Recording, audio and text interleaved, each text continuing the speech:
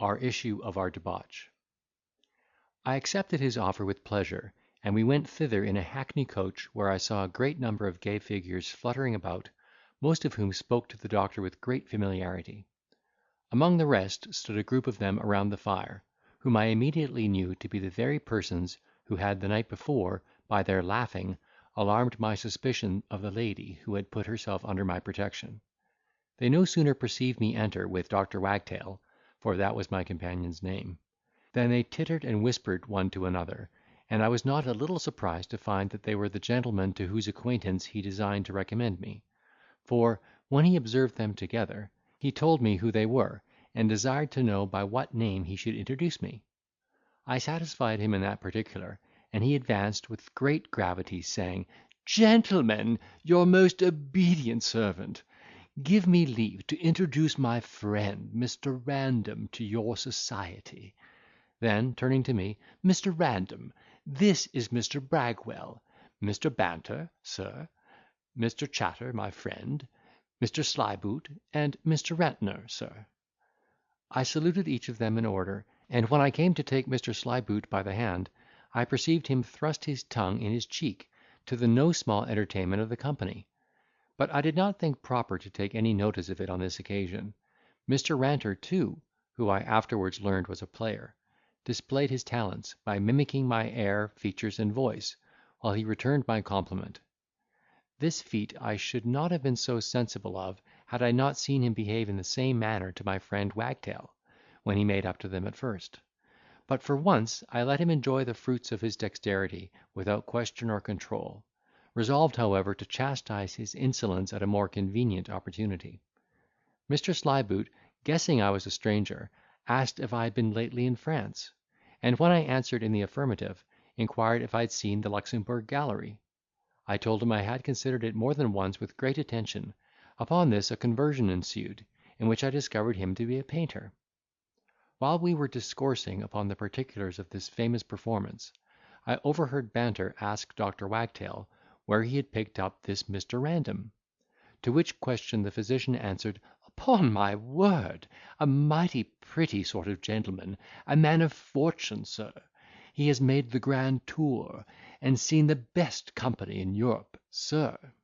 "What he told you, I suppose?" said the other. "I take him to be neither more nor less than a French valet de chambre." "Oh, barbarous, barbarous!" cried the doctor. "This is actually, upon my word, altogether unaccountable. I know all his family perfectly well, sir. He is of the Randoms of the North, a very ancient house, sir, and a distant relation of mine."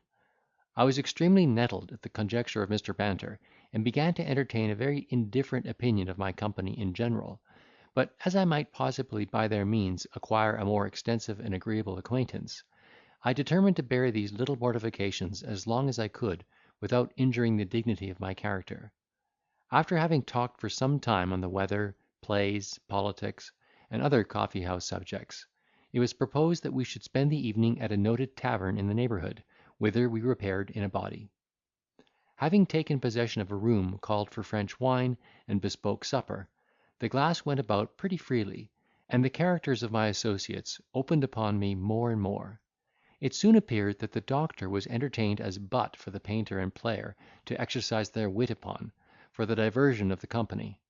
Mr. Ranter began the game by asking him what was good for a hoarseness, lowness of spirits, and indigestion, for he was troubled with all these complaints to a very great degree.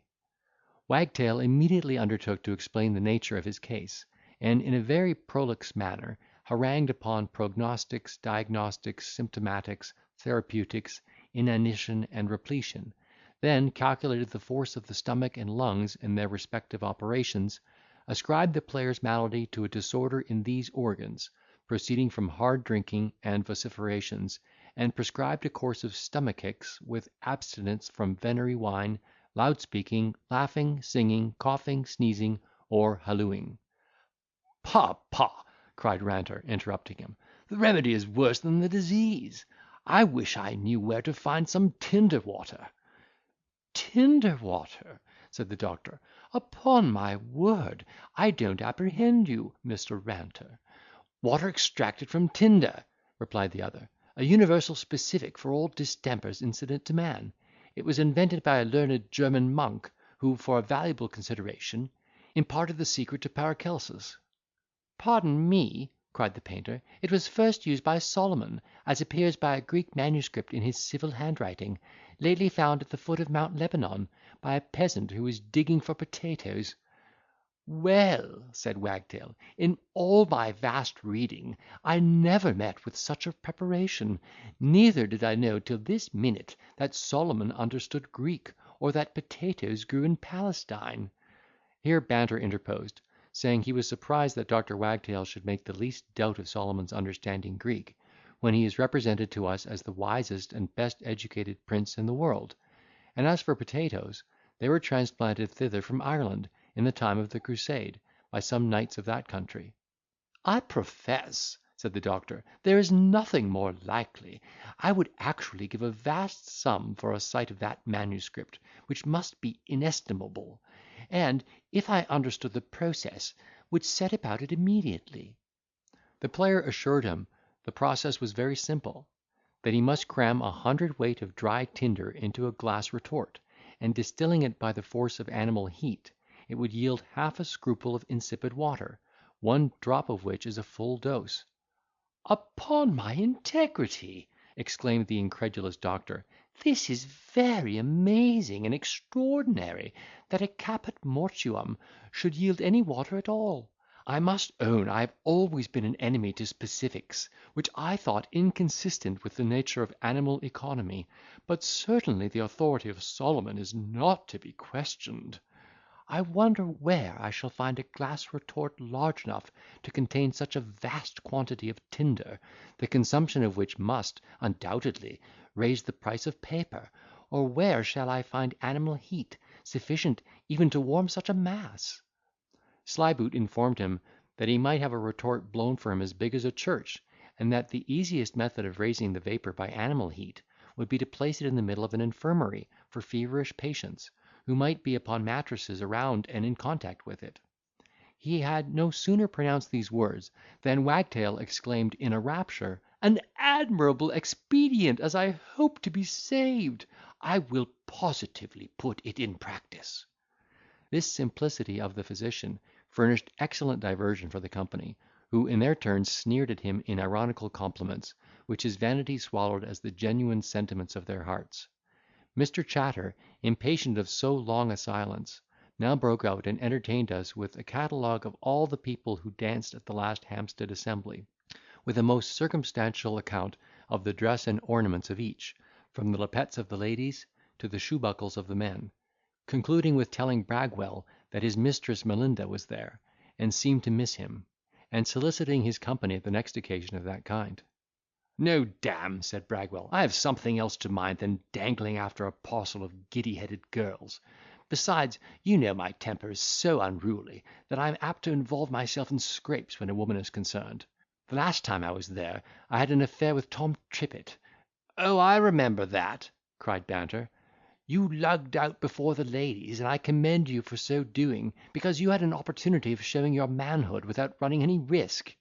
"Risk!" said the other, with a fierce countenance, "damn my blood, I fear no risks. I an't afraid of lugging out against any man that wears a head. D—n me, 'tis well known that I've drawn blood more than once, and lost some too; but what does that signify?" The player begged this champion to employ him as his second the next time he intended to kill, for he wanted to see a man die of a stab, that he might know how to act such an art the more naturally on the stage. "Die!" replied the hero. "No, by God, I know better things than to incur the verdict of a Middlesex jury. I should look upon my fencing master to be an ignorant son of a bitch, if he had not taught me to prick any of my antagonist's body that I pleased to disable." "Oho!" cried Slyboot, "if that be the case, I have a favour to ask. You must know I am employed to paint a Jesus on the cross, and my purpose is to represent him at that point of time when the spear is thrust into his side. Now I should be glad if you would, in my presence, pink some impertinent fellow into convulsions, without endangering his life, that I might have an opportunity of taking a good clever agony from nature. The doctor will direct you where to enter, and how far to go, but pray let it be as near to the left side as possible." Wagtail, who took this proposal seriously, observed that it would be a very difficult matter to penetrate into the left side of the thorax without hurting the heart, and in consequence killing the patient; but he believed it was possible for a man of a very nice hand and exact knowledge of anatomy to wound the diaphragma somewhere about the skirts, which might induce a singultus, without being attended with death; that he was ready to demonstrate the insertion of that muscle to Mr. Bragwell, but desired to have no concern with the experiment, which might essentially prejudice his reputation, in case of a miscarriage. Bragwell was as much imposed upon by the painter's waggery as the doctor, and declined engaging in the affair, saying he held a very great regard for Mr. Slyboot, but had laid it down as a maxim, never to fight except when his honour was engaged. 1,000 jokes of this kind were uttered, the wine circulated, supper was served in, we ate heartily, returned to the bottle, Bragwell became noisy and troublesome, banter grew more and more severe, ranter rehearsed, Slyboot made faces at the whole company, I sang French catches, and Chatter kissed me with great affection, while the doctor, with a woeful countenance, sat silent like a disciple of Pythagoras. At length it was proposed by Bragwell that we should scour the hundreds, sweat the constable, maul the watch, and then reel soberly to bed. While we deliberated upon this expedition, the waiter came into the room, and asked for Dr. Wagtail. When he understood he was present, he told him there was a lady below to inquire for him; at which message the physician started from his melancholy contemplation, and with a look of extreme confusion, assured the company he could not possibly be the person wanted, for he had no connection with any lady whatever, and bade the drawer tell her so. "For shame!" cried Banter. "Would you be so impolite as to refuse a lady a hearing? Perhaps she comes for a consultation. It must be some extraordinary affair that brings a lady to a tavern at this time of night. Mr. Ranter, pray do the doctor's base mains to the lady, and squire her hither." The player immediately staggered out, and returned, leading in with much ceremony a tall strapping wench, whose appearance proclaimed her occupation. We received her with the utmost solemnity, and with a good deal of entreaty she was persuaded to sit, when a profound silence ensued, during which she fixed her eyes with a disconsolate look upon the doctor, who was utterly confounded at her behaviour, and returned her melancholy fourfold. At length, after a good many piteous sighs, she wiped her eyes, and accosted him thus: "What! not one word of comfort? Will nothing soften that stony heart of thine? Not all my tears, not all my affliction? Not the inevitable ruin thou hast brought upon me? Where are thy vows, thou faithless perjured man? Hast thou no honour, no conscience, no remorse for the perfidious conduct towards me? Answer me, wilt thou at last do me justice, or must I have recourse to heaven or hell for my revenge?" If poor Wagtail was amazed before she spoke, what must his confusion be on hearing this address! His natural paleness changed to a ghastly clay colour, his eyes rolled up, his lip trembled, and he answered in an accent not to be described, "Upon my word, honour, and salvation, madam, you're actually mistaken in my person.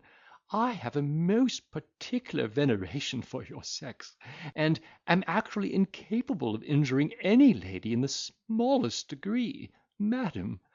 Besides, madam, to the best of my recollection, I never had the honour of seeing you before, as I hope to be saved, madam."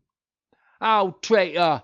cried she, "dost thou disown me then? Mistaken! No, too well I know that fair bewitching face, too well I know that false enchanting tongue. Alas, gentlemen, since the villain compels me by his unkindness to expose myself and him, know that this betrayer, under the specious pretence of honourable addresses, won my heart, and taking advantage of his conquest, robbed me of my virgin treasure, and afterwards abandoned me to my fate. I am now 4 months gone with child by him, turned out of doors by my relations, and left a prey to misery and want.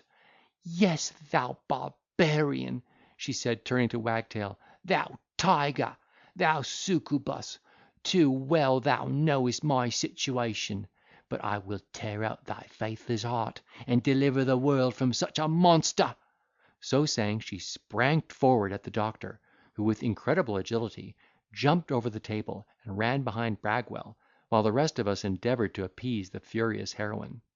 Although everybody in the company affected the utmost surprise, I could easily perceive it was a scheme concerted among them to produce diversion at the doctor's expense; and being under no concern about the consequence, I entered into the confederacy, and enjoyed the distress of Wagtail, who, with tears in his eyes, begged the protection of the company, declaring himself as innocent of the crime laid to his charge as the fetus in utero, and hinting at the same time that nature had not put it in his power to be guilty of such a trespass. "Nature!" cried the lady, "there was no nature in the case. He abused me by the help of charms and spells, else how is it possible that any woman could have listened to the addresses of such a scarecrow? Were these owlish eyes made for ogling? That carrion complexion to be admired? Or that mouth like a horseshoe to be kissed? No, no, you owe your success to your philtres, to your drugs and incantations, and not to your natural talents, which are in every respect mean and contemptible." The doctor thought he had got an opportunity of vindicating himself effectually, and desired the complainant to compose herself but for half an hour, in which she undertook to prove the absurdity of believing in the power of incantations, which were only idle dreams of ignorance and superstition. He accordingly pronounced a very learned discourse upon the nature of ideas, the power and independence of the mind, the properties of stimulating medicines, the difference between a proneness to venery, which many simples would create, and a passion limited to one object, which can only be the result of sense and reflection, and concluded with pathetic remonstrance, setting forth his unhappiness in being persecuted with the resentment of a lady whom he had never injured, nor even seen before that occasion, and whose faculties were, in all likelihood, so much impaired by her misfortunes, that an innocent person was in danger of being ruined by her disorder. He had no sooner finished his harangue, than the forlorn princess renewed her lamentations, and cautioned the company against his eloquence, which she said was able to bias the most impartial bench in Christendom. Ranter advised him to espouse her immediately, as the only means to save his reputation, and offered to accompany him to the Fleet for that purpose. But Slyboot proposed that a father should be purchased for the child, and a comfortable alimony settled on the mother. Ranter promised to adopt the infant gratis. Wagtail was ready to worship him for his generosity, and though he persisted in protesting his innocence, condescended to everything rather than his unblemished character should be called into question. The lady rejected the proposal, and insisted on matrimony. Bragwell took up the cudgels for the doctor, and undertook to rid him of her importunity for half a guinea; upon which Wagtail, with great eagerness, pulled out his purse, and put it into the hand of his friend, who, taking half a piece out of it, gave it to the plaintiff, and bade her thank God for her good fortune. When she had received this bounty, she affected to weep, and begged, since the physician had renounced her, he would at least vouchsafe her a parting kiss. This he was prevailed upon to grant with great reluctance, and went up with his usual solemnity to salute her, when she laid hold of his cheek with her teeth and held fast, while he roared with anguish, to the unspeakable diversion of all present. When she thought proper to release him, she dropped a low curtsey to the company, and quitted the room, leaving the doctor in the utmost horror, not so much on account of the pain, as the apprehension of the consequence of the bite, for by this time he was convinced of her being mad. Banter prescribed the actual cautery, and put the poker in the fire to be heated, in order to sear the place. The player was of opinion that Bragwell should scoop out the part affected with the point of his sword, but the painter prevented both these dreadful operations, by recommending a balsam he had in his pocket, which never failed to cure the bite of a mad dog.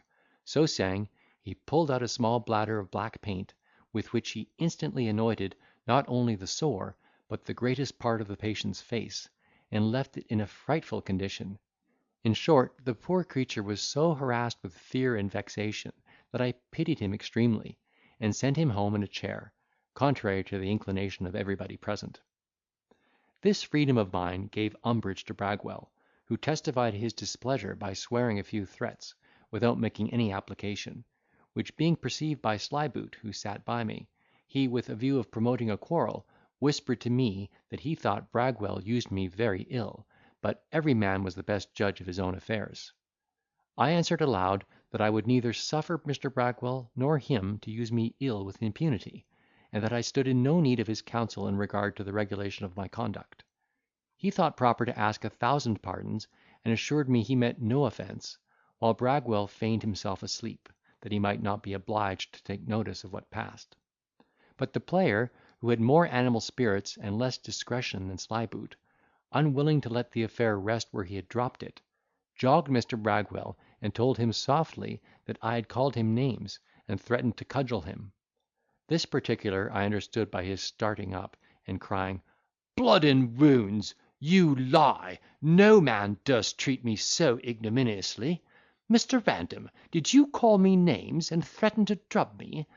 I denied the imputation, and proposed to punish the scoundrel who endeavoured to foment disturbance in the company. Bragwell signified his approbation, and drew his sword. I did the same, and accosted the actor in these words: "Lookee, Mr. Ranter, I know you possess all the mimicry and mischievous qualities of an ape, because I have observed you put them all in practice more than once to-night, on me and others. Now I want to see if you resemble one in nimbleness also; therefore I desire you leap over this sword without hesitation."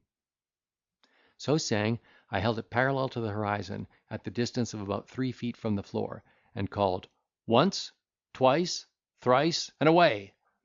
But instead of complying with my demand, he snatched his hat and hanger, and, assuming the looks, swagger, and phrase of Pistol, burst out into the following exclamation: "Ha! Must I then perform inglorious prank of sylvan ape in mountain forest caught? Death rock me asleep, abridge my doleful days, and lay my head in Fury's lap. Have we not Hiren here?" This buffoonery did not answer his expectation, for by this time the company was bent on seeing him in a new character. Mr. Banter desired me to hold my sword a foot or two higher, that he might have the better opportunity of exerting himself. The painter told him, if he performed well, he would recommend him as a vaulter to the proprietors of Sadler's Wells; and Bragwell, crying, "Leap for the king," applied the point of his sword to the player's posteriors, with such success, that he sprang over in a trice, and, finding the door unguarded, vanished in a twinkling, glad, no doubt, of having paid his share of the reckoning so easily. It being now near 2 o'clock in the morning, we discharged the bill, and sallied out into the street. The painter slunk away without taking his leave. Billy Chatter, being unable to speak or stand, was sent to a bagnio, and Banter and I accompanied Bragwell to Moll King's coffee house, where, after he had kicked 6 hungry whores, we left him asleep on a bench, and directed our course towards Charing Cross, near which place both he and I lodged. The natural dryness of my companion being overcome by liquor, he honoured me by the way with many compliments and professions of friendship, for which I made suitable acknowledgments, and told him I thought myself happy in having, by my behaviour, removed the unfavourable opinion he entertained of me at first sight. He was surprised at this declaration, and begged me to explain myself, upon which I mentioned what I had overheard him say of me to Wagtail in the coffee house. He laughed, and made an apology for his freedom, assuring me that my appearance had very much prepossessed him in my favour, and what he said was only intended as a joke on the doctor's solemnity. I was highly pleased at being undeceived in this particular, and not a little proud of the good opinion of this wit, who shook me by the hand at parting, and promised to meet me the next day at the ordinary. End of chapter 46.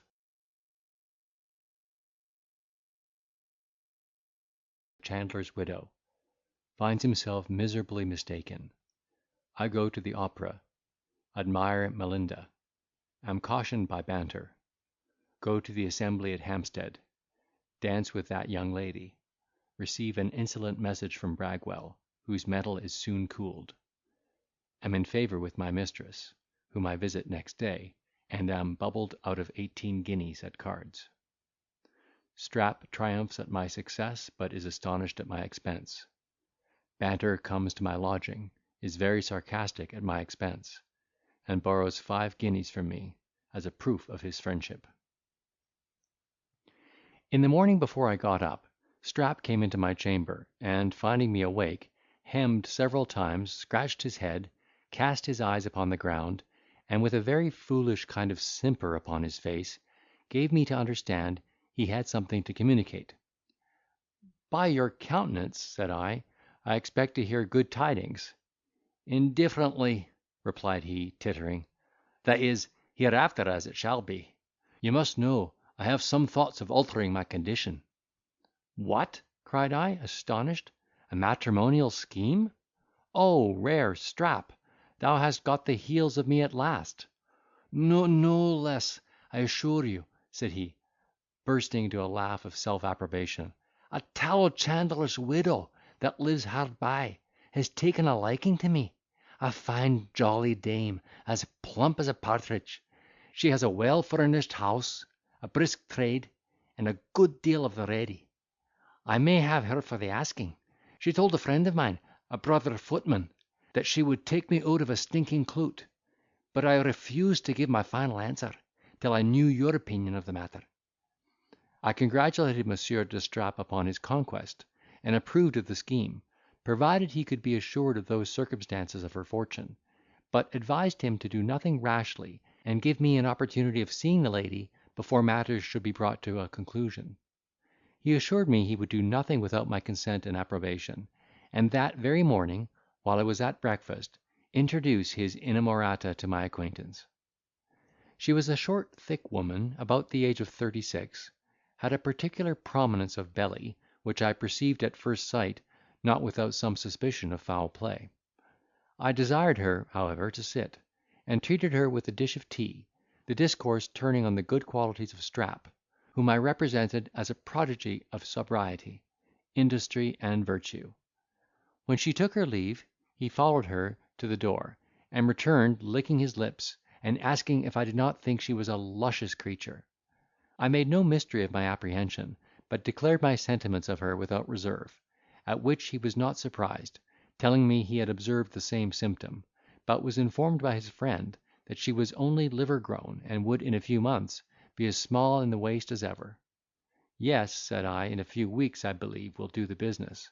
In short, Strap, it is my opinion that you are egregiously imposed upon, and that this friend is no other than a rascal who wants to palm his trull upon you for a wife, that he may at once deliver himself from the importunities of the mother and the expense of her bantling; for which reason I would not have you trust implicitly to the report he makes of her wealth, which is inconsistent with his behaviour, nor run your head precipitately into a noose, that you may afterwards wish exchanged for the hangman's."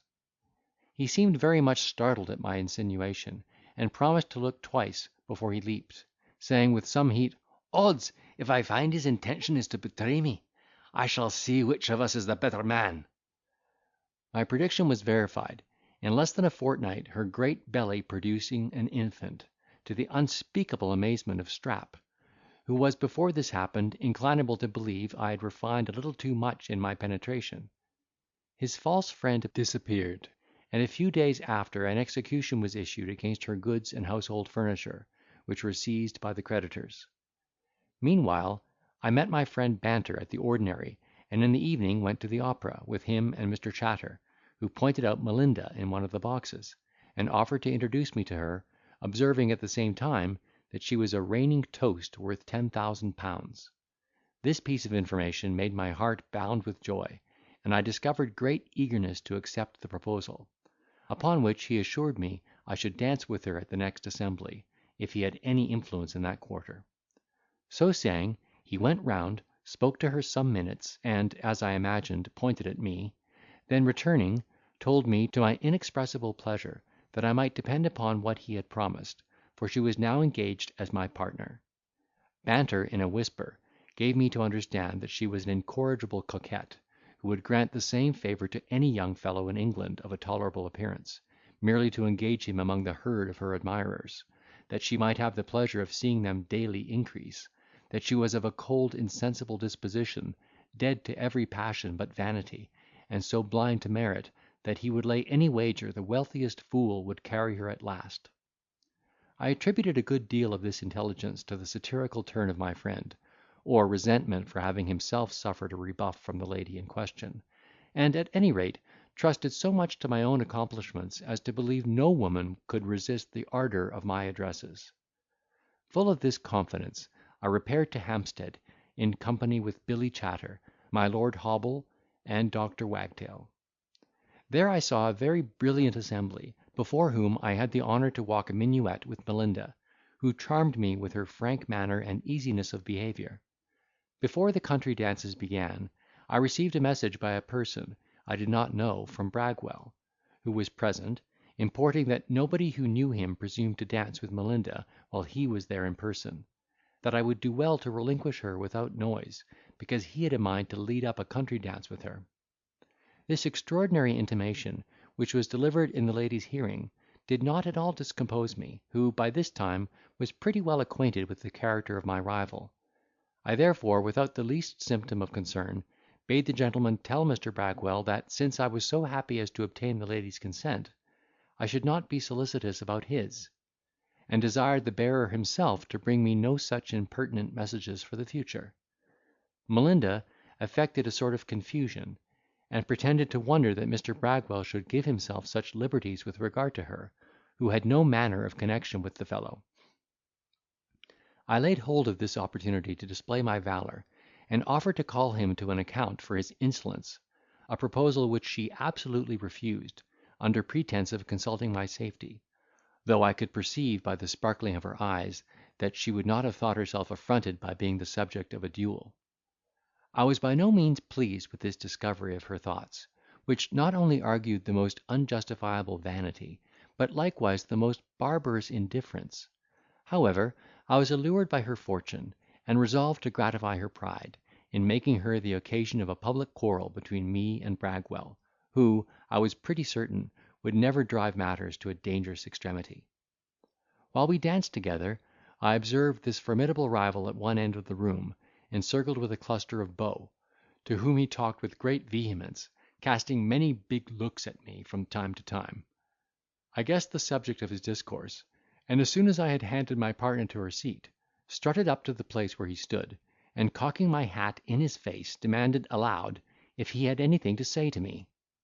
He answered with a sullen tone, "Nothing at present, sir," and turned about upon his heel. "Well," said I, "you know where I am to be found at any time." His companions stared at one another, and I returned to the lady, whose features brightened at my approach, and immediately a whisper ran through the whole room; after which so many eyes were turned upon me that I was ready to sink with confusion. When the ball broke up, I led her to her coach, and, like a true French gallant, would have got up behind it in order to protect her from violence on the road, but she absolutely refused my offer, and expressed her concern that there was not an empty seat for me within the vehicle. Next day, in the afternoon, I waited on her at her lodgings by permission, in company with Chatter, and was very civilly received by her mother, with whom she lived. There were a good many fashionable people present, chiefly young fellows, and immediately after tea, a couple of card tables were set, at one of which I had the honour to play with Melinda, who in less than 3 hours made shift to plunder me of 8 guineas. I was well enough content to lose a little money with a good grace, that I might have an opportunity in the meantime to say soft things, which are still most welcome when attended with good luck. But I was by no means satisfied of her fair play, a circumstance that shocked me not a little, and greatly impaired my opinion of her disinterestedness and delicacy. However, I was resolved to profit by this behaviour, and treat her in my turn with less ceremony. Accordingly, I laid close siege to her, and, finding her not at all disgusted with the gross incense I offered, that very night made a declaration of love in plain terms. She received my addresses with great gaiety, and pretended to laugh them off, but at the same time treated me with such particular complacency, that I was persuaded I had made a conquest of her heart, and concluded myself the happiest man alive. Elevated with these flattering ideas, I sat down again to cards after supper, and with great cheerfulness suffered myself to be cheated of 10 guineas more. It was late before I took my leave, after being favoured with a general invitation, and when I got into bed, the adventures of the day hindered me from sleeping. Sometimes I pleased myself with the hopes of possessing a fine woman with 10,000 pounds. Then I would ruminate on the character I had heard of her from Banter, and compare it with the circumstances of her conduct towards me, which seemed to bear too great a resemblance to the picture he had drawn. This introduced a melancholy reflection on the expense I had undergone, and the smallness of my funds to support it, which, by the bye, were none of my own. In short, I found myself involved in doubts and perplexities that kept me awake the greatest part of the night. In the morning, Strap, with whom I had not conversed for 2 days, presented himself with the utensils for shaving me; upon which I asked his opinion of the lady he had seen me conduct to her coach at Hampstead. "Odds! she's a delicious creature," cried he, "and, as I am informed, a great fortune. I am sorry you did not insist on going home with her. I dare say she would not have refused your company, for she seems to be a good-humoured soul."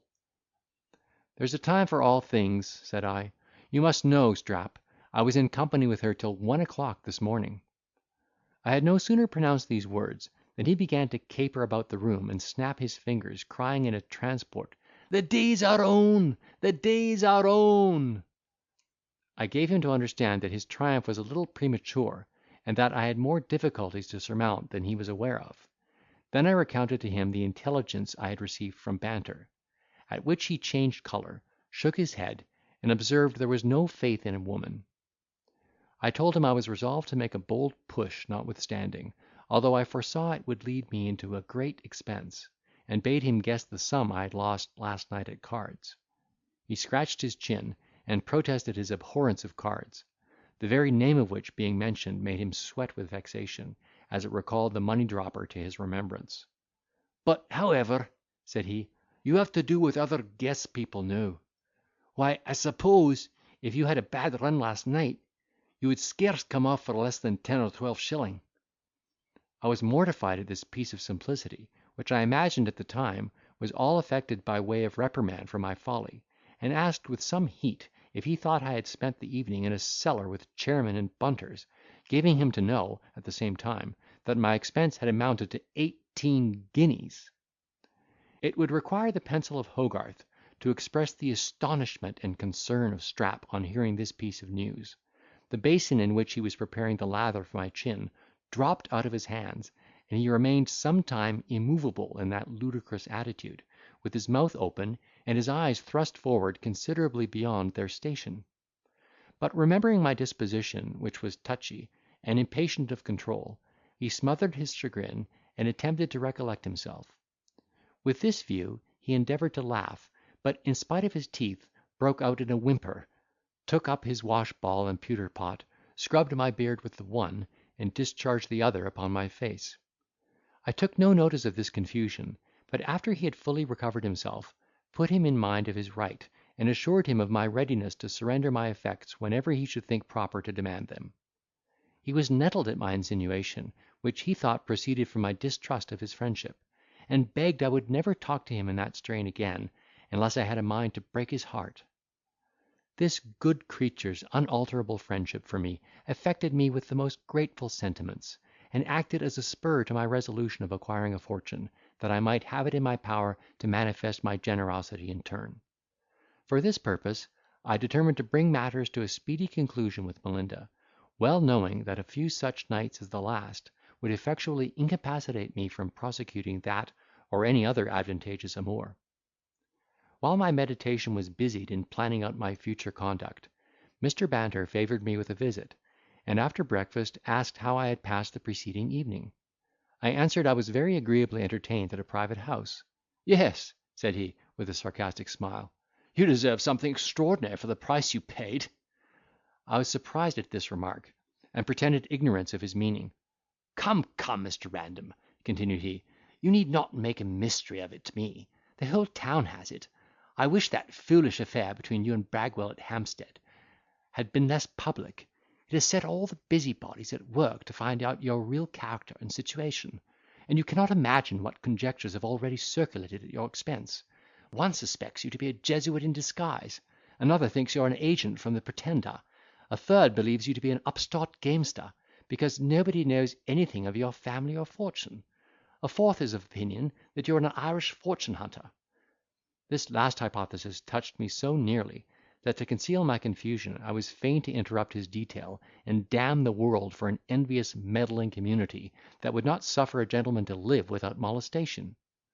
He took no notice of this apostrophe, but went on: "For my own part, I neither know nor desire to know who or what you are. This I am certain of, that few people make a mystery of their origin or situation, who can boast of anything advantageous in either; and my own opinion of the matter is, that you have raised yourself by your industry from nothing to the appearance you now maintain, and which you endeavour to support by some matrimonial scheme." Here he fixed his eyes steadfastly upon me, and perceiving my face covered with blushes, told me how he was confirmed in his opinion. "Look ye, Random," said he, "I have divined your plan, and I am confident it will never succeed. You are too honest and too ignorant of the town to practise the necessary cheats of your profession, and detect the conspiracies that will be formed against you. Besides, you are downright bashful. What the devil! Set up for a fortune hunter before you have conquered the sense of shame? Perhaps you are entitled by your merit, and I believe you are, to a richer and better wife than Melinda; but take my word for it, she is not to be won at that rate; or, if you are so lucky as to carry her, between you and me, you may say as Teague said, by my soul, I have gained a loss. She would take care to spend her fortune in a twinkling, and soon make you sick of her extravagance." I was alarmed by his discourse, while I resented the freedom of it, and expressed my disgust by telling him he was mistaken in my intentions, and desiring he would give me leave to regulate my conduct according to the dictates of my own reason. He made no apology for the liberty he had taken, and ascribed it to the warmth of his friendship for me, as an uncommon instance of which he borrowed 5 guineas, assuring me there were very few people in the world whom he could so far favour with his confidence. I gave him the money, and professed myself so well convinced of his sincerity, that he had no occasion to put it to such extraordinary proofs for the future. "I thought," said he, "to have asked 5 pieces more, but hearing you were bubbled of 18 last night, I presumed you might be out of cash, and resolved to mortal my demand accordingly." I could not help admiring the cavalier behaviour of this spark, of whom I desired to know his reason for saying I was bubbled. He then gave me to understand, that before he came to my lodgings, he had beat up Tom Tossle, who, being present, informed him of the particulars, rehearsed all the fine things I said to Melinda, with which he proposed to entertain the town, and, among other circumstances, assured him my mistress cheated with so little art, that nobody but a mere novice could be imposed upon. The thoughts of becoming a subject of raillery for coxcombs, and losing my money to boot, stung me to the quick; but I made a virtue of my indignation, and swore that no man should with impunity either asperse the character of Melinda, or turn my behaviour into ridicule. He replied in a dry manner, that I would find it a Herculean task to chastise everybody who should laugh at my expense; and, as for the character of Melinda, he did not see how it could suffer by what was laid to her charge; for that cheating at cards, far from being reckoned a blemish among people of fashion, was looked upon as an honourable indication of superior genius and address. "But let us waive this subject," said he, "and go to the coffee house, in order to make a party for dinner." Chapter 47. We repair to the coffee house, where we overhear a curious dispute between Wagtail and Medlar, which is referred to our decision. The doctor gives an account of his experiment. Medlar is roasted by banter at the ordinary. The old gentleman's advice to me. Being as willing to drop the theme as he was to propose it, I accompanied him thither, where we found Mr. Medlar and Dr. Wagtail disputing upon the word custard, which the physician affirmed should be spelt with a G, observing that it was derived from the Latin verb gustare, to taste; but Medlar pleaded custom in behalf of C, observing, that by the doctor's rule we ought to change pudding into budding, because it is derived from the French word boudin; and in that case why not retain the original orthography and pronunciation of all the foreign words we have adopted, by which means our language would become a dissonant jargon without standard or propriety. The controversy was referred to us, and Banter, notwithstanding his real opinion to the contrary, decided it in favour of Wagtail; upon which the peevish annuitant arose, and uttering the monosyllable pish with great emphasis, removed to another table. We then inquired of the doctor what progress he had made in the experiment of distilling tinder water, and he told us he had been at all the glass houses about town, but could find nobody who would undertake to blow a retort large enough to hold the third part of the quantity prescribed.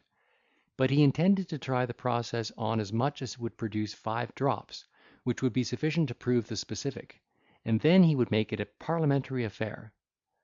That he had already purchased a considerable weight of rags, in reducing which to tinder, he had met with a misfortune which had obliged him to change his lodgings; for he had gathered them in a heap on the floor, and set fire to them with a candle, on the supposition that the boards would sustain no damage, because it is the nature of flame to ascend. But by some very extraordinary accident the wood was invaded, and began to blaze with great violence, which disordered him so much, that he had not the presence of mind enough to call for assistance, and the whole house must have been consumed with him in the midst of it, had not the smoke that rolled out of the window in clouds alarmed the neighbourhood, and brought people to his succour, that he had lost a pair of black velvet breeches and a tie-wig in the hurry, besides the expense of the rags, which were rendered useless by the water used to quench the flame, and the damage of the floor, which he was compelled to repair; that his landlord, believing him distracted, had insisted on his quitting his apartment at a minute's warning, and he was put to incredible inconvenience. But now he was settled in a very comfortable house, and had the use of a large paved yard for preparing his tinder, so that he hoped in a very short time to reap the fruits of his labour. After having congratulated the doctor on his prospect, and read the papers, we repaired to an auction of pictures, where we entertained ourselves an hour or two. From thence we adjourned to the Mall, and after 2 or 3 turns went back to dinner, Banter assuring us that he intended to roast Medlar at the ordinary; and indeed we were no sooner set than this cynic began to execute his purpose, by telling the old gentleman that he looked extremely well, considering the little sleep he had enjoyed last night. To this compliment Medlar made no reply but by a stare, accompanied with a significant grin; and Banter went on thus: "I don't know whether to admire most the charity of your mind, or the vigour of your body. Upon my soul, Mr. Medlar, you do generous things with the best taste of any man I know. You extend your compassion to real objects, and exact only such returns as they are capable of making. You must know, gentlemen," said he, turning to the company, "I have been up most part of the night with a friend who is ill of a fever, and on my return home this morning chanced to pass by a gin shop still open, whence issued a confused sound of mirth and jollity, upon which I popped in my head, and perceived Mr. Medlar dancing bareheaded in the midst of 10 or 20 ragged bunters, who rejoiced at his expense. But indeed, Mr. Medlar, you should not sacrifice your constitution to your benevolence. Consider, you grow old apace, and therefore have a reverent care of your health, which must certainly be very much impaired by these nocturnal expeditions." The testy senior could no longer contain himself, but cried hastily, "'Tis well known that your tongue is no slanderer." "I think," said the other, "you might spare that observation, as you are very sensible that my tongue has done you signal service on many occasions.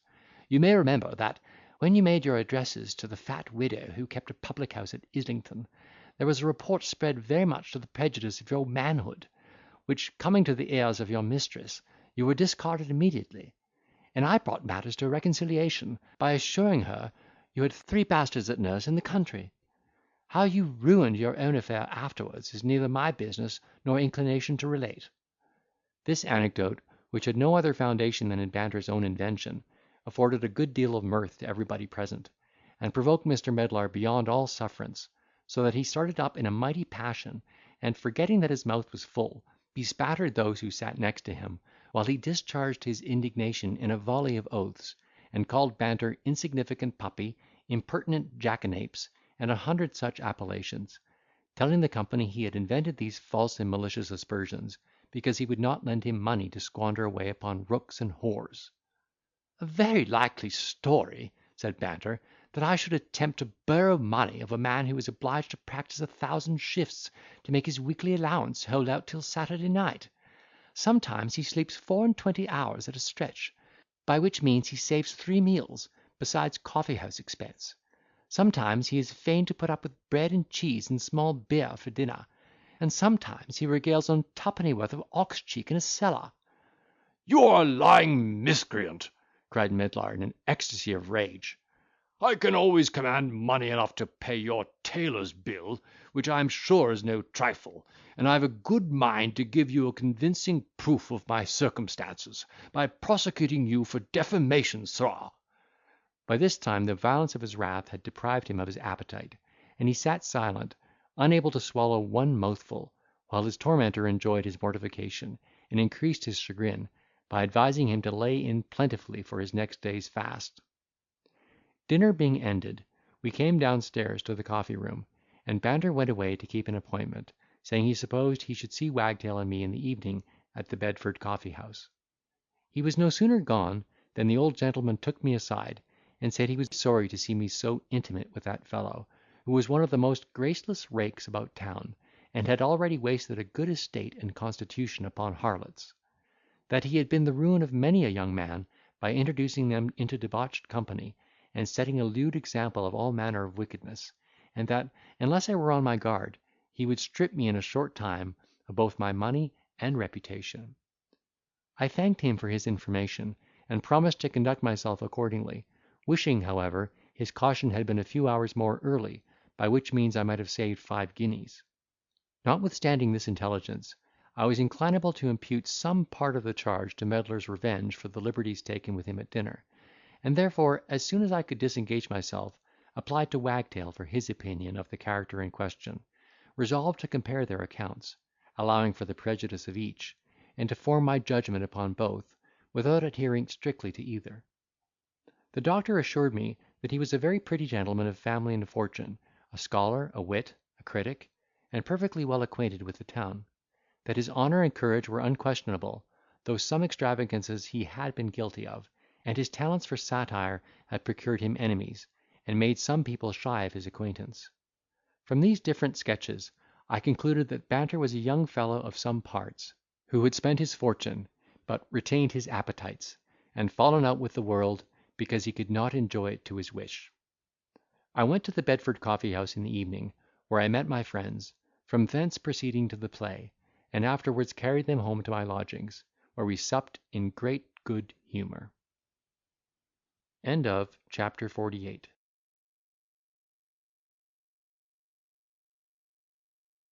I receive a challenge, the consequence of it, the quarrel being made up and put in arrest by the care and affection of Strap, but immediately released upon explaining my affair, the behaviour of Mr. Oregon and his 2 friends. I visit Melinda, whom I divert with an account of the duel. Propose marriage. She refers the matter to her mother, of whom I make a solemn demand of her daughter. The old lady's behaviour. I am discarded. Resent their disdain. When I was ready to go abroad next day, Strap brought me a letter to Mr. Random, Esquire. These, which, upon opening, I found contained a challenge conceived in these very extraordinary terms: "Sir, whereas I am informed that you make love to Miss Melinda Goosetrap, this is to let you know that she is under promise of marriage to me, and that I am at this present waiting at the back of Montague House with a pair of good pistols in my hand; and if you will keep your appointment, I will make your tongue confess, after the breath is out of your body, that you do not deserve her so well as yours, etc. Rourke, Oregon." I guessed from the style and superscription of this billet, that my rival was a true Milesian, and was not a little uneasy at the contents, especially that part in which he asserted his right to my mistress by promise, a circumstance I did not know how to reconcile to her good sense and penetration. However, this was no time for me to decline the defiance, because the success of my address in a great measure depended upon my behaviour in that affair.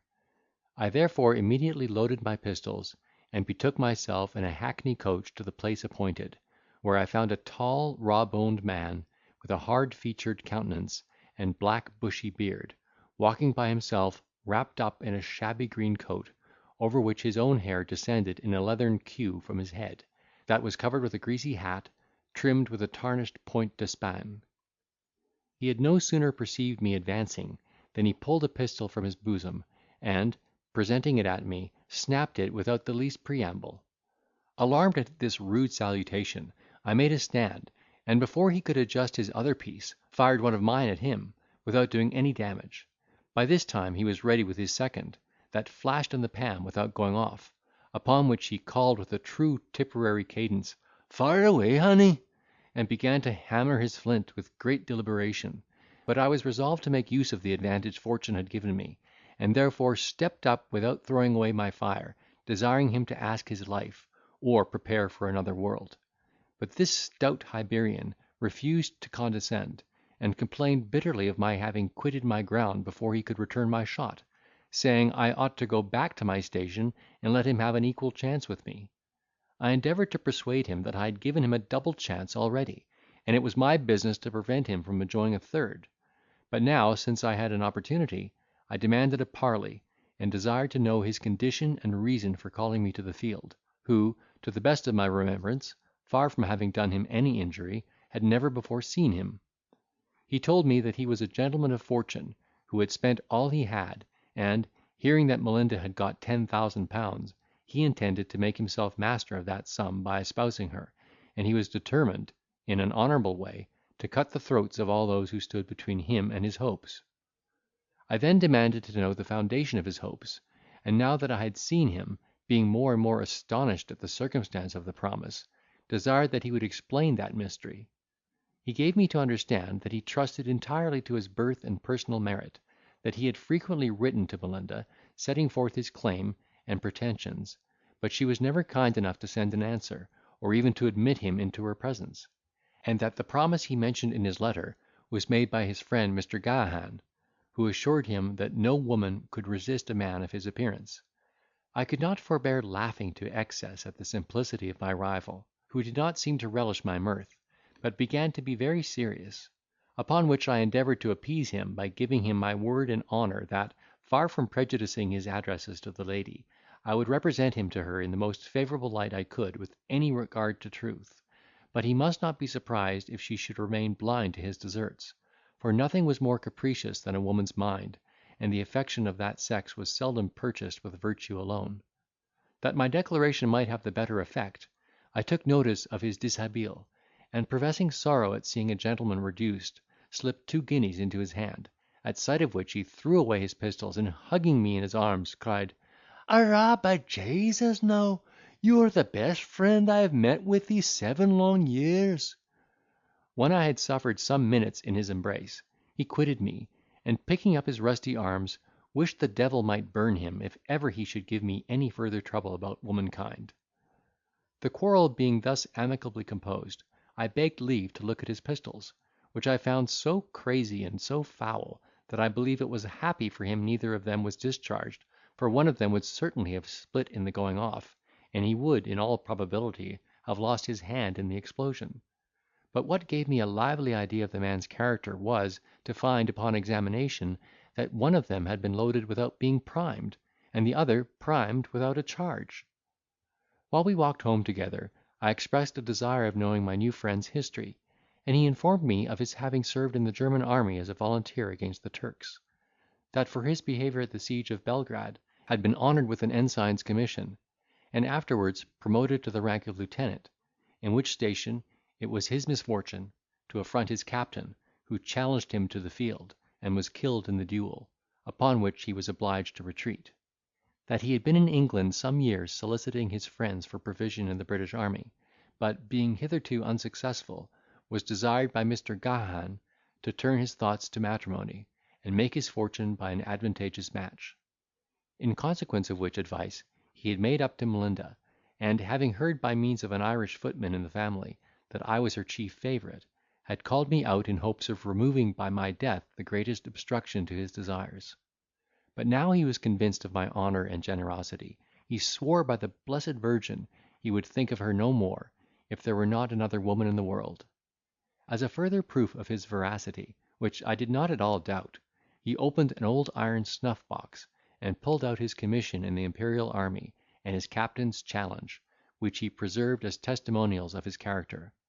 I was so well convinced of this poor man's honesty and courage, that I determined to speak in his behalf to some of my acquaintance, who might recommend his case to the consideration of those who could provide for him; and in the meantime to accommodate him with a few clothes, by which his appearance would be much mended, and himself enabled to renew his solicitations in person.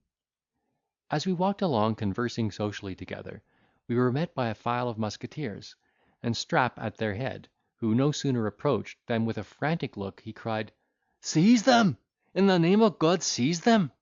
We were accordingly surrounded, and I put in arrest by the corporal, who was commanding officer; but Captain Oregon disengaged himself, and ran with such speed towards Tottenham Court Road, that he was out of sight in a moment.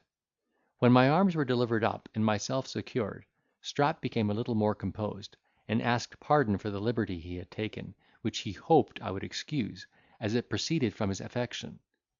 He then told me, that suspecting the letter, which by the bye was brought by the author himself, contained something extraordinary, he had peeped through the keyhole, and seen me load my pistols; upon which he ran down to Whitehall, and applied to the officer on guard for a party to put me in arrest.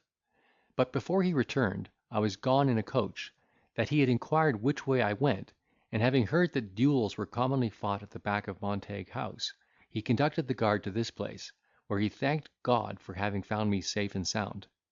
I gave him to understand that I forgave his officious concern for once, but cautioned him in pretty severe terms for making me the subject of idle conversation for the future. Then, turning to the corporal, thanked him for his care, and gave him a crown to drink with his men, assuring him that the rencontre was over long before he came up, and everything compromised, as he might have observed by our behaviour. As a farther proof of which, he would find upon examination that one of my pistols had been discharged. But this civil person, without giving himself or me any farther trouble, received the bounty with 1,000 bows and acknowledgments, and, returning the pistols, released me immediately. He was not gone 100 yards, when my friend Oregon came up in order to rescue me with 2 tatterdemalions, whom he had engaged for that purpose about the purlieus of St. Giles's. One of them was armed with a musket that wanted a lock, and another with a rusty broadsword; but their dress surpassed all description. When he understood I was already free, he made an apology for his abrupt departure, and introduced me to his 2 companions, first to Counsellor Fitzclabber, who, he told me, was then employed in compiling a history of the kings of Minster from Irish manuscripts; and then to his friend Mr. Gahagan, who was a profound philosopher and politician, and had projected many excellent schemes for the good of his country. But it seems these literati had been very ill rewarded for their ingenious labours, for between them both there was but 1 shirt and half a pair of breeches. I thanked them very kindly for their readiness to assist me, and, having offered my service in turn, bade them good morrow, desiring Oregon to accompany me to my lodgings, where he was fitted with decent clothes from my wardrobe, so much to his satisfaction, that he swore eternal gratitude and friendship to me, and, at my request, recounted all the adventures of his life. In the afternoon I waited on Melinda, who received me with great kindness and familiarity, and laughed excessively at my adventure with the Irishman, to whose wishes she was no stranger, having more than a dozen letters in her possession, which he had written to her on the subject of love, and which, for my entertainment, she submitted to my perusal. Having made ourselves merry at the expense of this poor admirer, I seized the opportunity of her mother's going out of the room, and introduced my own passion, which I recommended to her with all the ardour and eloquence I was master of. I flattered, sighed, swore, entreated, and acted 1,000 extravagancies, in hopes of making some impression on her heart; but she heard everything I said without discovering the least emotion, and other company would come in before she would vouchsafe one serious reply. After tea, the cards were brought in according to custom, and it was my good fortune to have Melinda for my partner, by which means, instead of losing, I came off with 5 guineas clear gain. I soon became acquainted with a good many people of fashion, and spent my time in the modish diversions of the town, such as plays, operas, masquerades, drums, assemblies, and muppet shows; chiefly in company with Melinda, whom I cultivated with all the eagerness and address that my prospect could desire, and my education afford. I spared neither my person nor my purse to gratify her vanity and pride. My rivals were intimidated, and indeed outshone; and, after all, I began to fear that the dear creature had not a heart to lose. At last, finding myself unable to support the expense of this amour much longer, I was determined to bring the matter to a crisis, and one evening, while we were together by ourselves, complained of her indifference, described the tortures of suspense to a love-sick mind, and pressed her to disclose her sentiments of matrimony and me with such earnestness, that she could not, with all her art, shift the subject, but was obliged to come to an eclaircissement. She told me with a careless air that she had no objection to my person, and if I could satisfy her mother in other particulars, I should not find her averse to the match. But she was resolved to do nothing in such a momentous concern without the advice and consent of her parent. This was no very agreeable declaration to me, whose aim had been to win her inclination first, and then secure my conquest by a private marriage, to which I flattered myself she would express no reluctance. That I might not, however, desert my cause before it was desperate, I waited on her mother, and, with great formality, demanded the daughter in marriage. The good lady, who was a very notable woman, behaved with great state and civility, thanked me for the honour I intended her family, and said she did not doubt that I was in all respects qualified to make a woman happy; but it concerned her as a parent anxious about the welfare of her child, to inquire into the particulars of my fortune, and know what settlement I proposed to make. To this intimation, which would have utterly disconcerted me if I had not expected it, I replied without hesitation, that, though my fortune was very small, I was a gentleman by birth and education, would maintain her daughter in the sphere of a gentlewoman, and settle her own dowry on her and her heirs for ever. This careful matron did not seem to relish my proposal, but observed, with a demure countenance, that there was no necessity for settling that upon her child, which was her own already. However, if I pleased, her lawyer should confer with mine upon the matter, and, in the meantime, she desired I would favour her with a perusal of my rent roll. Notwithstanding the vexation I was under, I could scarce forbear laughing in her face at the mention of my rent roll, which was indeed a severe piece of satire upon my pretensions.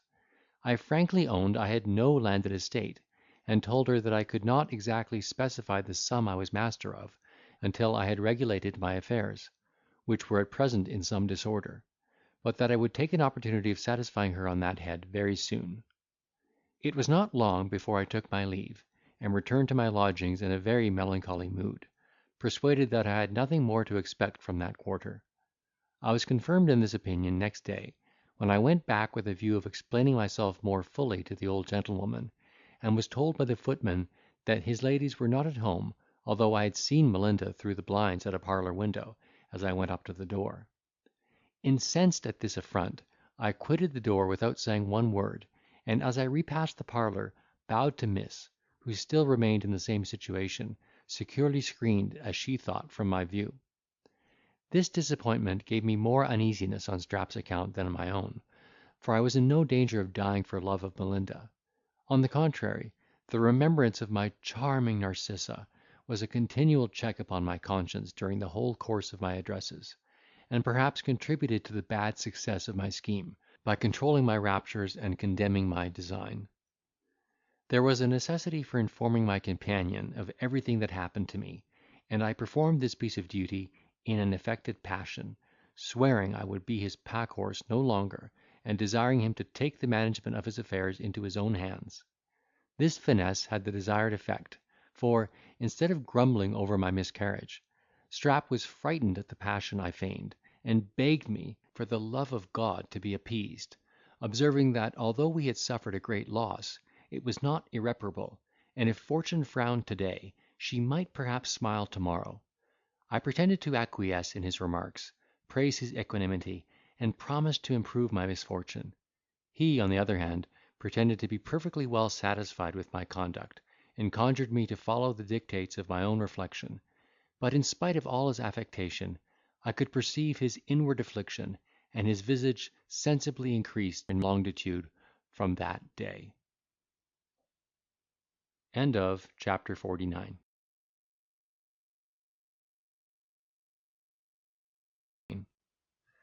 I long to be revenged on Melinda. Apply to Banter for his assistance. He contrives a scheme for that purpose, which is put in execution with great success. I make an attempt upon the heart of Miss Gripewell, but am disappointed. Grow melancholy at my disappointment, and have recourse to the bottle. Receive a billet doux. Am ravished with the contents. find myself involved in intrigue, which I imagined would make my fortune, am confounded at my mistake, which banishes all thoughts of matrimony. In the meantime, my attention was wholly engrossed in search of another mistress, and the desire of being revenged on Melinda, in both which schemes I was very much assisted by Billy Chatter, who was such a necessary creature among the ladies, that in all private dances he engaged the men. To him therefore I applied, desiring he would introduce me to a partner of some figure at the next private assembly, for the sake of a frolic, the intention of which I would afterwards communicate. Billy, who had heard something of a difference between Melinda and me, immediately smoked part of my design, and thinking I only wanted to alarm her jealousy a little, promised to gratify my desire by matching me with a partner worth £30,000, whom the ladies of this end of the town had lately taken under their management and protection.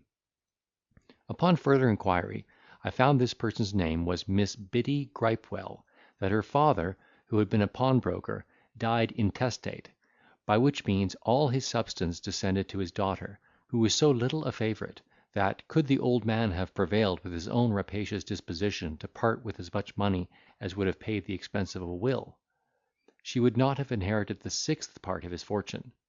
That during his life, far from being educated in a way suitable to such great expectations, she was obliged to live like a servant wench, and do the most menial offices in the family.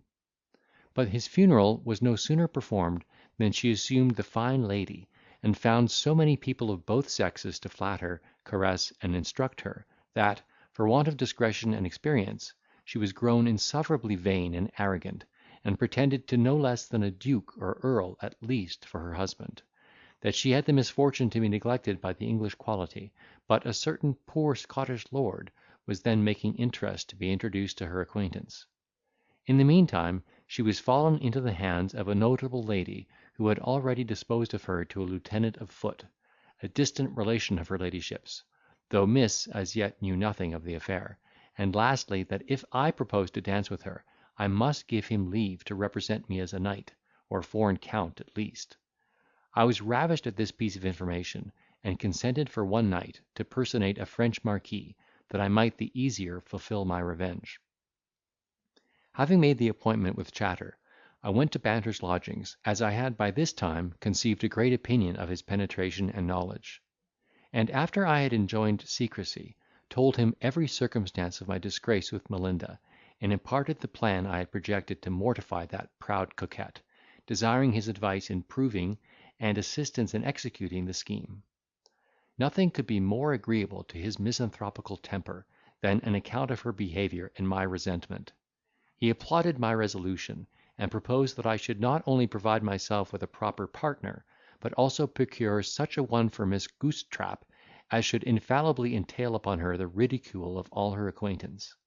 For this purpose he mentioned his barber, who, he said, was an exceeding coxcomb lately come from Paris, whose absurd affectation and grimace would easily pass upon her for the sprightly politesse of a gentleman improved by travel.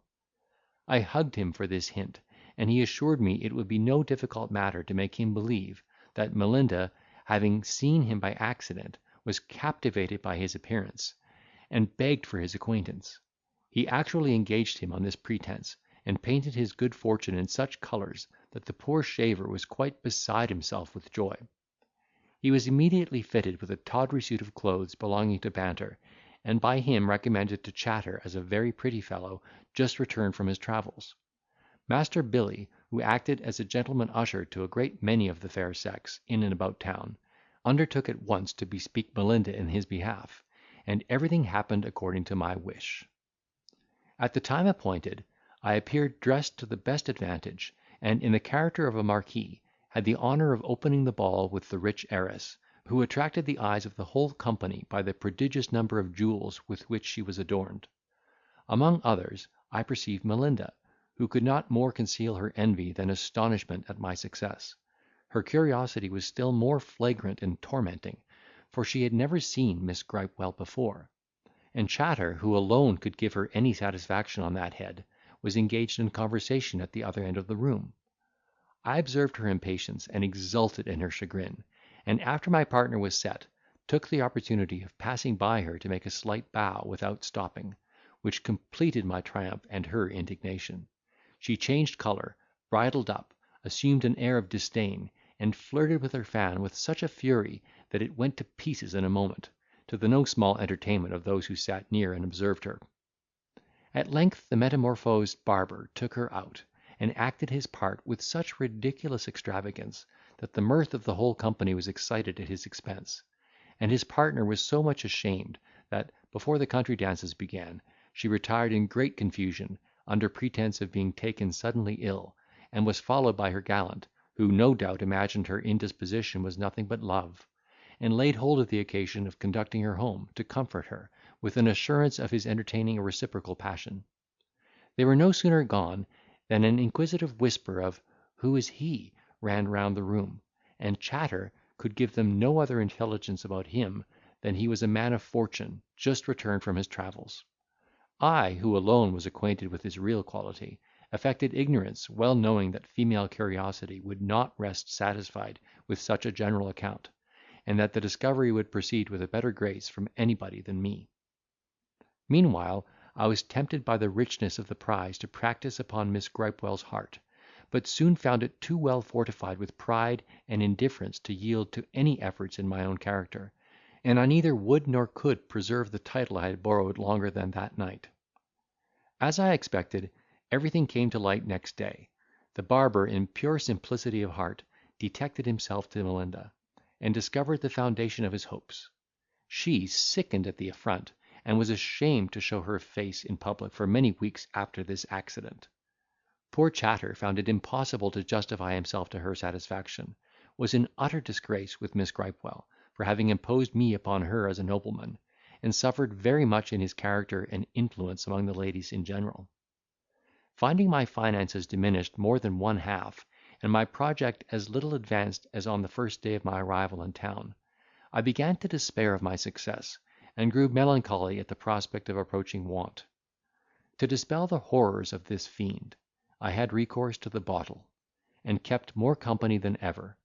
I became particularly attached to the playhouse, conversed with the actors behind the scenes, grew acquainted with a body of Templars, and in a short time commenced a professed wit and critic.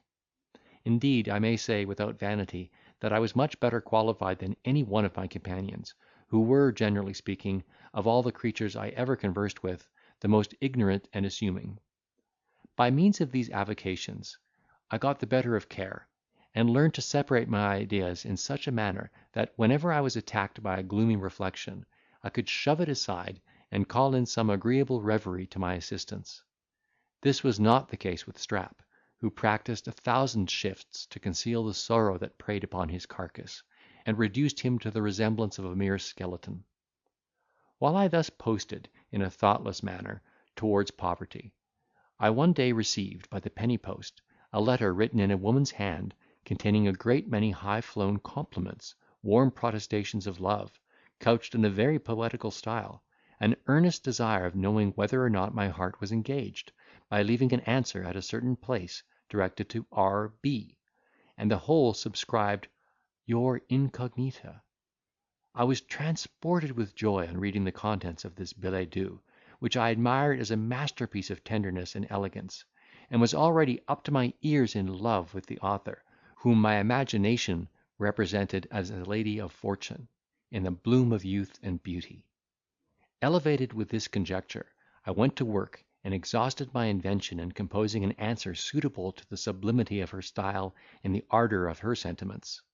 I expressed my admiration of her wit in terms the most hyperbolical, and, while I acknowledged myself unworthy of her regard, declared myself enamoured of her understanding, and in the most pathetic manner implored the honour of an interview. Having finished this performance, and communicated it to Strap, who skipped about for joy, I dispatched him with it to the place appointed, which was the house of a milliner not far from Bond Street, and desired him to keep watch near the door for some time, that he might discover the person who should call for it. In less than an hour he returned with a joyful countenance, and told me that soon after he had delivered the letter, a chairman was called, to whom it was given, with directions to carry it to the house of a rich gentleman in the neighbourhood, whither he, Strap, followed him, and saw him put it into the hands of a waiting woman, who paid the messenger, and shut the door; that, upon inquiry at an alehouse hard by, where he called for a pint of beer, he understood the gentleman to whom the house belonged had an only daughter, very handsome, who would inherit his whole estate, and who certainly was the author of the billet I had received. I was of the same opinion, and hugging myself in the happy prospect, dressed immediately, and passed in great state the house that contained my unknown admirer. Nor was my vanity disappointed, for I perceived a beautiful young creature standing at one of the windows of the dining room, who, I imagined, observed me with more than common curiosity. That I might indulge her view, and at the same time feast my own, I affected to stop, and gave orders to Strap in the street just opposite to her station, by which means I had opportunity of seeing her more distinctly, and of congratulating myself on having made a conquest of so much perfection. In a few moments she retired, and I betook myself to the ordinary in a rapture of hope, which deprived me of my appetite for that meal, and sent me home in the evening to indulge my contemplation. Early next day I was favoured with another epistle from my unknown admirer, signifying her unutterable joy at the receipt of mine, which, while it made a tender of my heart, convinced her of the value of it. Above all things, she professed her extreme pleasure in finding me so much attached to her understanding, a circumstance that not only flattered her in the most sensible part, but at the same time argued my own sagacity. As for the interview I desired, she assured me that I could not be more eager for such an occasion than she, but she must not only sacrifice a little more to decorum, but be satisfied of my honourable intentions, before she could grant that request.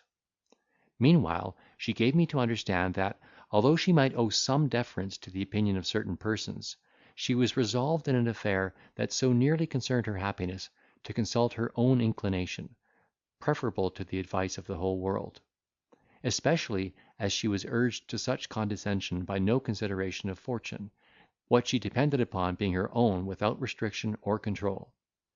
Struck with admiration at the philosophy and self-denial of my mistress, who seemed insensible of the beauty she possessed, and in particular ravished with that piece of intelligence by which I learned her fortune was independent, I resumed the pen, launched out into encomiums on the dignity of her sentiments, affected to undervalue the charms of external beauty, pretended to ground my passion on the qualities of her mind, complained of her rigour in sacrificing my repose to an over-scrupulous regard to decorum, and declared the purity of my designs in the most solemn and pathetic vows. This performance being sealed and directed, was sent to the place appointed by Strap, who, that we might be still the more confirmed in our belief, renewed his watch, and in a little time brought back the same information as before, with this addition, that Miss Sparkle, the name of my correspondent, looking out at the window, no sooner saw the messenger arrive, than she shut the casement in a sort of beautiful confusion, and disappeared, eager, no doubt, to hear from the dear object of her love. My doubts now vanished, the long-expected port appeared, and I looked upon myself as perfectly secure of that happiness I had been in quest of so long. After dinner, I sauntered in company with Dr. Wagtail to that part of the town in which my inamorata lived, and, as he was a mere register, inquired of him into the name, character, and fortune of everybody who possessed a good house in the streets through which we passed.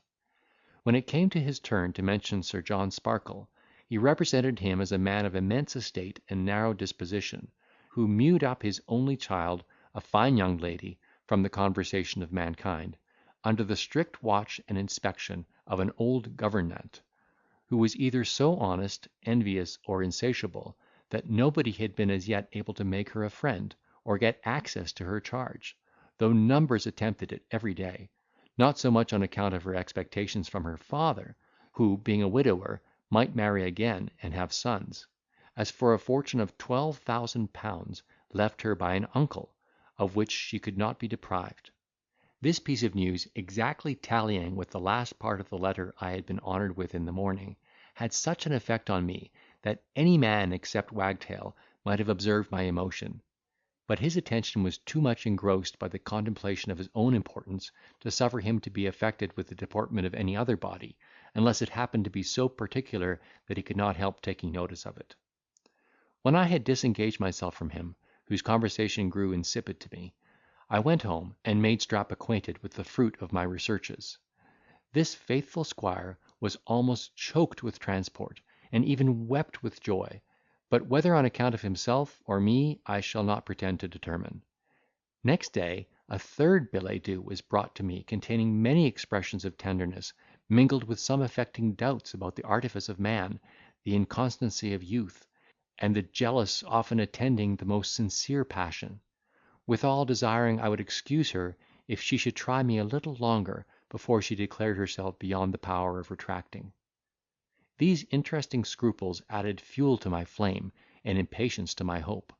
I redoubled my complaints of her indifference, and pressed her to an assignation with such fervent entreaties, that in a few days she consented to meet me at the house of that milliner who had forwarded all my letters. During the interval between the date of her promise and the hour of appointment, my pride soared beyond all reason and description.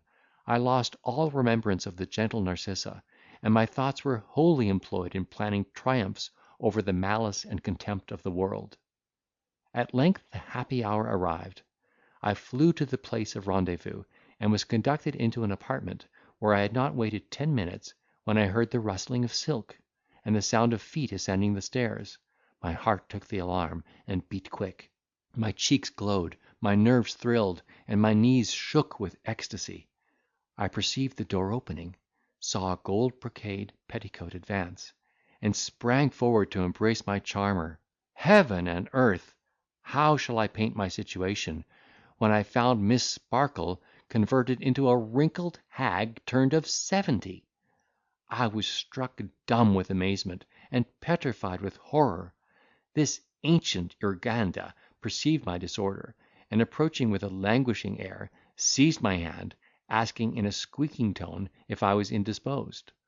Her monstrous affectation completed the disgust I had conceived for her at her first appearance, and it was a long time before I could command myself so much as to behave with common civility.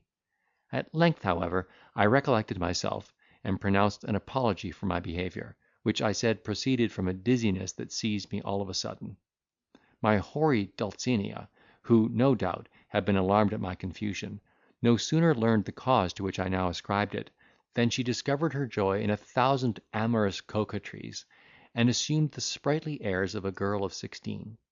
One, while she ogled me with her dim eyes, quenched in rheum; then, as if she was ashamed of that freedom, she affected to look down, blush, and play with her fan, then toss her head that I might not perceive a palsy that shook it, ask some childish questions with a lisping accent, giggle and grin with her mouth shut to conceal the ravage of time upon her teeth, leer upon me again, sigh piteously, fling herself about in her chair to show her agility, and act a great many more absurdities that youth and beauty can alone excuse. Shocked as I was at my disappointment, my disposition was incapable of affronting any person who loved me. I therefore endeavoured to put a good face to the matter for the present, resolved to drop the whole affair as soon as I should get clear of her company. With this view, I uttered some civil things, and in particular desired to know the name and condition of the lady who had honoured me so much. She told me her name was Withers, that she lived with Sir John Sparkle in quality of governess to his only daughter, in which situation she had picked up a comfortable sufficiency to make her easy for life; that she had the pleasure of seeing me at church, where my appearance and deportment made such an impression upon her heart, that she could enjoy no ease until she had inquired into my character, which she found so amiable in all respects, that she yielded to the violence of her inclination, and ventured to declare her passion with too little regard perhaps to the decorum of her sex. But she hoped I would forgive a trespass of which I myself was in some measure the cause, and impute her intrusion to the irresistible dictates of love. No decayed rake ever swallowed a bolus with more reluctance than I felt in making a reply suitable to this compliment, when, instead of the jewel, I found the crazy casket only in my power. And yet my hopes began to revive a little, when I considered that, by carrying on the appearance of an intrigue with the duenna, I might possibly obtain access to her charge. Encouraged by this suggestion, my temper grew more serene, my reserve wore off, I talked en cavalier, and even made love to this antiquated coquette, who seemed extremely happy in her adorer, and spread all her allurements to make her imagined conquest more secure. The good woman of the house treated us with tea and sweetmeats, and afterwards withdrew, like a civil, experienced matron as she was. Left thus to our mutual endearments, Miss Withers, for she was still a maiden, began to talk of matrimony, and expressed so much impatience in all her behaviour, that, had she been 50 years younger, I might possibly have gratified her longing without having recourse to the church. But this step my virtue as well as my interest forbade. When the inclinations of an old maid settle upon a young fellow, he is persecuted with her addresses, but, should he once grant her the favour, he will never be able to disentangle himself from her importunities and reproaches. It was my business to defer the ceremony as long as possible under the most specious pretences, with a view of becoming acquainted with Miss Sparkle in the meantime; and I did not despair of success, when I considered that in the course of our correspondence I should, in all probability, be invited to visit my mistress in her own apartment, and by these means have an opportunity of conversing with her charming ward. Pleased with this prospect, my heart dilated with joy. I talked in raptures to the state governante, and kissed her shrivelled hand with great devotion. She was so much transported with her good fortune, that she could not contain her ecstasy, but flew upon me like a tigress, and pressed her skinny lips to mine, when, as it was no doubt concerted by her evil genius, a dose of garlic she had swallowed that morning, to dispel wind I suppose, began to operate with such a sudden explosion, that human nature, circumstanced as I was, could not endure the shock with any degree of temper. I lost all patience and reflection, flung away from her in an instant, snatched my hat and cane, and ran downstairs as if the devil had me in pursuit, and could scarcely retain the convulsion of my bowels, which were grievously offended by the perfume that assaulted me. Strap, who waited my return with impatience, seeing me arrive in the utmost disorder, stood motionless with apprehension, and durst not inquire into the cause. After I had washed my mouth more than once, and recruited my spirits with a glass of wine, I recounted to him every particular of what had happened, to which he made no other reply for some time than lifting up his eyes, clasping his hands, and uttering a hollow groan. At length he observed, in a melancholy tone, that it was 1,000 pities my organs were so delicate as to be offended with the smell of garlic. "Ah, God help us!" said he, "'tis not the steams of garlic, no, nor of something else, that would give me the least uneasiness. See what it is to be a cobbler's son." I replied hastily, "I wish then you would go and retrieve my miscarriage." At this suggestion he started, forced a smile, and left the room, shaking his head. Whether the old gentlewoman resented my abrupt departure so much that her love changed into disdain, or was ashamed to see me on account of her infirmity, I know not, but I was never troubled again with her passion. Chapter 50.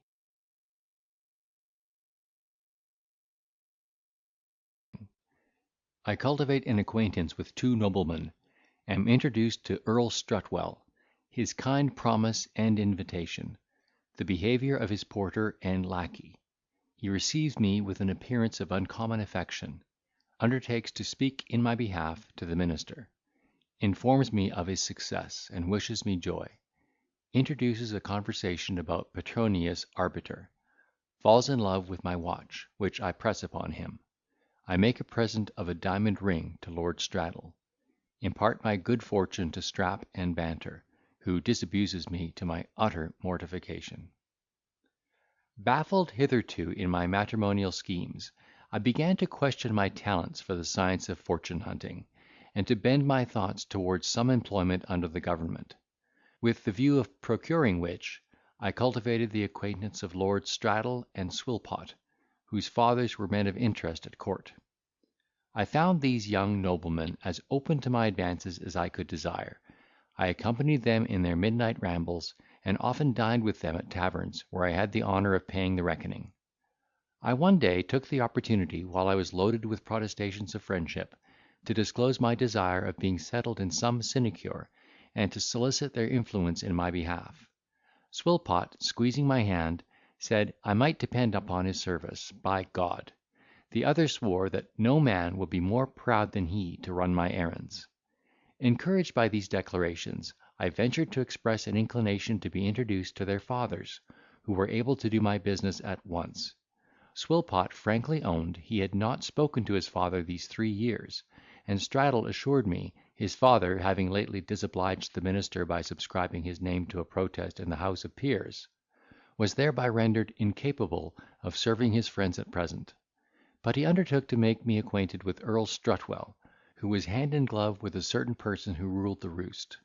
This offer I embraced with many acknowledgments, and plied him so closely, in spite of 1,000 evasions, that he found himself under a necessity of keeping his word, and actually carried me to the levee of this great man, where he left me in a crowd of fellow dependents, and was ushered to a particular closet audience, from whence, in a few minutes, he returned with his lordship, who took me by the hand, assured me he would do me all the service he could, and desired to see me often. I was charmed with my reception, and, although I had heard that a courtier's promise is not to be depended upon, I thought I discovered so much sweetness of temper and candour in this earl's countenance, that I did not doubt of finding my account in his protection. I resolved, therefore, to profit by this permission, and waited on him next audience day, when I was favoured with a particular smile, squeeze of the hand, and a whisper, signifying that he wanted half an hour's conversation with me in private, when he should be disengaged, and for that purpose desired me to come and drink a dish of chocolate with him to-morrow morning. This invitation, which did not a little flatter my vanity and expectation, I took care to observe, and went to his lordship's house at the time appointed. Having rapped at the gate, the porter unbolted and kept it half open, placing himself in the gap, like soldiers in the broach, to dispute my passage. I asked if his lord was stirring? He answered with a surly aspect, "No." "At what hour does he commonly rise?" said I. "Sometimes sooner, sometimes later," said he, closing the door upon me by degrees. I then told him I was come by his lordship's own appointment, to which intimation this Cerberus replied, "I have received no orders about the matter," and was upon the point of shutting me out, when I recollected myself all of a sudden, and slipping a crown into his hand, begged as a favour that he would inquire and let me know whether or not the earl was up. The grim janitor relented at the touch of my money, which he took with all the indifference of a tax gatherer, and showed me into a parlour, where, he said, I might amuse myself till such time as his lord should be awake. I had not sat 10 minutes in this place, when a footman entered, and, without speaking, started at me. I interpreted this piece of behaviour into, "Pray, sir, what is your business?" and asked the same question I had put to the porter, when I accosted him first. The lacquey made the same reply, and disappeared before I could get any further intelligence. In a little time he returned, on pretence of poking the fire, and looking at me again with great earnestness, upon which I began to perceive his meaning, and, tipping him with half a crown, desired he would be so good as to fall upon some method of letting the earl know that I was in the house. He made a low bow, and said, "Yes, sir," and vanished. This bounty was not thrown away, for in an instant he came back, and conducted me to a chamber, where I was received with great kindness and familiarity by his lordship, whom I found just risen, in his morning gown and slippers. After breakfast, he entered into a particular conversation with me about my travels, the remarks I had made abroad, and examined me to the full extent of my understanding. My answers seemed to please him very much. He frequently squeezed my hand, and, looking at me with a singular complacency in his countenance, bade me depend upon his good offices with the ministry in my behalf. "Young men of your qualifications," said he, "ought to be cherished by every administration. For my own part, I see so little merit in the world, that I have laid it down as a maxim, to encourage the least appearance of genius and virtue to the utmost of my power.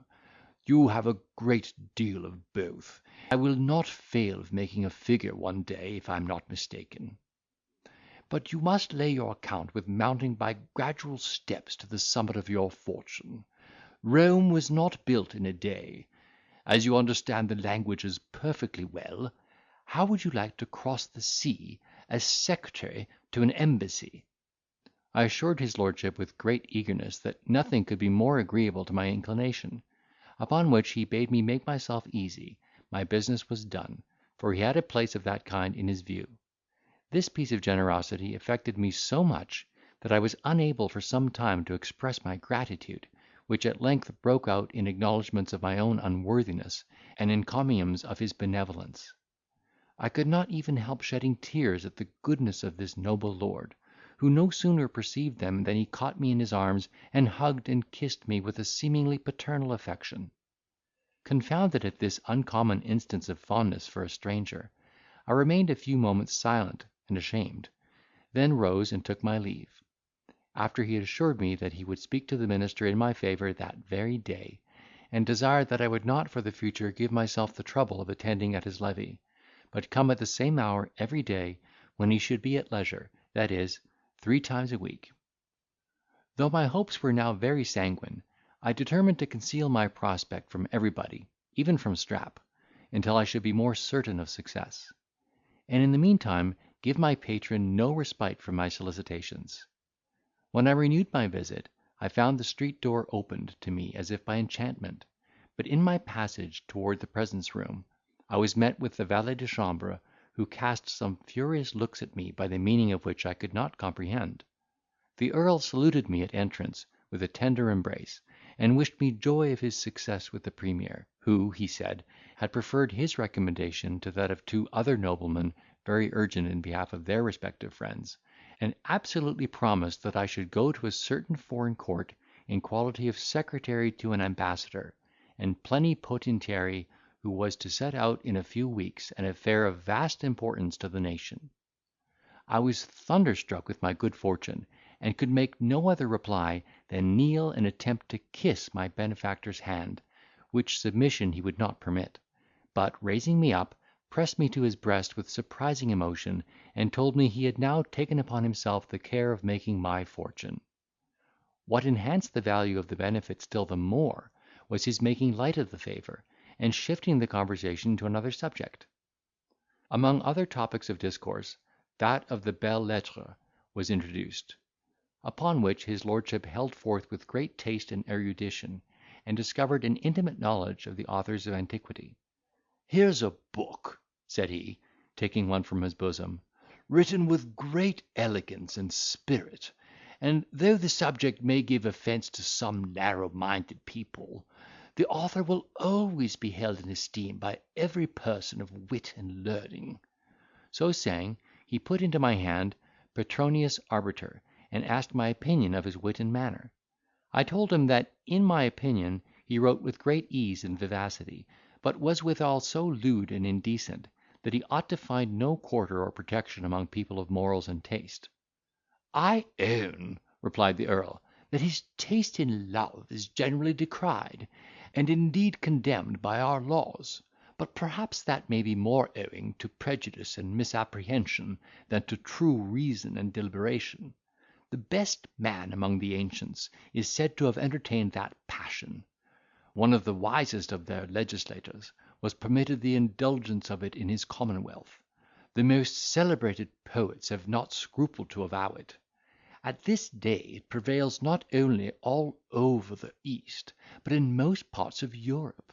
In our own country it gains ground apace, and in all probability will become in a short time a more fashionable vice than simple fornication.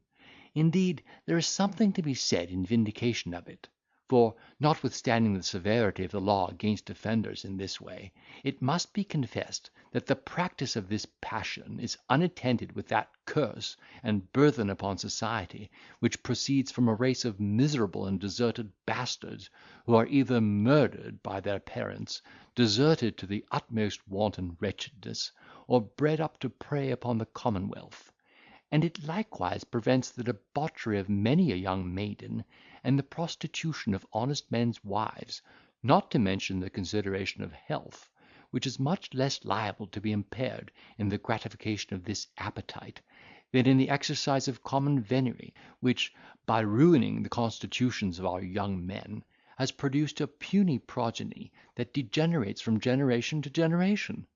Nay, I have been told that there is another motive, perhaps more powerful than all these, that induces people to cultivate this inclination, namely, the exquisite pleasure attending its success.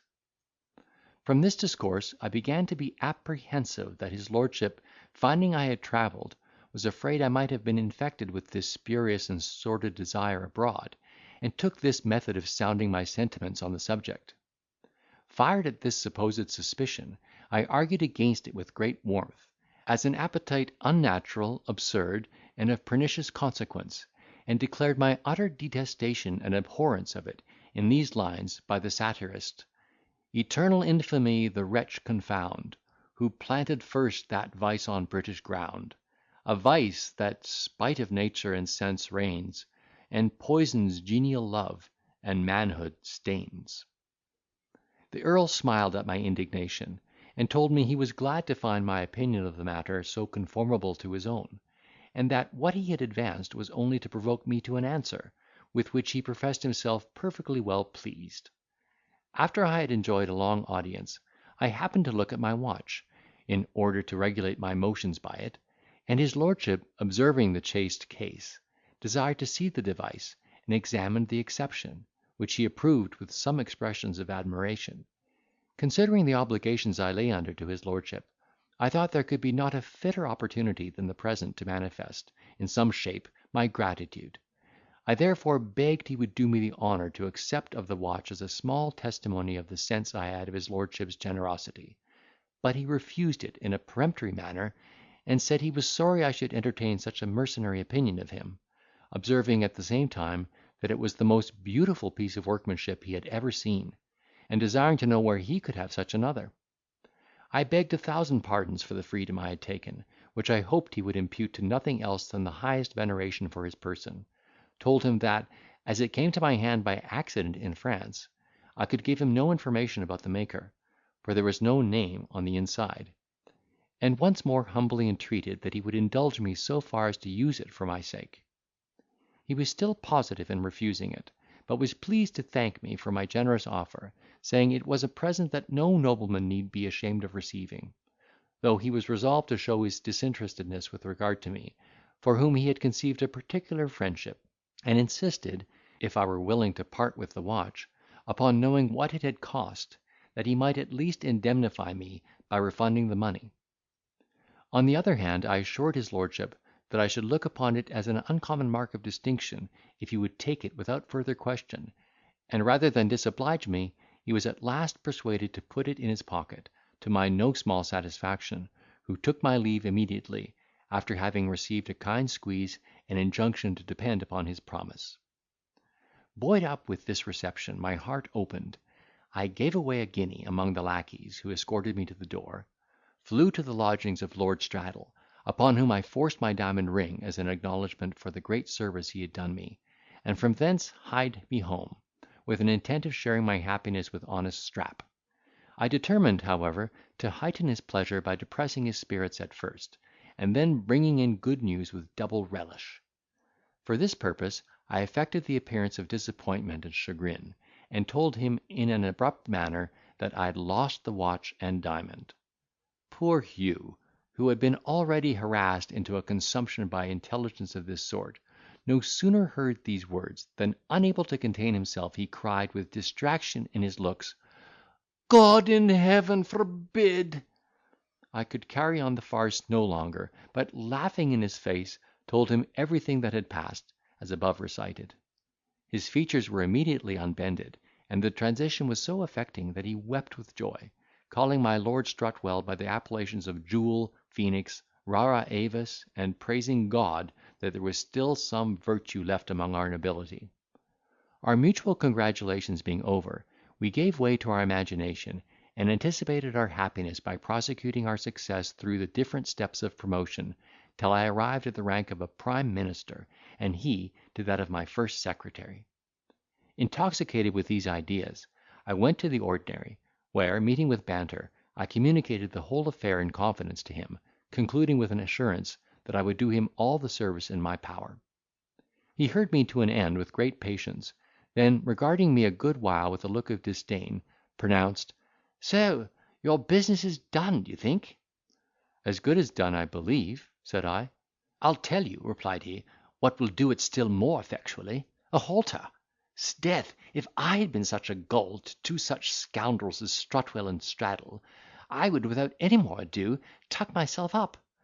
Shocked at this exclamation, I desired him with some confusion to explain himself, upon which he gave me to understand that Straddle was a poor contemptible wretch, who lived by borrowing and pimping for his fellow peers; that in consequence of this last capacity, he had doubtless introduced me to Strutwell, who was so notorious for a passion for his own sex, that he was amazed his character had never reached my ears; and that, far from being able to obtain for me the post he had promised, his interest at court was so low, that he could scarce provide for a superannuated footman once a year in the customs or excise; that it was a common thing for him to amuse strangers, whom his jackals ran down, with such assurances and caresses as he had bestowed on me, until he had stripped them of their cash, and everything valuable about them, very often of their chastity, and then leave them a prey to want and infamy; that he allowed his servants no other wages than that part of the spoil which they could glean by their industry; and the whole of his conduct towards me was so glaring, that nobody who knew anything of mankind could have been imposed upon by his insinuations. I leave the reader to judge how I relished this piece of information, which precipitated me from the most exalted pinnacle of hope to the lowest abyss of despondence, and well nigh determined me to take Banter's advice, and finish my chagrin with a halter. I had no room to suspect the veracity of my friend, because upon recollection I found every circumstance of Strutwell's behaviour exactly tallying with the character he had described. His hugs, embraces, squeezes, and eager looks, were now no longer a mystery, no more than his defence of Petronius, and the jealous frown of his valet de chambre, who, it seems, had been the favourite pathic of his lord. End of chapter 51.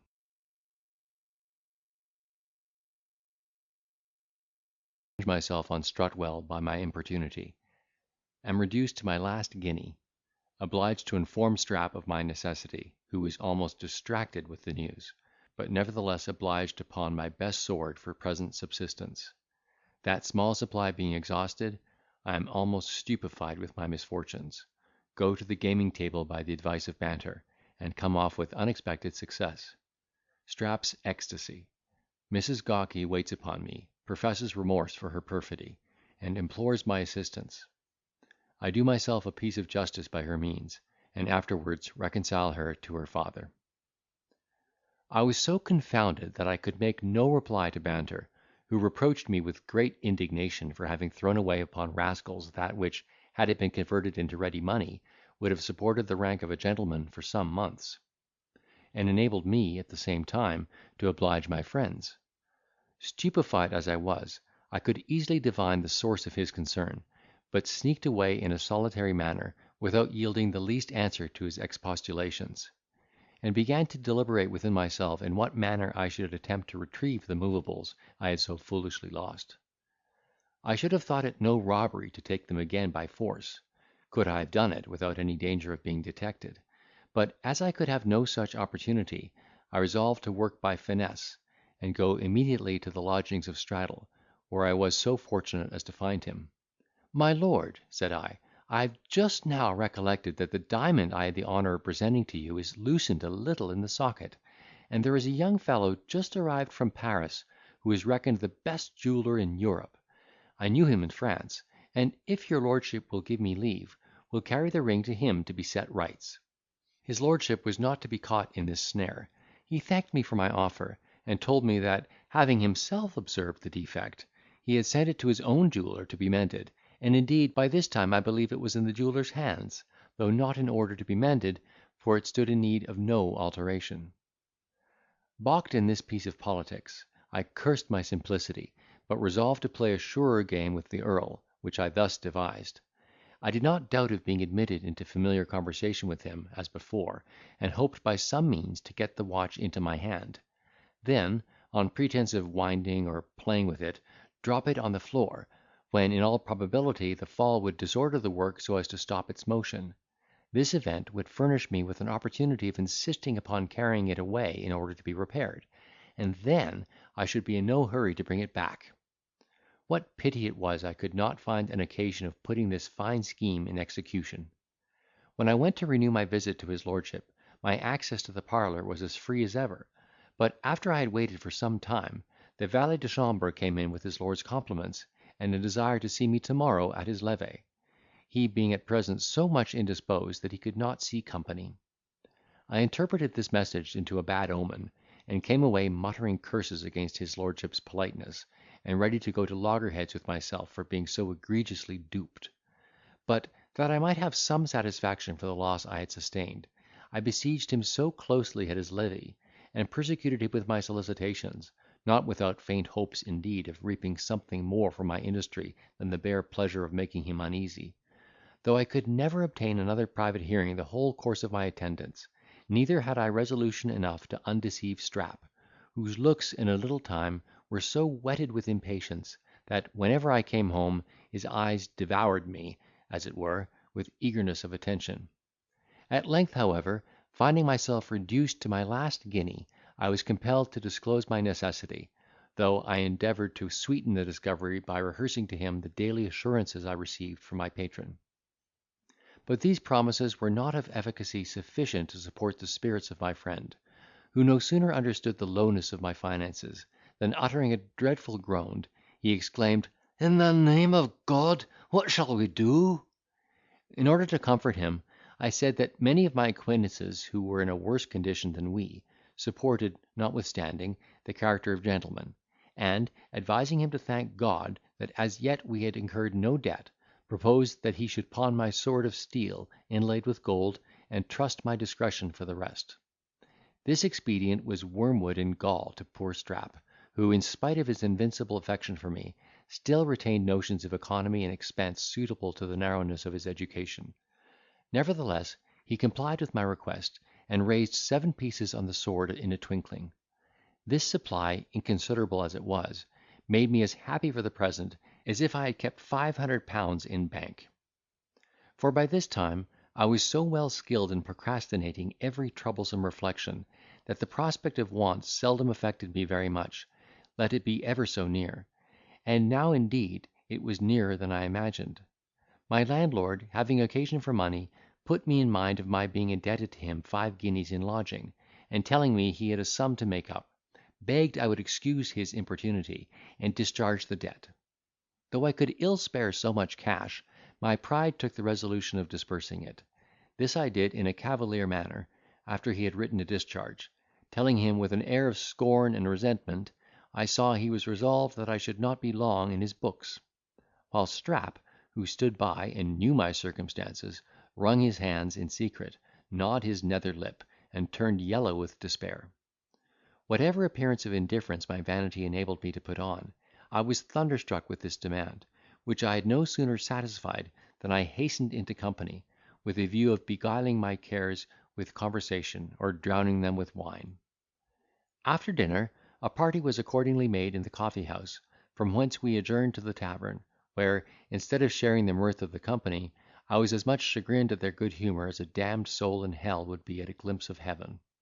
In vain did I swallow bumper after bumper; the wine had lost its effect upon me, and, far from raising my dejected spirits, could not even lay me asleep.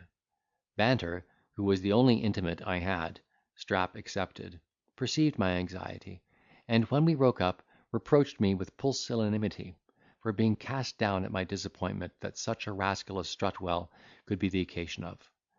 I told him I did not at all see how Strutwell's being a rascal alleviated my misfortune, and gave him to understand that my present grief did not so much proceed from that disappointment, as from the low ebb of my fortune, which was sunk to something less than 2 guineas. At this declaration he cried, "Pshaw! is that all?" and assured me there were 1,000 ways of living in town without a fortune; he himself having subsisted many years entirely by his wit. I expressed an eager desire of being acquainted with some of these methods, and he, without farther expostulation, bade me follow him. He conducted me to a house under the piazzas in Covent Garden, which we entered, and, having delivered our swords to a grim fellow who demanded them at the foot of the staircase, ascended to the 2nd story, where I saw multitudes of people standing round 2 gaming tables, loaded, in a manner, with gold and silver. My conductor told me this was the house of a worthy Scotch lord, who, using the privilege of his peerage, had set up public gaming tables, from the profits of which he drew a comfortable livelihood. He then explained the difference between the sitters and the bettors, characterised the first as old rooks, and the last as bubbles, and advised me to try my fortune at the silver table, by betting a crown at a time. Before I would venture anything, I considered the company more particularly, and there appeared such a group of villainous faces that I was struck with horror and astonishment at the sight. I signified my surprise to Banter, who whispered in my ear, that the bulk of those present were sharpers, highwaymen, and apprentices, who, having embezzled their master's cash, made a desperate push in this place to make up their deficiencies. This account did not encourage me to hazard any part of my small pittance; but at length, being teased by the importunities of my friend, who assured me there was no danger of being ill used, because people were hired by the owner to see justice done to everybody, I began by risking 1 shilling, and in less than an hour my winning amounted to 30. Convinced by this time of the fairness of the game, and animated with success, there was no need of further persuasion to continue the play. I lent Banter, who seldom had any money in his pocket, a guinea, which he carried to the gold table and lost in a moment. He would have borrowed another, but finding me deaf to his arguments, went away in a pet.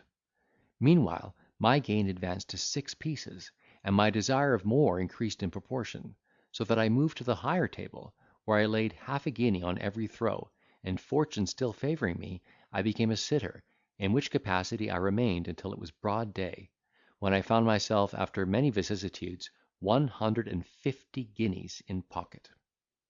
Thinking it now high time to retire with my booty, I asked if anybody would take my place, and made a notion to rise; upon which an old Gascon, who sat opposite to me, of whom I had won a little money, started up with fury in his looks, crying, "Restez, foutre, restez! Il faut donner moi mon revanchio."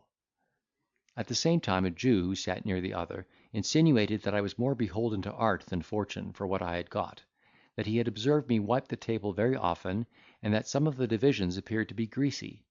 This intimation produced a great deal of clamour against me, especially among the losers, who threatened with many oaths and imprecations to take me up by a warrant as a sharper, unless I would compromise the affair by refunding the greatest part of my winning. Though I was far from being easy under this accusation, I relied upon my innocence, threatened in my turn to prosecute the Jew for defamation, and boldly offered to submit my cause to the examination of any justice in Westminster; but they knew themselves too well to put their characters on that issue, and finding that I was not to be intimidated into any concession, dropped their plea, and made way for me to withdraw. I would not, however, stir from the table until the Israelite had retracted what he had said to my disadvantage, and asked pardon before the whole assembly.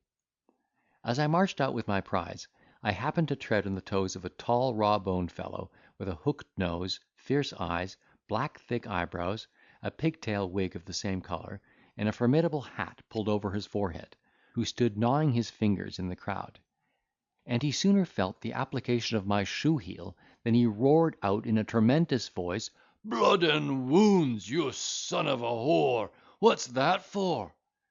I asked pardon with a great deal of submission, and protested I had no intention of hurting him; but the more I humbled myself, the more he stormed, and insisted on gentlemanly satisfaction, at the same time provoking me with scandalous names that I could not put up with; so that I gave loose to my passion, returned his Billingsgate, and challenged him down to the piazzas. His indignation cooling as mine warmed, he refused my invitation, saying he would choose his own time, and returned towards the table muttering threats, which I neither dreaded nor distinctly heard; but, descending with great deliberation, received my sword from the doorkeeper, whom I gratified with a guinea, according to the custom of the place, and went home in a rapture of joy. My faithful valet, who had sat up all night in the utmost uneasiness on my account, let me in with his face beslubbered with tears, and followed me to my chamber, where he stood silent like a condemned criminal, in expectation of hearing that every shilling was spent. I guessed the situation of his thoughts, and assuming a sullen look, bade him fetch me some water to wash. He replied, without lifting his eyes from the ground, "In my simple conjecture, you have more occasion for rest, not having, I suppose, slept these 24 hours." "Bring me some water," said I in a peremptory tone; upon which he sneaked away, shrugging his shoulders. Before he returned, I had spread my whole stock on the table in the most ostentatious manner, so that when it first saluted his view, he stood like one entranced, and, having rubbed his eyes more than once, to assure himself of his being awake, broke out into "Lord have mercy upon us! What a vast treasure is here!" "'Tis all our own, Strap," said I. "Take what is necessary, and redeem the sword immediately." He advanced towards the table, stopped short by the way, looked at the money and me by turns, and with a wildness in his countenance, produced from a joy checked by distrust, cried, "I dare say it is honestly come by." To remove his scruples, I made him acquainted with the whole story of my success, which, when he heard, he danced about the room in an ecstasy, crying, "God be praised, a white stone! God be praised, a white stone!" So that I was afraid the change of fortune had disordered his intellects, and that he was run mad with joy. Extremely concerned at this event, I attempted to reason him out of his frenzy, but to no purpose; for, without regarding what I had said, he continued to frisk up and down, and repeat his rhapsody of "God be praised, a white stone." At last I rose in the utmost consternation, and laying violent hands upon him, put a stop to his extravagance by fixing him down to a settee that was in the room. This constraint banished his delirium. He started as if just awoke, and, terrified at my behaviour, cried, "What's the matter?" When he learned the cause of my apprehension, he was ashamed of his transports, and told me, that in mentioning the white stone, he alluded to the dies fasti of the Romans, albo lapide notati. Having no inclination to sleep, I secured my cash, dressed, and was just going abroad, when the servant of the house told me there was a gentlewoman at the door who wanted to speak with me. Surprised at this information, I made Strap show her up, and in less than a minute saw a young woman of a shabby decayed appearance enter my room. After half a dozen curtsies, she began to sob, and told me her name was Gawky; upon which information I immediately recollected the features of Miss Lavement, who had been the first occasion of my misfortunes. Though I had all the reason in the world to resent her treacherous behaviour to me, I was moved at her distress, and, professing my sorrow at seeing her so reduced, desired her to sit, and inquired into the particulars of her situation. She fell upon her knees, and implored my forgiveness for the injuries she had done me, protesting before God that she was forced, against her inclination, into that hellish conspiracy, which had almost deprived me of my life, by the entreaties of her husband, who, having been afterwards renounced by his father on account of his marriage with her, and unable to support a family on his pay, left his wife at her father's house, and went with the regiment to Germany, where he was broke for misbehaviour at the battle of Dettingen; since which time she had heard no tidings of him.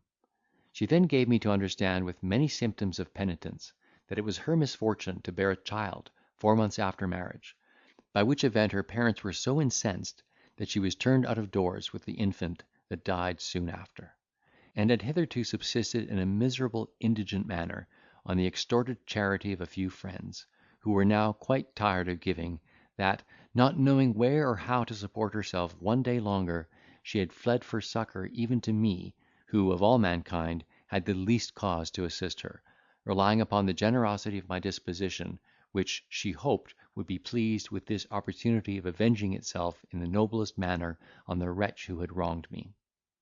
I was very much affected with her discourse, and, having no cause to suspect the sincerity of her repentance, raised her up, freely pardoned all she had done against me, and promised to befriend her as much as lay in my power. Since my last arrival in London, I had made no advances to the apothecary, imagining it would be impossible for me to make my innocence appear. So unhappily was my accusation circumstanced. Strap, indeed, had laboured to justify me to the schoolmaster, but, far from succeeding in his attempt, Mr. Concordance dropped all correspondence with him, because he refused to quit his connection with me.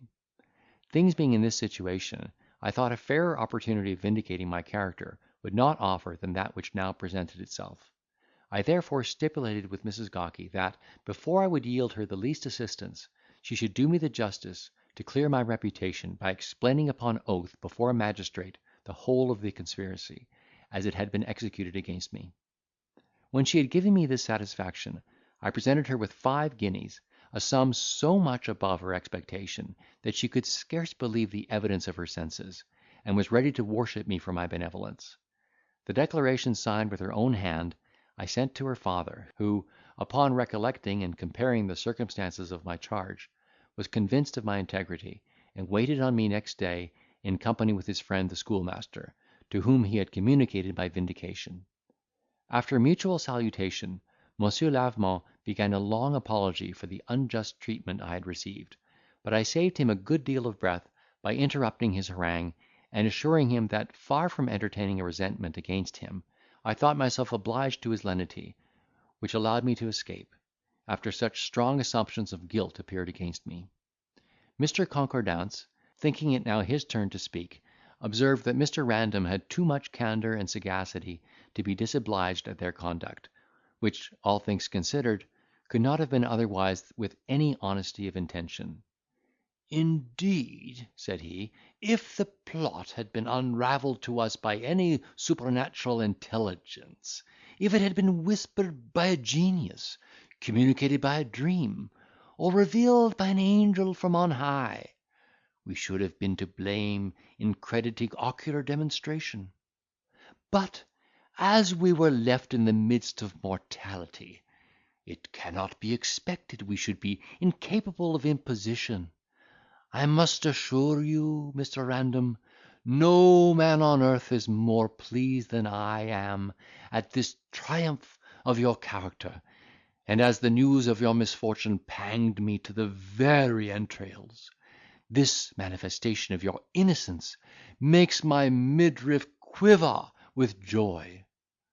I thanked him for this concern, desired them to undeceive those of their acquaintance who judged harshly of me, and having treated them with a glass of wine, represented to Lavement the deplorable condition of his daughter, and pleaded her cause so effectually that he consented to settle a small annuity on her for life, but could not be persuaded to take her home, because her mother was so much incensed that she would never see her.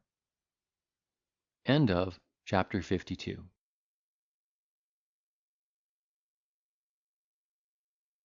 I purchase new clothes, reprimand Strutwell and Straddle, Banter proposes another matrimonial scheme, I accept of his terms, set out to Bath in the stage-coach with the young lady and her mother, the behaviour of an officer and lawyer, our fellow travellers described, a smart dialogue between my mistress and the captain. Having finished this affair to my satisfaction, I found myself perfectly at ease, and, looking upon the gaming table as a certain resource for a gentleman in want, became more gay than ever. Although my clothes were almost as good as new, I grew ashamed of wearing them, because I thought everybody by this time had got an inventory of my wardrobe; for which reason I disposed of a good part of my apparel to a salesman in Monmouth Street for half the value, and bought 2 new suits with the money. I likewise purchased a plain gold watch, despairing of recovering that which I had so foolishly given to Strutwell, whom, notwithstanding, I still continued to visit at his levee, until the ambassador he had mentioned set out with a secretary of his own choosing. I thought myself then at liberty to expostulate with his lordship, whom I treated with great freedom in a letter, for amusing me with vain hopes, when he neither had the power nor the inclination to provide for me. Nor was I less reserved with Straddle, whom I in person reproached for misrepresenting to me the character of Strutwell, which I did not scruple to aver was infamous in every respect. He seemed very much enraged at my freedom, talked a great deal about his quality and honour, and began to make some comparisons which I thought so injurious to mine, that I demanded an explanation with great warmth, and he was mean enough to equivocate, and condescend in such a manner that I left him with a hearty contempt of his behaviour. About this time, Banter, who had observed a surprising and sudden alteration in my appearance and disposition, began to inquire very minutely into the cause, and, as I did not think fit to let him know the true state of the affair, lest he might make free with my purse, on the strength of having proposed the scheme that filled it, I told him that I had received a small supply from a relative in the country, who, at the same time, had proffered to use all his interest, which was not small, in soliciting some post for me that should make me easy for life. "If that be the case," said Banter, "perhaps you won't care to mortify yourself a little in making your fortune another way. I have a relation who is set out for Bath next week, with an only daughter, who, being sickly and decrepit, intends to drink the waters for the recovery of her health. Her father, who was a rich Turkey merchant, died about a year ago, and left her with a fortune of £20,000, under the sole management of her mother, who is my kinswoman. I would have put in for the plate myself, but there is a breach at present between the old woman and me. You must know, I some time ago borrowed a small sum of her, and promised, it seems, to pay it before a certain time; but being disappointed in my expectation of money from the country, the day elapsed without my being able to take up my note, upon which she wrote a peremptory letter, threatened to arrest me if I did not pay the debt immediately. Nettled at this precise behaviour, I sent a damned severe answer, which enraged her so much that she actually took out a writ against me; whereupon, finding the thing grow serious, I got a friend to advance the money for me, discharged the debt, went to her house, and abused her for unfriendly dealing. She was provoked by my reproaches, and scolded in her turn. The little deformed urchin joined her mother with such virulence and volubility of tongue, that I was fain to make a retreat, after having been honoured with a great many scandalous epithets, which gave me plainly to understand that I had nothing to hope from the esteem of the one, or of the affection of the other. As they are both utter strangers to life, it is 1,000 to 1 that the girl will be picked up by some scoundrel or other at Bath, if I don't provide for her otherwise. You are a well-looking fellow, Random, and can behave as demurely as a Quaker. If you will give me an obligation of £500, to be paid 6 months after your marriage, I will put you in a method of carrying her in spite of all opposition." This proposal was too advantageous for me to be refused. The writing was immediately drawn up and executed, and Banter, giving me notice of the time when, and the stage coach in which they were to set out, I bespoke a place in the same convenience, and having hired a horse for Strap, who was chagrined with the prospect, set forward accordingly. As we embarked before day, I had not the pleasure for some time of seeing Miss Snapper, that was the name of my mistress, nor even of perceiving the number and sex of my fellow travellers, although I guessed that the coach was full, by the difficulty I found in seating myself. The first 5 minutes passed in a general silence, when all of a sudden, the coach heeling to one side, a boisterous voice pronounced, "To the right and to the left, cover your flanks, damn whiz!"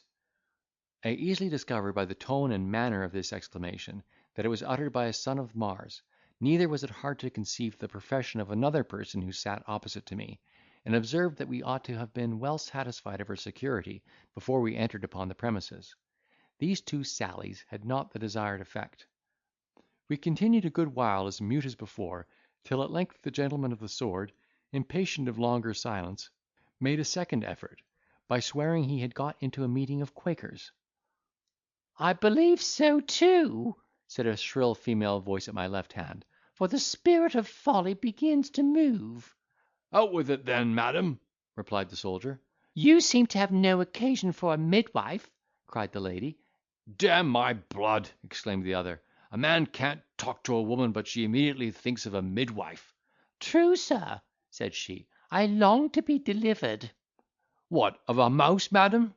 said he. "No, sir," said she, "of a fool." "Are you far gone with a fool?" said he. "Little more than 2 miles," said she. "By gad, you're a wit, madam," cried the officer. "I wish I could with any justice return the compliment," said the lady. "Zounds, I have done," said he. "Your bolt is soon shot, according to the old proverb," said she. The warrior's powder was quite spent. The lawyer advised him to drop the prosecution, and a grave matron, who sat on the left hand of the victorious wit, told her she must not let her tongue run so fast among strangers. This reprimand, softened with the appellation of child, convinced me that the satirical lady was no other than Miss Snapper, and I resolved to regulate my conduct accordingly. The champion, finding himself so smartly handled, changed his battery, and began to expatiate on his own exploits. "You talk of shot, madam," said he. "Damme, I have both given and received some shot in my time. I was wounded in the shoulder by a pistol ball at Dettingen, where I say nothing, but by God, if it had not been for me, all's one for that. I despise boasting, damme, whiz." So saying, he whistled one part and hummed another of the black joke; then, addressing himself to the lawyer, went on thus: "Wouldn't you think it damned hard, after having, at the risk of your life, recovered the standard of a regiment that had been lost, to receive no preferment for your pains?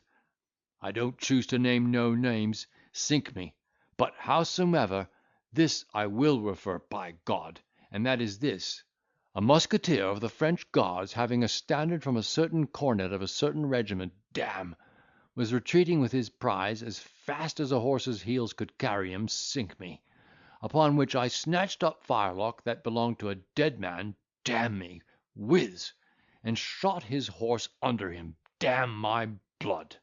The fellow got upon his feet, and began to repose me, upon which I charged my bayonet breast high, and ran him through the body, by God. One of his comrades, coming to his assistance, shot me in the shoulder, as I told you before, and another gave me a contusion on the head with the butt end of his carbine; but, d—me, that did not signify. I killed one, put the other to flight, and taking up the standard, carried it off very deliberately.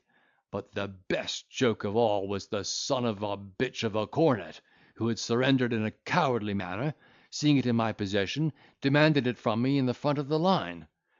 "D—n my blood," says he, "where did you find my standard?" says he. "D—n my blood," said I, "where," said I, "did you lose it?" said I. "That's nothing to you," says he. "'Tis my standard," says he, "and by God I'll have it," says he. "D—nation seize me," says I, "if you shall," says I, "till I have first delivered it to the general," says I; and accordingly I went to the headquarters after the battle, and delivered it to my Lord Stair, who promised to do for me. But I am no more than a poor lieutenant still. D—n my blood." Having vented this repetition of expletives, the lawyer owned he had not been requited according to his deserts, observed that the labourer is always worthy of his hire, and asked if the promise was made before witnesses, because in that case the law would compel the general to perform it; but, understanding that the promise was made over a bottle, without being restricted to time or terms, he pronounced it not valid in law, proceeded to inquire into the particulars of the battle, and affirmed that, although the English had drawn themselves into a premunire at first, the French managed their cause so lamely in the course of the dispute, that they would have been utterly nonsuited, had they not obtained a nolle prosequi. In spite of these enlivening touches, the conversation was like to suffer another long interruption, when the lieutenant, unwilling to conceal any of his accomplishments that could be displayed in his present situation, offered to regale the company with a song, and interpreting our silence into a desire of hearing, began to warble a fashionable air, the first stanza of which he pronounced thus: "Would you task the moontide air, to yon flagrant bow repair, where waving with the poplin vow, the bantling fine will shelter you," etc. The sense of the rest he perverted as he went on with such surprising facility, that I could not help thinking he had been at some pains to burlesque the performance. Miss Snapper ascribed it to the true cause, namely ignorance; and, when he asked her how she relished his music, answered that in her opinion the music and the words were much of a piece. "Oh, d—n my blood," said he, "I take that as a high compliment; for everybody allows the words are damnable fine." "They may be so," replied the lady, "for aught I know, but they are above my comprehension." "I ain't obliged to find you comprehension, madam, curse me," cried he. "No, nor to speak sense neither," said she. "D—n my heart," said he, "I'll speak what I please." Here the lawyer interposed, by telling him there were some things he must not speak, and upon being defied to give an instance, mentioned treason and defamation. "As for the king," cried the soldier, "God bless him! I eat his bread, and have lost blood in his cause; therefore I've nothing to say to him, but, by God, I dare say anything to any other man." "No," said the lawyer, "you dare not call me rogue." "D—n me, for what?" said the other. "Because," replied the counsellor, "I should have it good action against you, and recover." "Well, well," cried the officer, "if I dare not call you rogue, I dare think you one, d—me." This stroke of wit he accompanied with a loud laugh of self-approbation, which unluckily did not affect the audience, but effectually silenced his antagonist, who did not open his mouth for the space of an hour, except to clear his pipe with 3 hems, which, however, produced nothing. End of chapter 53.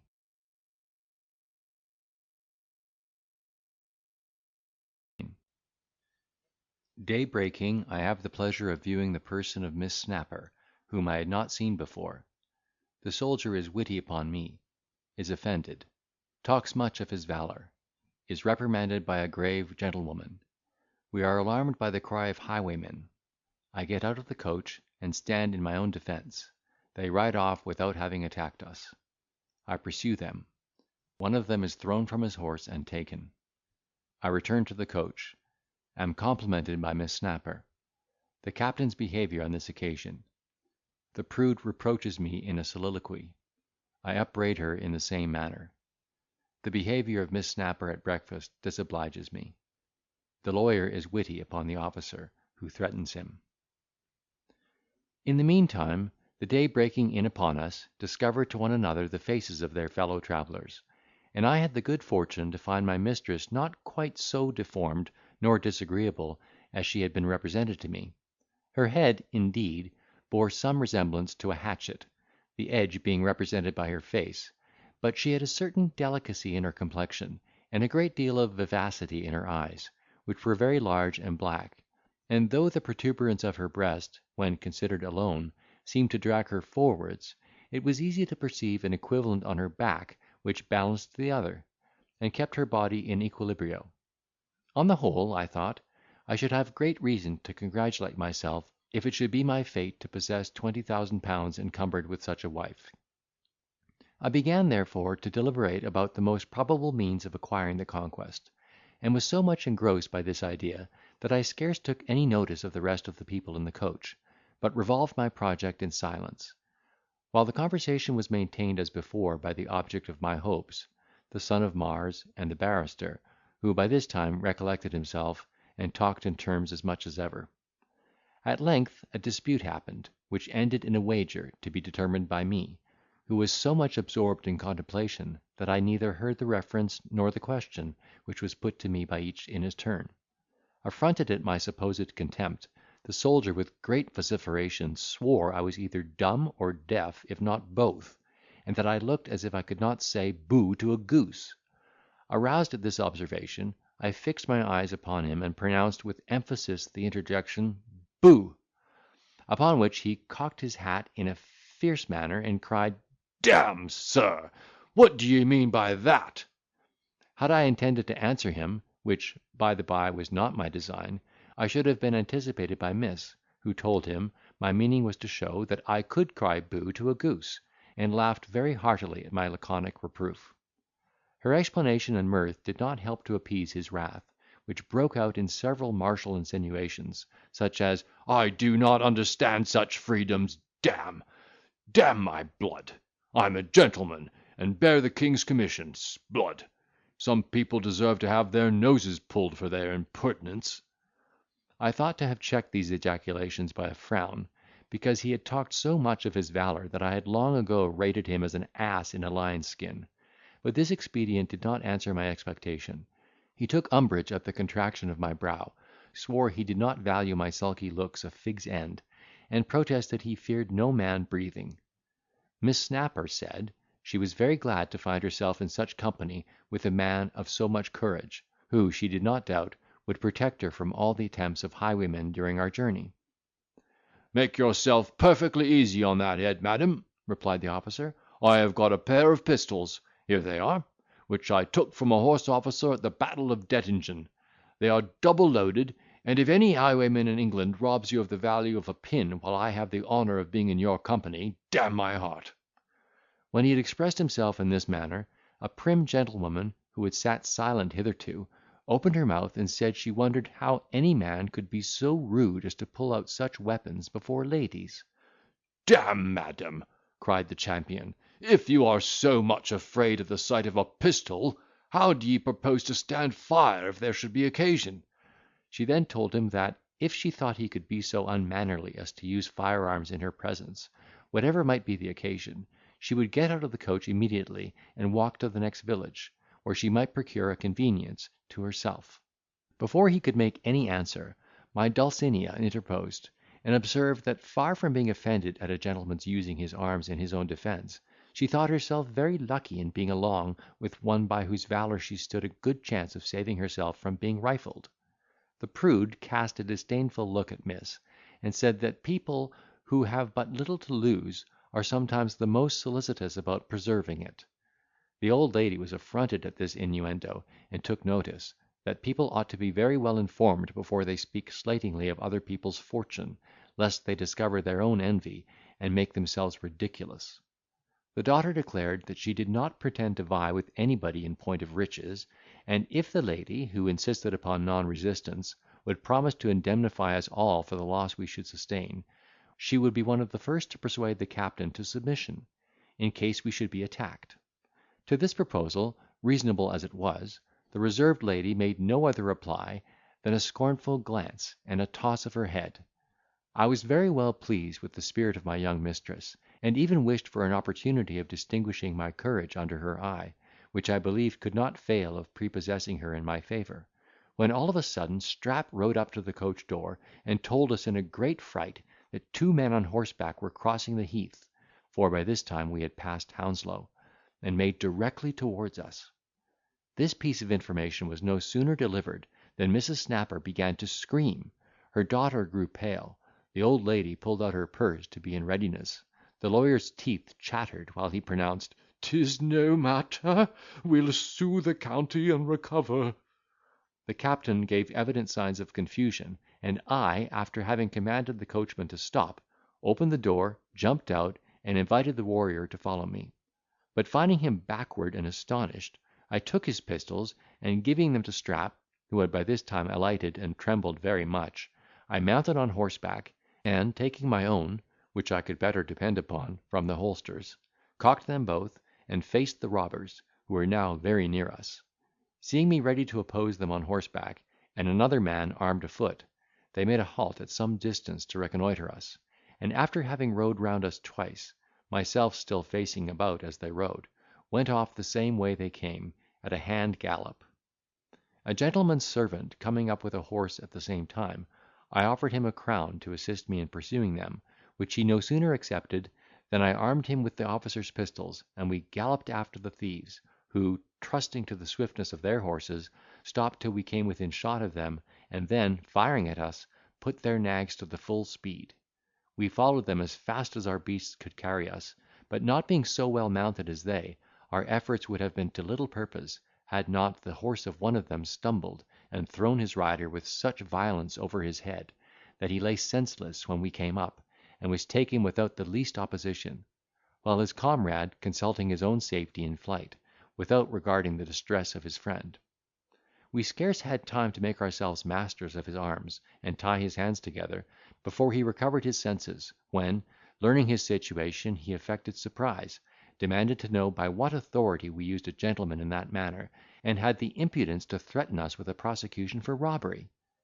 In the meantime we perceived Strap coming up with a crowd of people armed up with different kinds of weapons, and among the rest a farmer, who no sooner perceived the thief, whom we had secured, than he cried with great emotion, "There's the fellow who robbed me an hour ago of 20 pounds in a canvas bag." He was immediately searched, and the money found exactly as it had been described, upon which we committed him to the charge of the countryman, who carried him to the town of Hounslow, which, it seems, the farmer had alarmed; and I, having satisfied the footman for his trouble, according to promise, returned with Strap to the coach, where I found the captain and lawyer busy in administering smelling bottles and cordials to the grave lady, who had gone into a fit at the noise of firing. When I had taken my seat, Miss Snapper, who from the coach had seen everything that happened, made me a compliment on my behaviour, and said she was glad to see me returned without having received any injury. Her mother, too, owned herself obliged to my resolution. The lawyer told me that I was entitled by act of parliament to a reward of 40 pounds, for having apprehended a highwayman. The soldier observed, with a countenance in which impudence and shame struggling produced some disorder, that if I had not been in such a damned hurry to get out of the coach, he would have secured the rogues effectually, without all this bustle and loss of time, by a scheme which my heat and precipitation ruined. "For my own part," continued he, "I am always extremely cool on these occasions."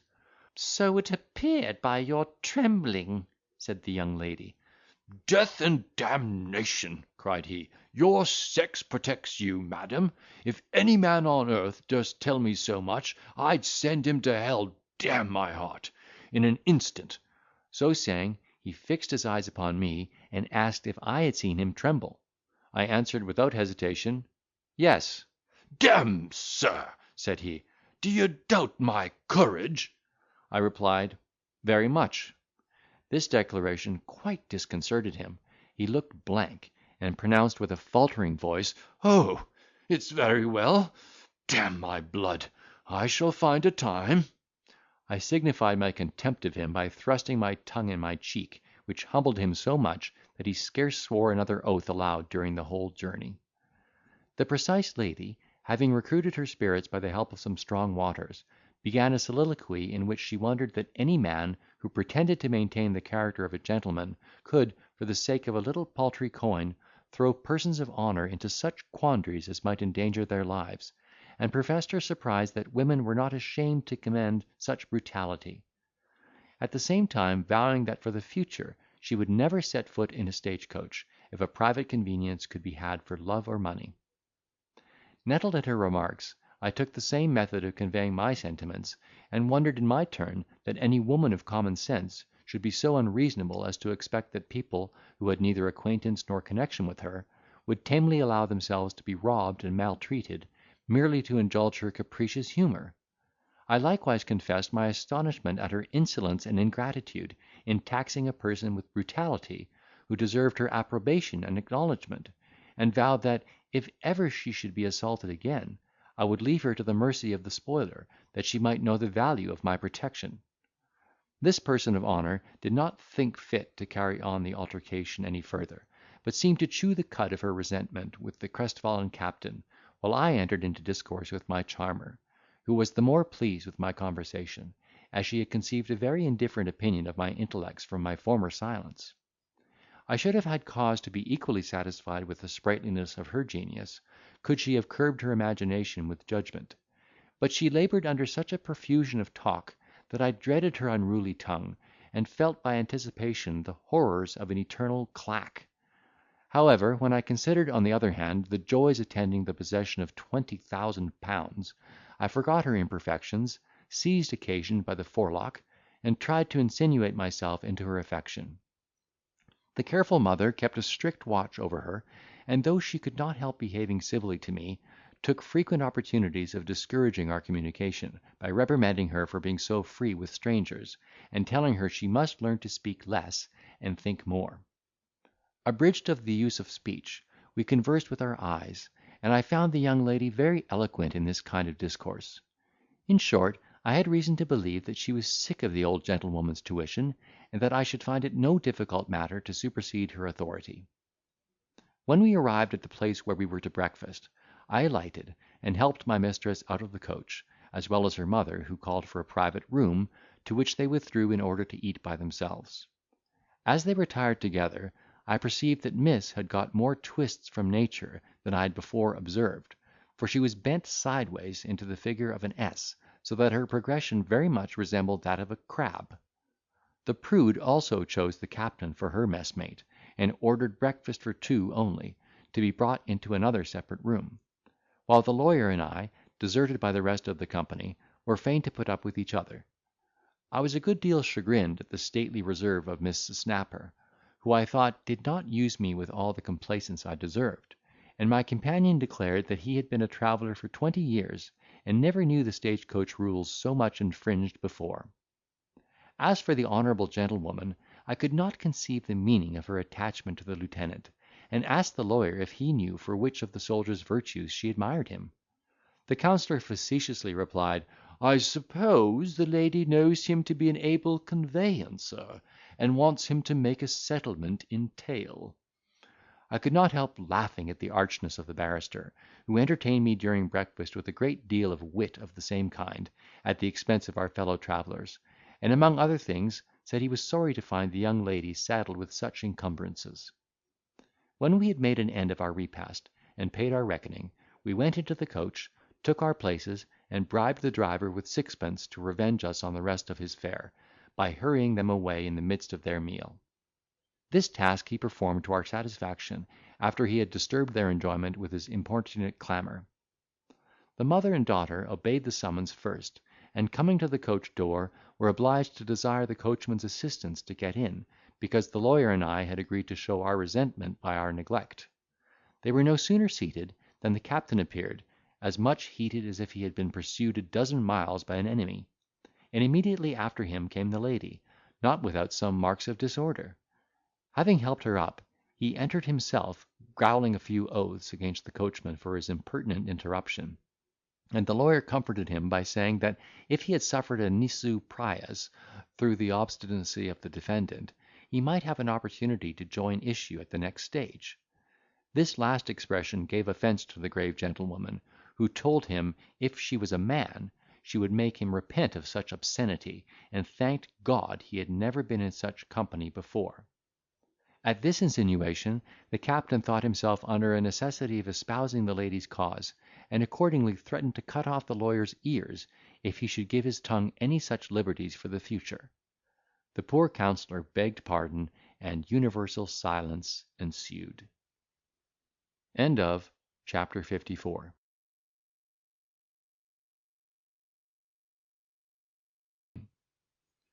I resolve to ingratiate myself with the mother, and am favoured by accident. The precise lady finds her husband, and quit the coach. The captain is disappointed of his dinner. We arrive at Bath. I accompany Miss Snapper to the long room, where she is attacked by Beau Nash, and turns the laugh against him. I make love to her, and receive a check. Squire her to an assembly, where I am blessed with a sight of my dear Narcissa, which discomposes me so much, that Miss Snapper, observing my disorder, is at pains to discover the cause, is piqued at the occasion, and, in our way home, pays me a sarcastic compliment. I am met by Miss Williams, who is the maid and confidante of Narcissa. She acquaints me with her lady's regard for me while under the disguise of a servant, and describes the transports of Narcissa on seeing me at the assembly, in the character of a gentleman. I am surprised with an account of her aunt's marriage, and make an appointment to meet Miss Williams the next day. During this unsocial interval, my pride and interest maintained a severe conflict on the subject of Miss Snapper, whom the one represented as unworthy of notice, and the other proposed as the object of my whole attention. The advantages and disadvantages of such a match were opposed to one another by my imagination, and at length my judgment gave it so much in favour of the first, that I resolved to prosecute my scheme with all the address in my power. I thought I perceived some concern in her countenance, occasioned by my silence, which she, no doubt, imputed to my disgust at her mother's behaviour; and, as I believed the old woman could not fail of ascribing my muteness to the same motive, I determined to continue that sullen conduct towards her, and fall upon some other method of manifesting my esteem for the daughter. Nor was it difficult for me to make her acquainted with my sentiments by the expression of my looks, which I modelled into the character of humanity and love, and which were answered by her with all the sympathy and approbation I could desire. But when I began to consider that, without further opportunities of improving my success, all the progress I had hitherto made would not much avail, and that such opportunities could not be enjoyed without the mother's permission, I concluded it would be requisite to vanquish her coldness and suspicion by my assiduities and respectful behaviour on the road; and she would, in all likelihood, invite me to visit her at Bath, where I did not fear of being able to cultivate her acquaintance as much as would be necessary to the accomplishment of my purpose. And indeed accident furnished me with an opportunity of obliging her so much, that she could not, with any appearance of good manners, forbear to gratify my inclination. When we arrived at our dining place, we found all the eatables at the inn bespoke by a certain nobleman, who had got the start of us, and, in all likelihood, my mistress and her mother must have dined with Duke Humphrey, had I not exerted myself in their behalf, and bribed the landlord with a glass of wine to curtail his lordship's entertainment of a couple of fowls and some bacon, which I sent with my compliments to the ladies. They accepted my treat with great many thanks, and desired I would favour them with my company at dinner, where I amused the old gentlewoman so successfully, by maintaining a seemingly disinterested ease in the midst of my civility, that she signified a desire of being better acquainted, and hoped I would be so kind as to see her sometimes at Bath. While I enjoyed myself in this manner, the precise lady had the good fortune to meet with her husband, who was no other than gentleman, or, in other words, valet de chambre, to the very nobleman whose coach stood at the door. Proud of the interest she had in the house, she affected to show her power by introducing the captain to her spouse as a person who had treated her with great civility, upon which he was invited to a share of their dinner; while the poor lawyer, finding himself utterly abandoned, made application to me, and was through my intercession admitted into our company. Having satisfied our appetites, and made ourselves merry at the expense of the person of honour, the civil captain and complaisant husband, I did myself the pleasure of discharging the bill by stealth, for which I received a great many apologies and acknowledgments from my guests, and we re-embarked at the first warning. The officer was obliged, at last, to appease his hunger with a luncheon of bread and cheese, and a pint bottle of brandy, which he despatched in the coach, cursing the inappetence of his lordship, who had ordered dinner to be put back a whole hour. Nothing remarkable happened during the remaining part of our journey, which was finished next day, when I waited on the ladies to the house of a relation, in which they intended to lodge, and, passing that night at the inn, took lodgings in the morning for myself. The forenoon was spent in visiting everything that was worth seeing in the place, in company with a gentleman to whom Banter had given me a letter of introduction; and in the afternoon I waited on the ladies, and found Miss a good deal indisposed with the fatigue of their journey. As they foresaw they should have occasion for male acquaintance to squire them at all public places, I was received with great cordiality, and had the mother's permission to conduct them next day to the long room, which we no sooner entered, than the eyes of everybody present were turned upon us, and, when we had suffered the martyrdom of their looks for some time, a whisper circulated at our expense, which was accompanied with many contemptuous smiles and tittering observations, to my utter shame and confusion. I did not so much conduct as follow my charge to a place where she seated her mother and herself with astonishing composure, notwithstanding the unmannerly behaviour of the whole company, which seemed to be assuming merely to put her out of countenance. The celebrated Mr. Nash, who commonly attends in this place, as master of the ceremonies, perceiving the disposition of the assembly, took upon himself the task of gratifying their ill nature further, by exposing my mistress to the edge of his wit. With this view he approached us with many bows and grimaces, and, after having welcomed Miss Snapper to the place, asked her in the hearing of all present, if she could inform him of the name of Tobbit's dog. Miss was so much incensed at his insolence, that I should certainly have kicked him where he stood without ceremony, had not the young lady prevented the effects of my indignation, by replying with the utmost vivacity, "His name was Nash, and an impudent dog he was."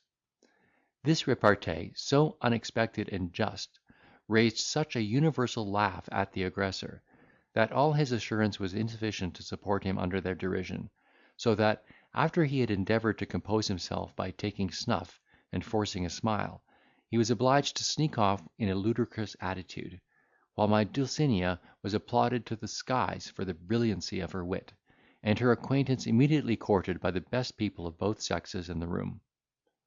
This event, with which I was indefinitely pleased at first, did not fail of alarming me upon further reflection, when I considered, that the more she was caressed by persons of distinction, the more her pride would be inflamed, and consequently the obstacles to my success multiplied and enlarged. Nor were my presaging fears untrue. That very night I perceived her a little intoxicated with the incense she had received; and though she still behaved with a particular civility to me, I foresaw that, as soon as her fortune should be known, she would be surrounded with a swarm of admirers, some of whom might possibly, by excelling me on point of wealth, or in the arts of flattery and scandal, supplant me in her esteem, and find means to make the mother of his party. I resolved therefore to lose no time, and being invited to spend the evening with them, found an opportunity, in spite of the old gentlewoman's vigilance, to explain the meaning of my glances in the coach, by paying homage to her wit, and professing myself enamoured of her person. She blushed at my declaration, and in a favourable manner disapproved of the liberty I had taken, putting me in mind of our being strangers to each other, and desiring I would not be the means of interrupting our acquaintance by any such unseasonable strokes of gallantry for the future.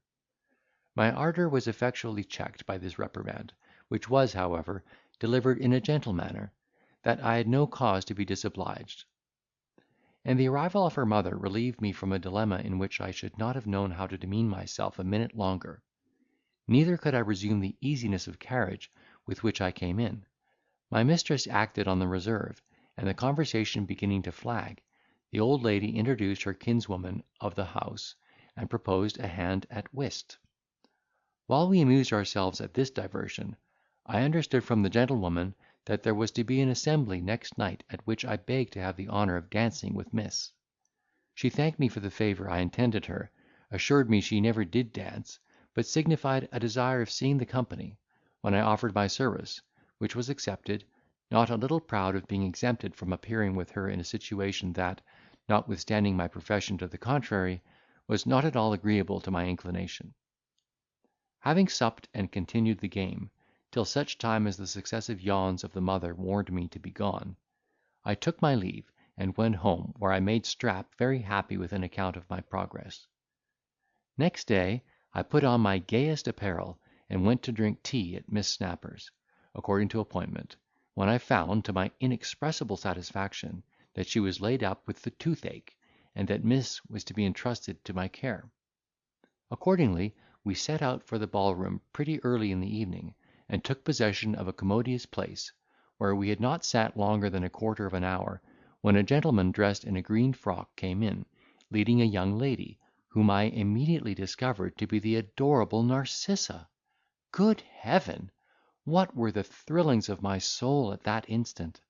My reflection was overwhelmed with a torrent of agitation; my heart throbbed with surprising violence; a sudden mist overspread my eyes, my ears were invaded with a dreadful sound; I panted for want of breath, and, in short, was for some moments entranced. This first tumult subsiding, a crowd of flattering ideas rushed upon my imagination. Everything that was soft, sensible, and engaging in the character of that dear creature recurred to my remembrance, and every favourable circumstance of my own qualifications appeared in all the aggravation of self-conceit, to heighten my expectation. Neither was this transport of long duration. The dread of her being already disposed of intervened, and overcast my enchanting reverie. My presaging apprehension represented her encircled in the arms of some happy rival, and in consequence for ever lost to me. I was stung with this suggestion, and believing the person who conducted her to be the husband of this amiable young lady, already devoted him to my fury, and stood up to mark him for my vengeance, when I recollected, to my unspeakable joy, her brother the fox hunter in the person of her gallant. Undeceived so much to my satisfaction in this particular, I gazed in a frenzy of delight on the irresistible charms of his sister, who no sooner distinguished me in the crowd, than her evident confusion afforded a happy omen to my flame. At sight of me she started, the roses instantly vanished from her polished cheeks, and returned in a moment with a double glow, that overspread her lovely neck, while her enchanting bosom heaved with strong emotion. I hailed these favourable symptoms, and lying in wait for her looks, did homage with my eyes. She seemed to approve my declaration by the complacency of her aspect, and I was so transported with the discovery, that more than once I was on the point of making up to her, to disclose the throbbings of my heart in person, had not that profound veneration which her presence always inspired restrained the unseasonable impulse. All my powers being engrossed in this manner, it may easily be imagined how ill I entertained Miss Snapper, on whom I could not now turn my eyes, without making comparisons very little to her advantage. It was not even in my power to return distinct answers to the questions she asked from time to time, so that she could not help observing my absence of mind, and having a turn for observation, watched my glances, and tracing them to the divine object, discovered the cause of my disorder. That she might, however, be convinced of the truth of her conjecture, she began to interrogate me with regard to Narcissa, and, notwithstanding all my endeavours to disguise my sentiments, perceived my attachment by my confusion; upon which she assumed a stateliness of behaviour, and sat silent during the remaining part of the entertainment. At any other time her suspicion would have alarmed me, but now I was elevated by my passion above every other consideration. The mistress of my soul having retired with her brother, I discovered so much uneasiness at my situation, that Miss Snapper proposed to go home; and, while I conducted her to a chair, told me she had too great a regard for me to keep me any longer in torment. I feigned ignorance of her meaning, and, having seen her safely at her lodgings, took my leave, and went home in an ecstasy, where I disclosed everything that had happened to my confident and humble servant Strap, who did not relish the accident so well as I expected, and observed that a bird in the hand is worth two in the bush. "But, however," said he, "you know best, you know best." Next day, as I went to the pump room, in hopes of seeing or hearing some tidings of my fair enslaver, I was met by a gentlewoman, who, having looked hard at me, cried, "O Christ, Mr. Random!" Surprised at this exclamation, I examined the countenance of the person who spoke, and immediately recognised my old sweetheart and fellow sufferer, Miss Williams. I was mightily pleased to find this unfortunate woman under such a decent appearance, professed my joy at seeing her so well, and desired to know where I should have the pleasure of her conversation. She was as heartily rejoiced at the apparent easiness of my fortune, and gave me to know that she, as yet, had no habitation that she could properly call her own, but would wait on me at any place I should please to appoint. Understanding that she was unengaged for the present, I showed her the way to my lodgings, where, after a very affectionate salutation, she informed me of her being very happy in the service of a young lady to whom she was recommended by a former mistress deceased, into whose family she had recommended herself by the honest deceit she had concerted, while she lived with me in the garret at London. She then expressed a vehement desire to be acquainted with the vicissitudes of my life since we parted, and excused her curiosity on account of the concern she had for my interest. I forthwith gratified her request, and, when I described my situation in Sussex, perceived her to attend to my story with particular eagerness. She interrupted me when I had finished that period with, "Good God, is it possible?" and then begged I would be so good as to continue my relation, which I did as briefly as I could, burning with impatience to know the cause of her surprise, about which I had already formed a very interesting conjecture. When I had brought my adventures down to the present day, she seemed very much affected with the different circumstances of my fortune, and, saying with a smile she believed my distresses were now at a period, proceeded to inform me that the lady whom she served was no other than the charming Narcissa, who had honoured her with her confidence for some time, in consequence of which trust she had often repeated the story of John Brown with great admiration and regard; that she loved to dwell upon the particulars of his character, and did not scruple to own a tender approbation of his flame. I became delirious at this piece of intelligence, strained Miss Williams in my embrace, called her the angel of my happiness, and acted such extravagances, that she might have been convinced of my sincerity, had she not been satisfied of my honour before.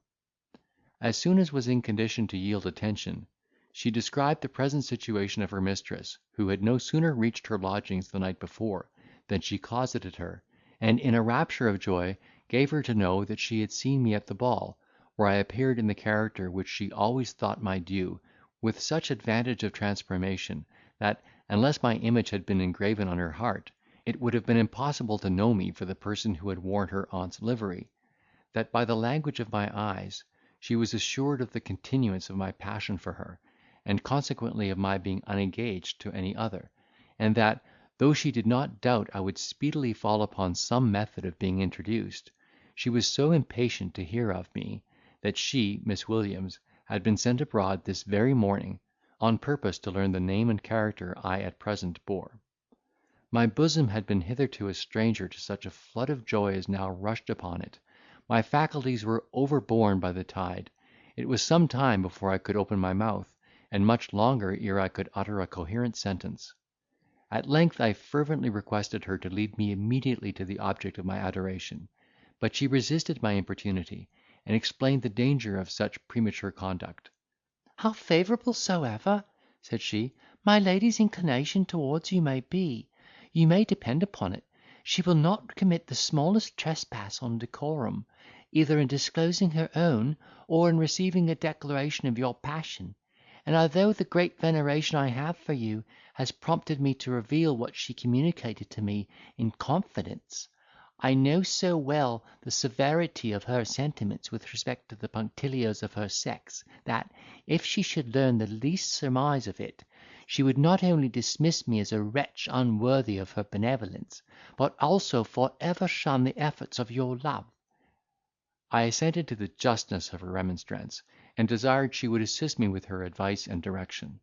Upon which it was concerted between us, that for the present I should be contented with her telling Narcissa that, in the course of her inquiries, she could only learn my name, and that, if in a day or two I could fall upon no other method of being introduced to her mistress, she would deliver a letter from me, on pretence of consulting her happiness, and say that I met her in the streets, and bribed her to this piece of service.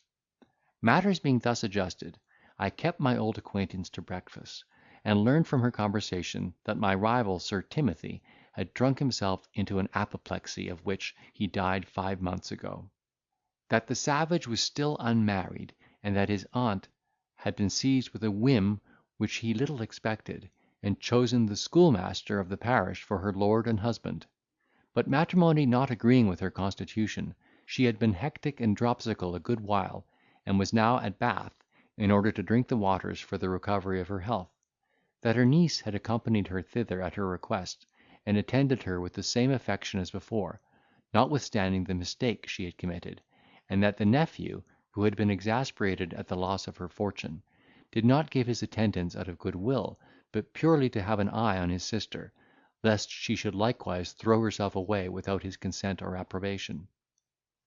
Having enjoyed ourselves in this manner, and made an assignation to meet next day at a certain place, Miss Williams took her leave, and Strap's looks being very inquisitive about the nature of the communication subsisting between us, I made him acquainted with the whole affair, to his great astonishment and satisfaction. Chapter 55.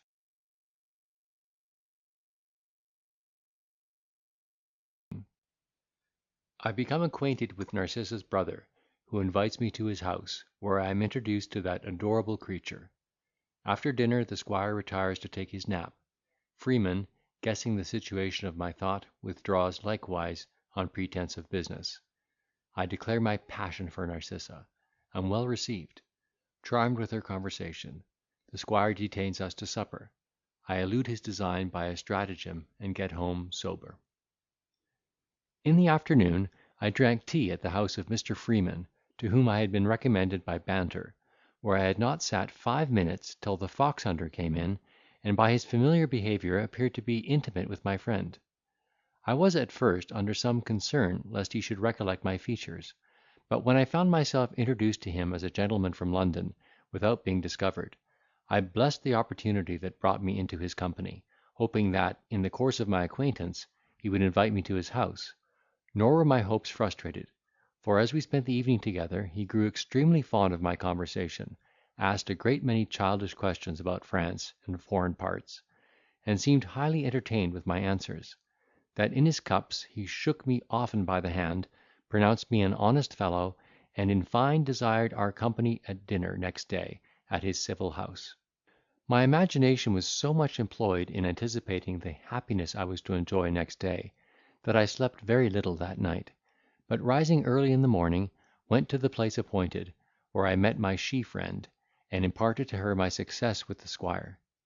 She was very much pleased at the occasion, which, she said, could not fail of being agreeable to Narcissa, who, in spite of her passion for me, had mentioned some scruples relating to my true situation and character, which the delicacy of her sentiments suggested, and which she believed I would find it necessary to remove, though she did not know how.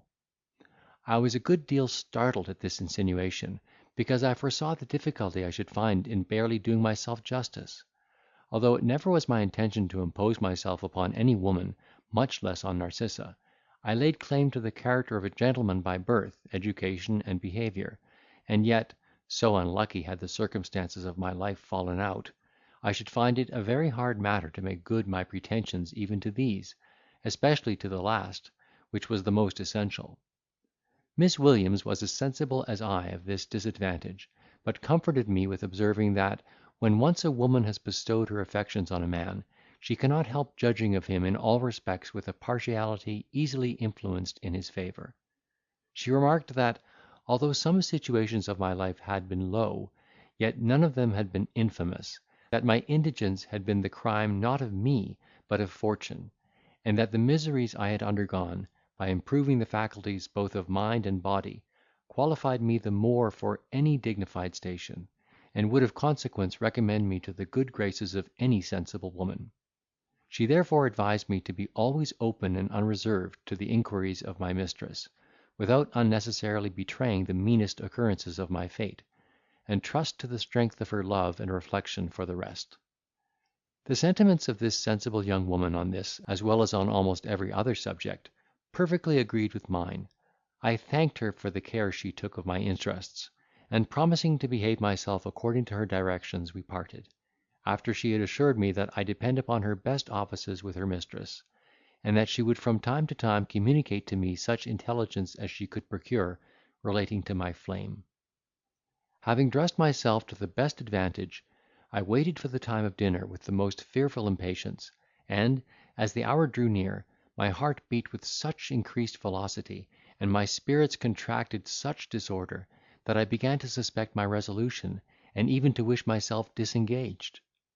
At last Mr. Freeman called at my lodgings in his way, and I accompanied him to the house where all my happiness was deposited. We were very kindly received by the squire, who sat smoking his pipe in a parlour, and asked if we chose to drink anything before dinner. Though I never had more occasion for a cordial, I was ashamed to accept his offer, which was also refused by my friend. We sat down, however, entered into conversation, which lasted half an hour, so that I had time to recollect myself, and, so capricious were my thoughts, even to hope that Narcissa would not appear, when, all of a sudden, a servant coming in, gave us notice that dinner was upon the table, and my perturbation returned with such violence that I could scarcely conceal it from the company, as I ascended the staircase. When I entered the dining room, the first object that saluted my ravished eyes was the divine Narcissa, blushing like Aurora, adorned with all the graces that meekness, innocence, and beauty can diffuse. I was seized with a giddiness, my knees tottered, and I scarce had strength enough to perform the ceremony of salutation, when her brother, slapping me on the shoulder, cried, "Measure, Randon, that there is my sister." I approached her with great eagerness and fear, but in the moment of our embrace my soul was agonised with rapture. It was a lucky circumstance for us both that my entertainer was not endued with an uncommon stock of penetration; for our mutual confusion was so manifest that Mr. Freeman perceived it, and, as we went home together, congratulated me on my good fortune. But so far was Bruin from entertaining the least suspicion, that he encouraged me to begin a conversation with my mistress in a language unknown to him, by telling her, that he had a gentleman who could jabber with her in French and other foreign lingoes as fast as she pleased. Then, turning to me, said, "Odds bobs, I wish you would hold discourse with her in your French or Italian, and tell me if she understands it as well as she would be thought to do. There's her aunt and she will chatter together whole days in it, and I can't have a mouthful of English for love or money." I consulted the look of my amiable mistress, and found her averse to this proposal, which indeed she declined with a sweetness of denial peculiar to herself, as a piece of disrespect to that part of the company which did not understand the language in question. As I had the happiness of sitting opposite to her, I feasted my eyes much more than my palate, which she tempted in vain with the most delicious bits carved by her fair hand, and recommended by her persuasive tongue. But all my other appetites were swallowed up in immensity of my love, which I fed by gazing incessantly on the delightful object. Dinner was scarcely ended, when the squire became very drowsy, and after several dreadful yawns, got up, stretched himself, took 2 or 3 turns across the room, begged we would allow him to take a short nap, and, having laid a strong injunction on his sister to detain us till his return, went to his repose without further ceremony. He had not been gone many minutes, when Freeman, Guessing the situation of my heart, and thinking he could not do me a greater favour than to leave me alone with Narcissa, pretended to recollect himself all of a sudden, and starting up, begged the lady pardon for half an hour, for he had unluckily remembered an engagement of some consequence, that he must perform at that instant. So saying, he took his leave, promising to come back time enough for tea, leaving my mistress and me in great confusion. Now that I enjoyed an opportunity of disclosing the paintings of my soul, I had not the power to use it.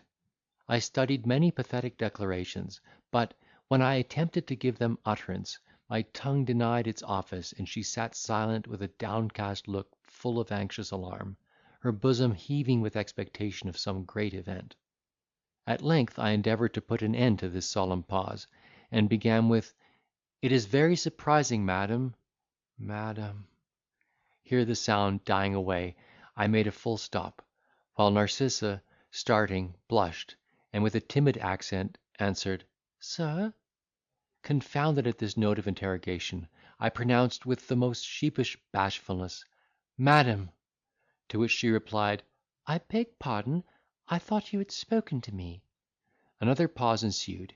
I made another effort, and though my voice faltered very much at the beginning, made shift to express myself in this manner: "I say, madam, it is very surprising that love should act so inconsistently with itself, as to deprive its votaries of the use of their faculties, when they have most need of them. Since the happy occasion of being alone with you presented itself, I have made many unsuccessful attempts to declare a passion for the loveliest of her sex, a passion which took possession of my soul, while my cruel fate compelled me to wear a servile disguise so unsuitable to my birth, sentiments, and let me add my deserts; yet favourable in one respect, as it furnished me with opportunities of seeing and adoring your perfections.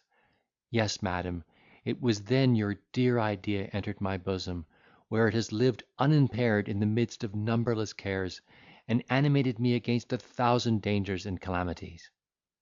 While I spoke thus, she concealed her face with her fan, and when I ceased speaking, recovering herself from the most beautiful confusion, told me she thought herself very much obliged by my favourable opinion of her, and that she was very sorry to hear I had been unfortunate. Encouraged by this gentle reply, I proceeded, owned myself sufficiently recompensed by her kind compassion for what I had undergone, and declared the future happiness of my life depended solely upon her. "Sir," said she, "I should be very ungrateful, if after the signal protection you once afforded me, I should refuse to contribute towards your happiness in any reasonable condescension." Transported at this acknowledgment, I threw myself at her feet, and begged she would regard my passion with a favourable eye. She was alarmed at my behaviour, entreated me to rise lest her brother should discover me in that posture, and to spare her for the present upon a subject for which she was altogether unprepared. In consequence of this remonstrance, I rose, assuring her I would rather die than disobey her, but in the meantime begged her to consider how precious the minutes of this opportunity were, and what restraint I put upon my inclinations in sacrificing them to her desire. She smiled with unspeakable sweetness, and said there would be no want of opportunities, provided I could maintain the good opinion her brother had conceived of me; and I, enchanted by her charms, seized her hand, which I well nigh devoured with kisses. But she checked my boldness with a severity of countenance, and desired I would not so far forget myself to her, as to endanger the esteem she had for me. She reminded me of our being almost strangers to each other, and of the necessity there was for her knowing me better, before she could take any resolution in my favour; and, in short, mingled so much good sense and complacency in her reproof, that I became as much enamoured of her understanding as I had been before of her beauty, and asked pardon for my presumption with the utmost reverence of conviction. She forgave my offence with her usual affability, and sealed my pardon with a look so full of bewitching tenderness, that, for some minutes, my senses were lost in ecstasy. I afterwards endeavoured to regulate my behaviour according to her desire, and turn the conversation upon a more indifferent subject; but her presence was an insurmountable obstacle to my design. While I beheld so much excellence, I found it impossible to call my attention from the contemplation of it. I gazed with unutterable fondness. I grew mad with admiration. "My condition is insupportable," cried I am distracted with passion. Why are you so exquisitely fair? Why are you so enchantingly good? Why has nature dignified you with charms so much above the standard of woman? And wretch that I am, how dare my unworthiness aspire to the enjoyment of such perfection?"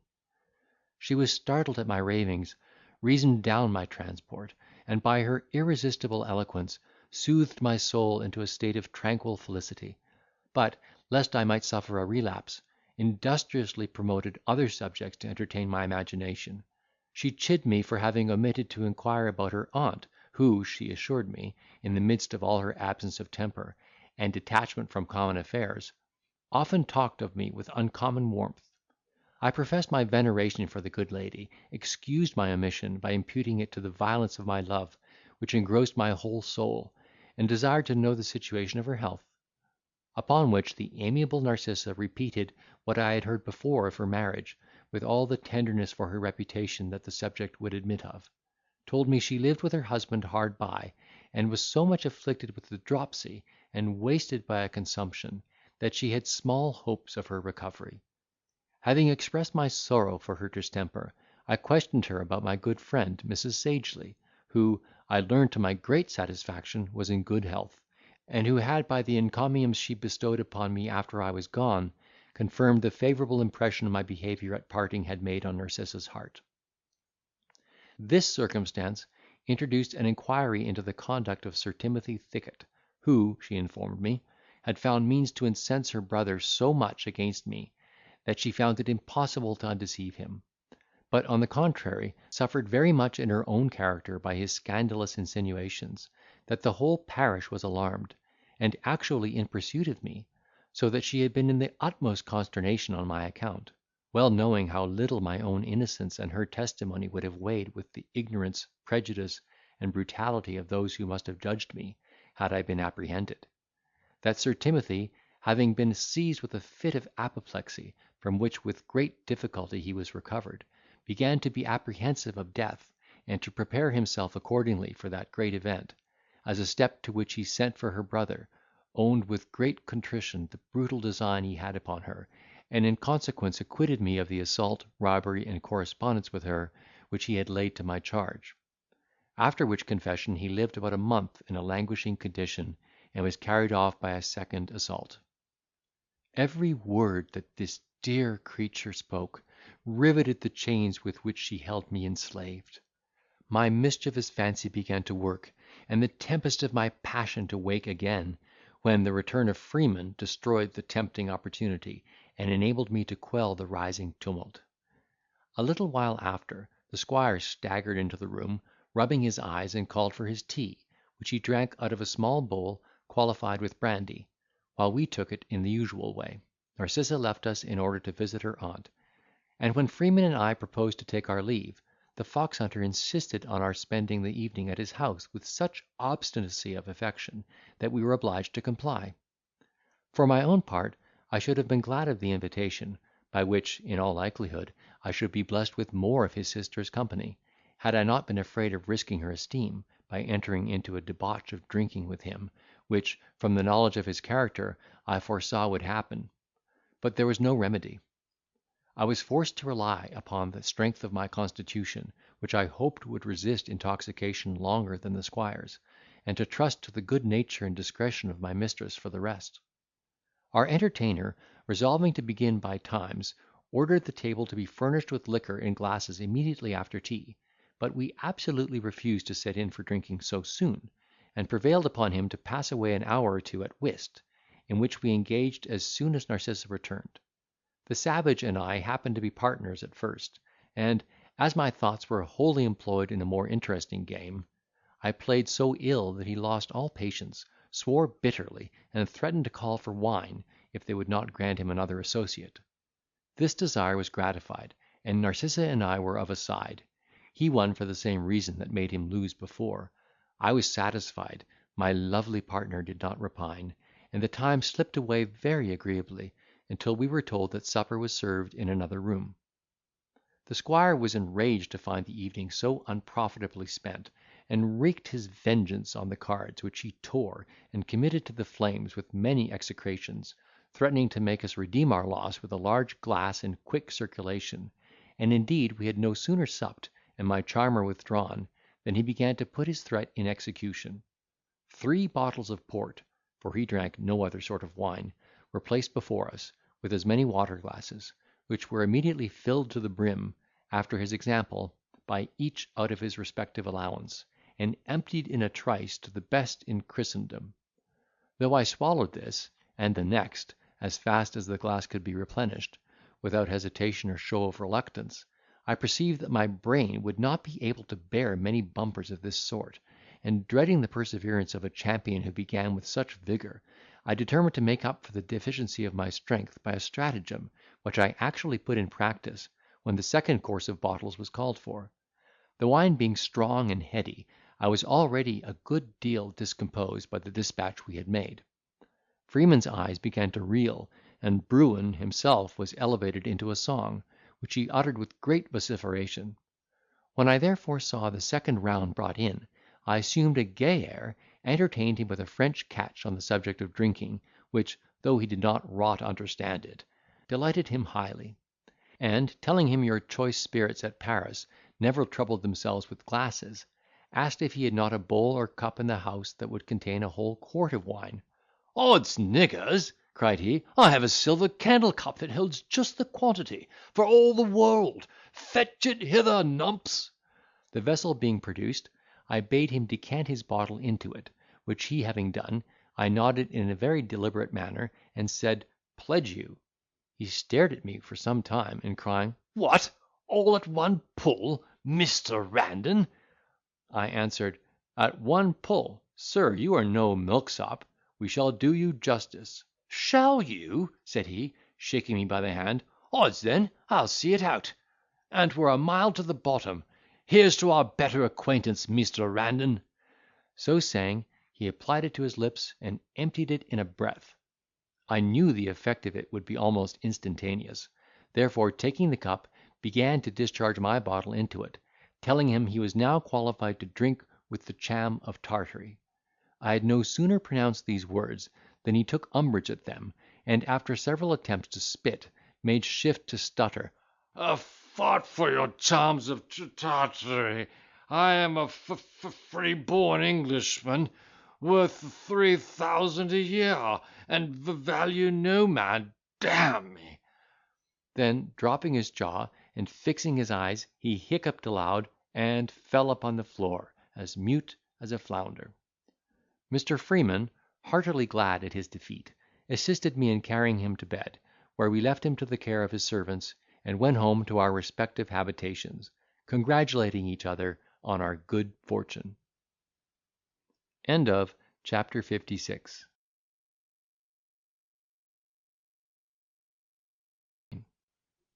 Miss Williams informs me of Narcissa's approbation of my flame. I appease the squire. Write to my mistress. Am blessed with an answer. Beg leave of her brother to dance with her at a ball. Obtain his consent and hers. Enjoy a private conversation with her. Am perplexed with reflections. Have the honour of appearing her partner at a ball. We are complimented by a certain nobleman. He discovers some symptoms of a passion for Narcissa. I am stung with jealousy. Narcissa, alarmed, retires. I observe Melinda in the company. The squire is captivated by her beauty. I was met next morning at the usual place by Miss Williams, who gave me joy of the progress I had made in the affection of her mistress, and blessed me with an account of that dear creature's conversation with her, after she had retired the night before from our company. I could scarce believe her information, when she recounted her expressions in my favour, so much more warm and passionate were they than my most sanguine hopes had presaged; and was particularly pleased to hear that she approved of my behaviour to her brother after she withdrew. Transported at the news of my happiness, I presented my ring to the messenger as a testimony of my gratitude and satisfaction; but she was above such mercenary considerations, and refused my compliment with some resentment, saying she was not a little mortified to see my opinion of her so low and contemptible. I did myself a piece of justice by explaining my behaviour on this head, and, to convince her of my esteem, promised to be ruled by her directions in the prosecution of the whole affair, which I had so much at heart, that the repose of my life depended upon the consequence. As I fervently wished for another interview, where I might pour out the effusion of my love without danger of being interrupted, and perhaps reap some endearing return from the queen of my desires, I implored her advice and assistance in promoting this event; but she gave me to understand that Narcissa would make no precipitate compliances of this kind, and would do well to cultivate her brother's acquaintance, in the course of which I should not want opportunities of removing that reserve which my mistress thought herself obliged to maintain during the infancy of our correspondence. In the meantime, she promised to tell her lady that I had endeavoured by presents and persuasions to prevail upon her, Miss Williams, to deliver a letter from me, which she had refused to charge herself with, until she should know Narcissa's sentiments of the matter; and said, by these means she did not doubt of my being able to open a literary communication between us, which could not fail of introducing more intimate connections. I approved of her counsel, and, our appointment being renewed for the next day, left her with an intent of falling upon some method of being reconciled to the squire, who, I supposed, would be offended with the trick we had put upon him.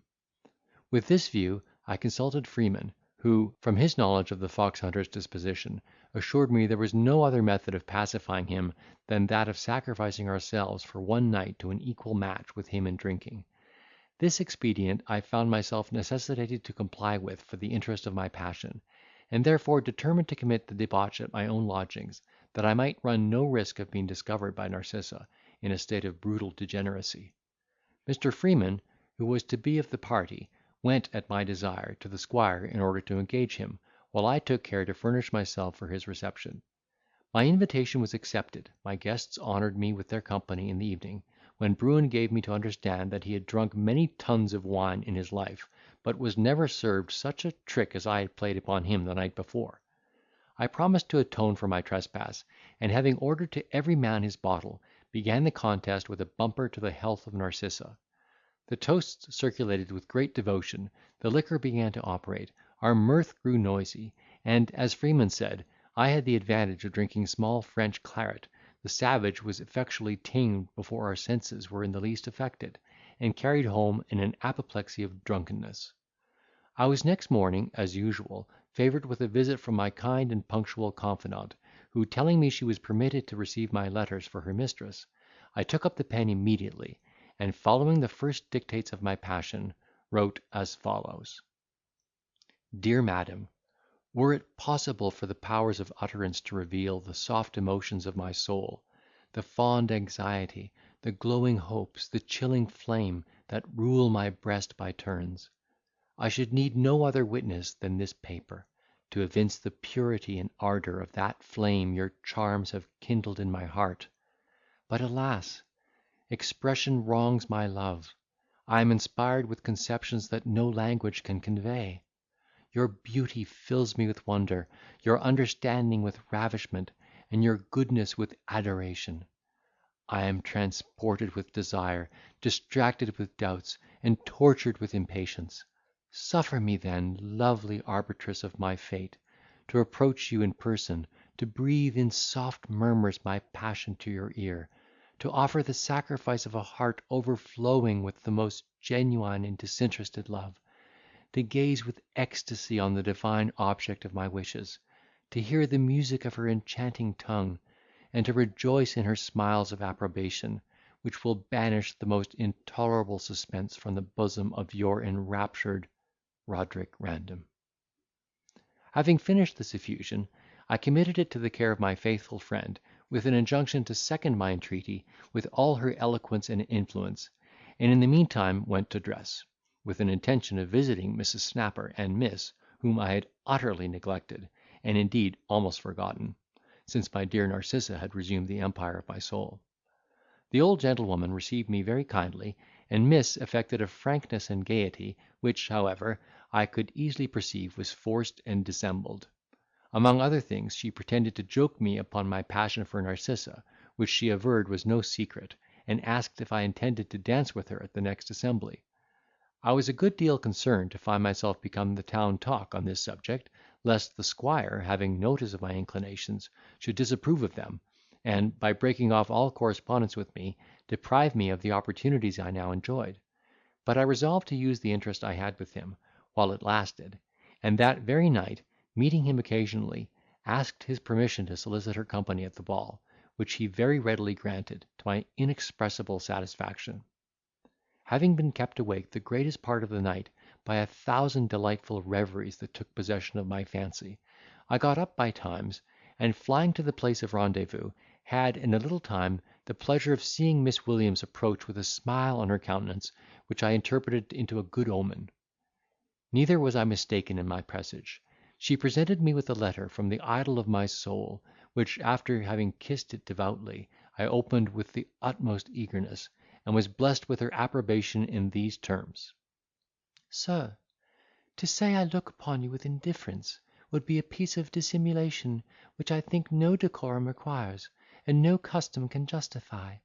As my heart never felt an impression that my tongue was ashamed to declare, I will not scruple to own myself pleased with your passion, confident of your integrity, and so well convinced of my own discretion, that I should not hesitate in granting you the interview you desire, were I not overawed by the prying curiosity of a malicious world, the censure of which might be fatally prejudicial to the reputation of your Narcissa. No anchorite in the ecstasy of devotion ever adored a relic with more fervour than that which I kissed this inimitable proof of my charmer's candour, generosity, and affection. I read it over 100 times, was ravished with her confession in the beginning, but the subscription of your Narcissa yielded me such delight as I never felt before. My happiness was still increased by Miss Williams, who blessed me with a repetition of her lady's tender expressions in my favour, when she received and read my letter. In short, I had all the reason in the world to believe that this gentle creature's bosom was possessed by a passion for me as warm, though perhaps not so impetuous, as mine for her. I informed my friend of the squire's consent to my dancing with Narcissa at the ball, and desired her to tell the mistress, that I would do myself the honour of visiting her in the afternoon, in consequence of his permission, when I hoped to find her as indulgent as her brother had been complaisant in that particular. Miss Williams expressed a good deal of joy at hearing I was so much in favour with the fox hunter, and ventured to assure me that my visit would be very agreeable to my mistress, the rather because Bruin was engaged to dine abroad. This was a circumstance which, I scarce need say, pleased me. I went immediately to the long room, where I found him, and, affecting to know nothing of his engagement, told him, I would do myself the pleasure to wait upon him in the afternoon, and to present his sister with a ticket for the ball. He shook me by the hand according to custom, and, giving me to understand that he was to dine abroad, desired me to go and drink tea with Narcissa notwithstanding, and promised to prepare her for my visit in the meantime. Everything succeeding thus to my wish, I waited with incredible impatience for the time, which no sooner arrived than I hastened to the scene, which my fancy had preoccupied long before. I was introduced accordingly to the dear enchantress, whom I found accompanied by Miss Williams, who, on pretence of ordering tea, retired at my approach. This favourable accident, which alarmed my whole soul, disordered her also. I found myself actuated by an irresistible impulse. I advanced to her with eagerness and awe, and, profiting by the confusion that prevailed over her, clasped the fair angel in my arms, and imprinted a glowing kiss upon her lips, more soft and fragrant than the dewy rosebud just bursting from the stem. Her face was in an instant covered with blushes, her eyes sparkled with resentment. I threw myself at her feet, and implored her pardon. Her love became advocate in my cause, her look softened into forgiveness. She raised me up, and chid me with so much sweetness of displeasure, that I could have been tempted to repeat the offence, had not the coming in of the servant with the tea board prevented my presumption. While we were subject to be interrupted or overheard, we conversed about the approaching ball, at which she promised to grace me as a partner; but, when the equipage was removed, and we were left alone, I resumed the more interesting theme, and expressed myself with such transport and agitation, that my mistress, fearing I should commit some extravagance, rang the bell for her maid, whom she detained in the room, as a check upon my vivacity. I was not sorry for this precaution, because I could unbosom myself without reserve before Miss Williams, who was the confidant of us both. I therefore gave loose to the inspirations of my passion, which operated so successfully upon the tender affections of Narcissa, that she laid aside the constraint she had hitherto worn, and blessed me with the most melting declaration of her mutual flame. It was impossible for me to forbear taking the advantage of this endearing condescension. She now gently yielded to my embraces, while I, encircling all that I held dear with my arms, tasted in advance the joys of that paradise I hoped in a little time wholly to possess.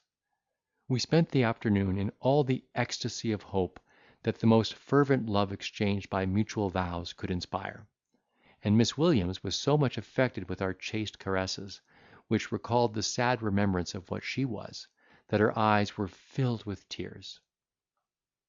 The evening being pretty far advanced, I forced myself from the dear object of my flame, who indulged me in a tender embrace at parting, and repairing to my lodgings, communicated to my friend Strap every circumstance of my happiness, which filled him with so much pleasure that it ran over at his eyes, and he prayed heartily that no envious devil might, as formerly, dash the cup of blessing from my lip. When I reflected on what had happened, and especially on the unreserved protestations of Narcissa's love, I could not help being amazed at her omitting to inquire into the particular circumstances of life and fortune of one whom she had favoured with her affection, and I began to be a little anxious about the situation of her finances, well knowing that I should do an irreparable injury to the person my soul held most dear, if I should espouse her without being able to support her in the rank which was certainly her due. I had heard, indeed, while I served her aunt, that her father had left her a considerable sum, and that everybody believed she would inherit the greatest part of her kinswoman's dowry; but I did not know how far she might be restricted by the old gentleman's will in the enjoyment of what he left her; and I was too well informed of the virtuoso's late conduct to think my mistress could have any expectation from that quarter. I confided, however, in the good sense and policy of my charmer, who, I was sure, would not consent to unite her fate with mine before she had fully considered and provided for the consequence. The ball night being arrived, I dressed myself in a suit I had reserved for some grand occasion, and, having drunk tea with Narcissa and her brother, conducted my angel to the scene, where she, in a moment, eclipsed all her female competitors for beauty, and attracted the admiration of the whole assembly. My heart dilated with pride on this occasion, and my triumph rejected all bounds, when, after we had danced together, a certain nobleman, remarkable for his figure and influence in the beau monde, came up, and, in the hearing of all present, honoured us with a very particular compliment upon our accomplishments and appearance. But this transport was soon checked, when I perceived his lordship attach himself with great assiduity to my mistress, and say some warm things which I thought savoured too much of passion. It was then I began to feel the pangs of jealousy. I dreaded the power and address of my rival. I sickened at his discourse, when she opened her lips to answer. My heart died within me. When she smiled, I felt the pains of the damned. I was enraged at his presumption. I cursed her complaisance. At length he quitted her, and went to the other side of the room. Narcissa, suspecting nothing of the rage that inflamed me, put some questions to me as soon as he was gone, to which I made no reply, but assumed a grim look, which too well denoted the agitation of my breast, and surprised her not a little. She no sooner observed my emotion than she changed colour, and asked what ailed me; but before I could make answer, her brother, pulling me by the sleeve, bade me take notice of a lady who sat fronting us, whom I immediately, to my vast astonishment, distinguished to be Melinda, accompanied by her mother, and an elderly gentleman whom I did not know. "Wounds, Mr. Randon!" cried the squire, "is she not a delicate piece of stuff? 'Sdeath! I have a good mind, if I thought she was a single person." Notwithstanding the perplexity I was in, I had reflection enough to foresee that my passion might suffer greatly by the presence of this lady, who, in all probability, would revenge herself upon me, for having formerly disgraced her, by spreading reports to my prejudice. I was therefore alarmed at these symptoms of the squire's admiration, and for some time did not know what reply to make, when he asked my opinion of her beauty.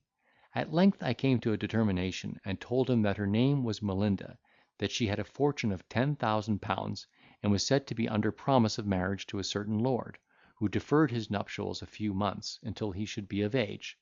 I thought this piece of intelligence, which I had myself invented, would have hindered him effectually from entertaining any further thoughts of her, but I was egregiously mistaken. The foxhunter had too much self-sufficiency to despair of success against any competitor on earth. He therefore made light of her engagement, saying, with a smile of self-approbation, "Mayhap she will change her mind. What signifies his being a lord? I think myself as good a man as e'er a lord in Christendom, and I'll see if a commoner worth 3,000 a year won't serve her turn." This determination startled me not a little. I knew he would soon discover the contrary of what I advanced, and as I believed he would find her ear open to his addresses, did not doubt of meeting with every obstacle in my amour that her malice could invent, and her influence execute. This reflection increased my chagrin. My vexation was evident. Narcissa insisted on going home immediately, and as I led her to the door, her noble admirer, with a look full of languishment, directed to her a profound bow, which stung me to the soul. Before she went into the chair, she asked with an appearance of concern what was the matter with me, and I could pronounce no more than, "By heaven, I am distracted." End of chapter 57.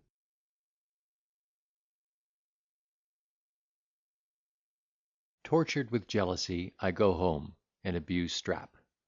Receive a message from Narcissa, in consequence of which I hasten to her apartment, where her endearing assurances banish all my doubts and apprehensions. In my retreat discover somebody in the dark, whom, suspecting to be a spy, I resolve to kill, but, to my great surprise, am convinced of his being no other than Strap. Melinda slanders me. I become acquainted with Lord Quiverwit, who endeavours to sound me with regard to Narcissa. The squire is introduced to his lordship, and grows cold towards me. I learn from my confidant that this nobleman professes honourable love to my mistress, who continues faithful to me, notwithstanding the scandalous reports she had heard to my prejudice. I am mortified with an assurance that her whole fortune depends upon the pleasure of her brother. Mr. Freeman condoles me on the decline of my character, which I vindicate so much to his satisfaction, that he undertakes to combat fame on my behalf. Having uttered this exclamation, at which she sighed, I went home in the condition of a frantic bedlamite, and finding the fire in my apartment almost extinguished, vented my fury upon poor Strap, whose ear I pinched with such violence that he roared hideously with pain, and when I quitted my hold, looked so foolishly aghast, that no unconcerned spectator could have seen him without being seized with an immoderate fit of laughter. It is true, I was soon sensible of the injury I had done, and asked pardon for the outrage I had committed; upon which my faithful valet, shaking his head, said, "I forgive you, and may God forgive you." But he could not help shedding some tears at my unkindness. I felt unspeakable remorse for what I had done, cursed my own ingratitude, and considered his tears as a reproach that my soul, in its present disturbance, could not bear. It set all my passions into a ferment. I swore horrible oaths, without meaning or application. I foamed at the mouth, kicked the chairs about the room, and played abundance of mad pranks that frightened my friend almost out of his senses. At length my transport subsided. I became melancholy, and wept insensibly. During this state of dejection, I was surprised with the appearance of Miss Williams, whom Strap, blubbering all the while, had conducted into the chamber without giving me previous notice of her approach. She was extremely affected with my condition, which she had learned from him, begged me to moderate my passion, suspend my conjectures, and follow her to Narcissa, who desired to see me forthwith. That dear name operated upon me like a charm. I started up, and without opening my lips was conducted into her apartment through the garden, which we entered by a private door. I found the adorable creature in tears. I was melted at the sight. We continued silent for some time. My heart was too full to speak. Her snowy bosom heaved with fond resentment. At last she sobbing cried, "What have I done to disoblige you?" My heart was pierced with the tender question. I drew near with the utmost reverence of affection. I fell upon my knees before her, and kissing her hand, exclaimed, "Oh, thou art all goodness and perfection! I am undone by want of merit. I am unworthy to possess thy charms, which Heaven hath destined for the arms of some more favourite being." She guessed the cause of my disquiet, upbraided me gently for my suspicion, and gave me such flattering assurances of her eternal fidelity, that all my doubts and fears forsook me, and peace and satisfaction reigned within my breast. At midnight I left the fair nymph to her repose, and, being let out by Miss Williams at the garden gate by which I entered, began to explore my way homeward in the dark, when I heard at my back a noise like that of a baboon when he mews and chatters.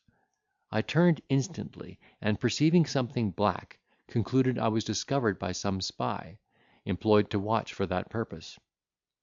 Aroused at this conjecture, by which the reputation of the virtuous Narcissa appeared in jeopardy, I drew my sword, and would have sacrificed him to her fame, had not the voice of Strap restrained my arm. It was with great difficulty he could pronounce, "Do murder me, if you please." Such an effect had the cold upon his jaws, that his teeth rattled like a pair of castanets. Pleased to be thus undeceived, I laughed at his consternation, and asked what brought him thither; upon which he gave me to understand, that his concern for me had induced him to follow me to that place, where the same reason had detained him till now, and he frankly owned, that, in spite of the esteem he had for Miss Williams, he began to be very uneasy about me, considering the disposition in which I went abroad, and, if I had stayed much longer, would certainly have alarmed the neighbourhood in my behalf. The knowledge of this his intention confounded me. I represented to him the mischievous consequences that would have attended such a rash action, and cautioning him severely against any such design for the future, concluded my admonition with an assurance that, in case he should ever act so madly, I would, without hesitation, put him to death. "Have a little patience," cried he, in a lamentable tone. "Your displeasure will do the business, without your committing murder." I was touched with this reproach, and, as soon as we got home, made it my business to appease him, by explaining the cause of that transport, during which I had used him so unworthily. Next day, when I went into the long room, I observed several whispers circulate all of a sudden, and did not doubt that Melinda had been busy with my character; but I consoled myself with the love of Narcissa, upon which I rested with the most perfect confidence, and, going up to the roly-poly table, won a few pieces from my suspected rival, who, with an easy politeness, entered into conversation with me, and, desiring my company to the coffee house, treated me with tea and chocolate. I remembered Strutwell, and guarded against his insinuating behaviour, nor was my suspicion wrong placed. He artfully turned the discourse upon Narcissa, and endeavoured, by hinting at an intrigue he pretended to be engaged in elsewhere, to learn what connection there was between her and me; but all this finesse was ineffectual. I was convinced of his dissimulation, and gave such general answers to his inquiries, that he was forced to drop the subject, and talk of something else. While we conversed in this manner, the savage came in with another gentleman, who introduced him to his lordship, and he was received with such peculiar marks of distinction, that I was persuaded the courtier intended to use him in some shape or other, and from thence I drew an unlucky omen. But I had more cause to be dismayed the following day, when I saw the squire in company with Melinda and her mother, who honoured me with several disdainful glances; and when I afterwards threw myself in his way, instead of the cordial shake of the hand, he returned my salute with a cold repetition of "Servant, servant," which he pronounced with such indifference, or rather contempt, that if he had not been Narcissa's brother, I should have affronted him in public. These occurrences disturbed me not a little. I foresaw the brooding storm, and armed myself with resolution for the occasion. But Narcissa being at stake, I was far from being resigned. I could have renounced every other comfort of life with some degree of fortitude, but the prospect of losing her disabled all my philosophy, and tortured my soul into madness. Miss Williams found me, next morning, full of anxious tumult, which did not abate when she told me that my Lord Quiverwit, having professed honourable intentions, had been introduced to my lovely mistress by her brother, who had, at the same time, from the information of Melinda, spoken of me as an Irish fortune hunter, without either birth or estate, who supported myself in the appearance of a gentleman by sharping and other infamous practices, and who was of such an obscure origin that I did not even know my own extraction. Though I expected all this malice, I could not hear it with temper, especially as truth was so blended with falsehood in the assertion, that it would be almost impossible to separate the one from the other in my vindication. But I said nothing on this head, being impatient to know how Narcissa had been affected with the discovery. That generous creature, far from believing these imprecations, was no sooner withdrawn with her confidant, than she inveighed with great warmth against the malevolence of the world, to which only she ascribed the whole of what had been said to my disadvantage, and, calling every circumstance of my behaviour to her into review before her, found everything so polite, honourable, and disinterested, that she could not harbour the least doubt of my being the gentleman I assumed. "I have indeed," said she, "purposely forborne to ask the particulars of his life, lest the recapitulation of some misfortunes, which he has undergone, should give him pain; and as to the article of his fortune, I own myself equally afraid of inquiring into it, and of discovering the state of my own, lest we should find ourselves both unhappy in the explanation; for, alas! my provision is conditional, and depends entirely on my marrying with my brother's consent." I was thunderstruck with this intelligence. The light forsook my eyes, the colour vanished from my cheeks, and I remained in a state of universal trepidation.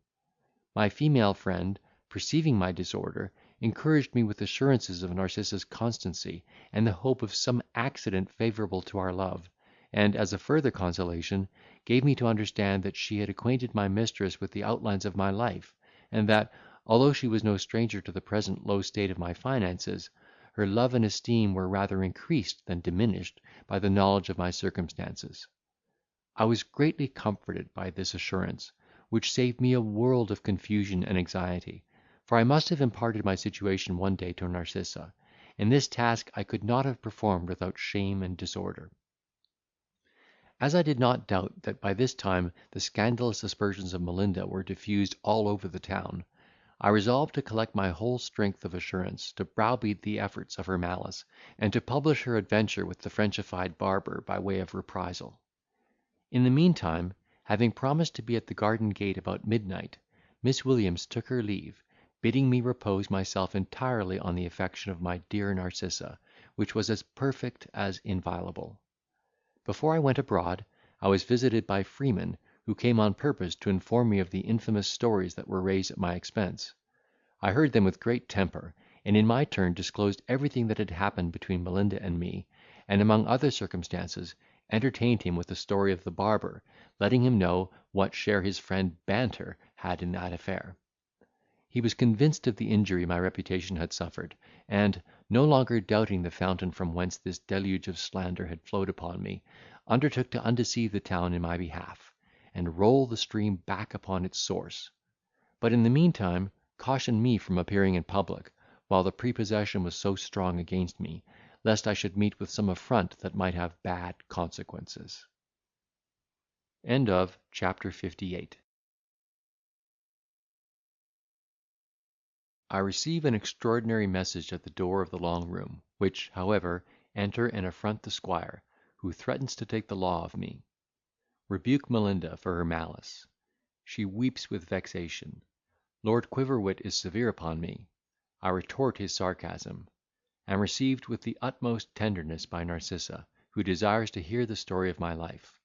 We vow eternal constancy to other. I retire. Am waked by a messenger, who brings a challenge from Quiverwit, whom I meet, engage, and vanquish.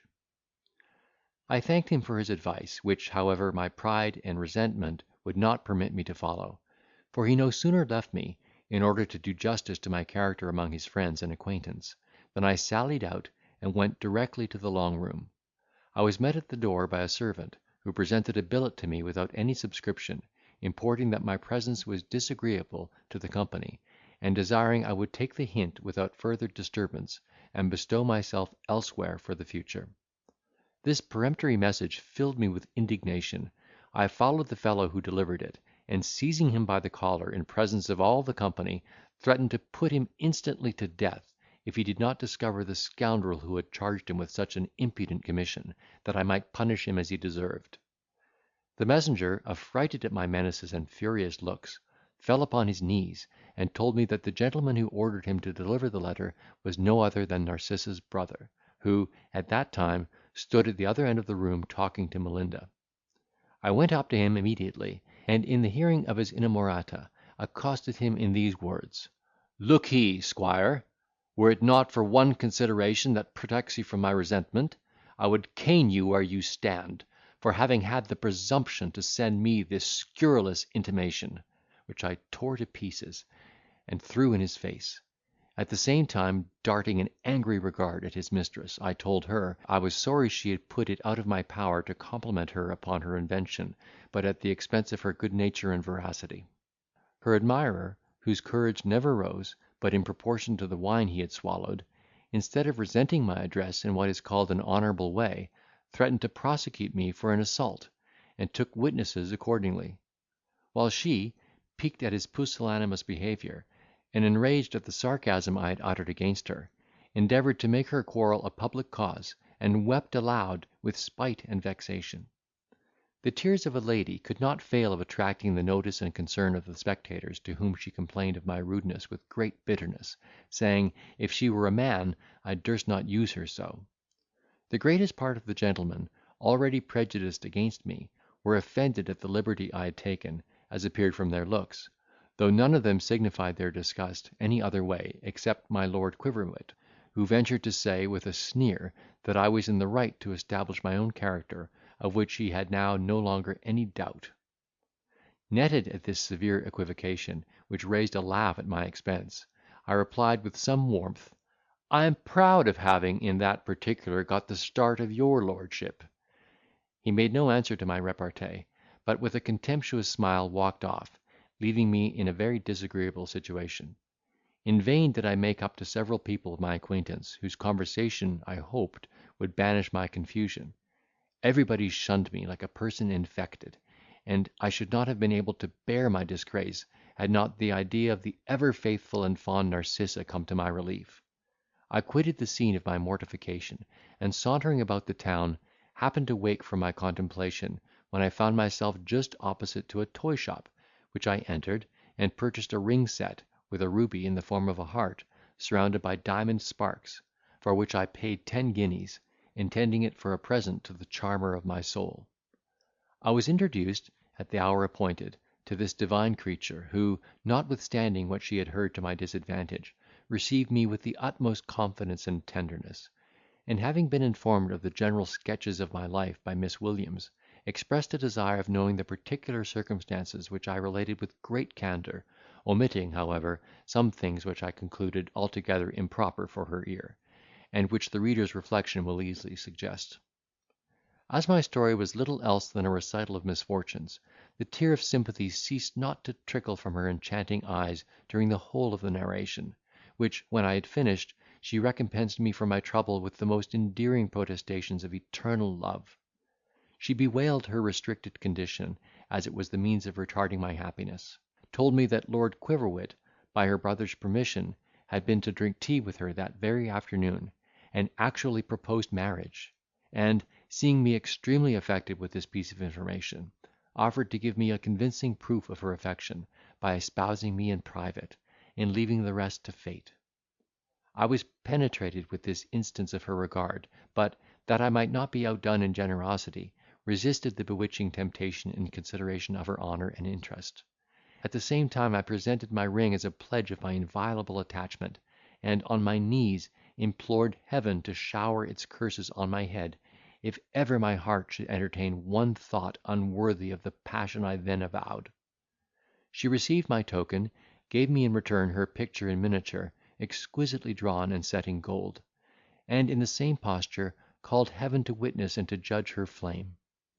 Our vows being thus reciprocally breathed, a confidence of hope ensued, and our mutual fondness becoming as intimate as innocence would allow, I grew insensible of the progress of time, and it was morning before I could tear myself from this darling of my soul. My good angel foresaw what would happen, and permitted me to indulge myself on this occasion, in consideration of the fatal absence I was doomed to suffer. I went to bed immediately on my return to my lodging, and having slept about 2 hours, was waked by Strap, who in great confusion told me there was a footman below with a letter, which he would deliver to nobody but myself.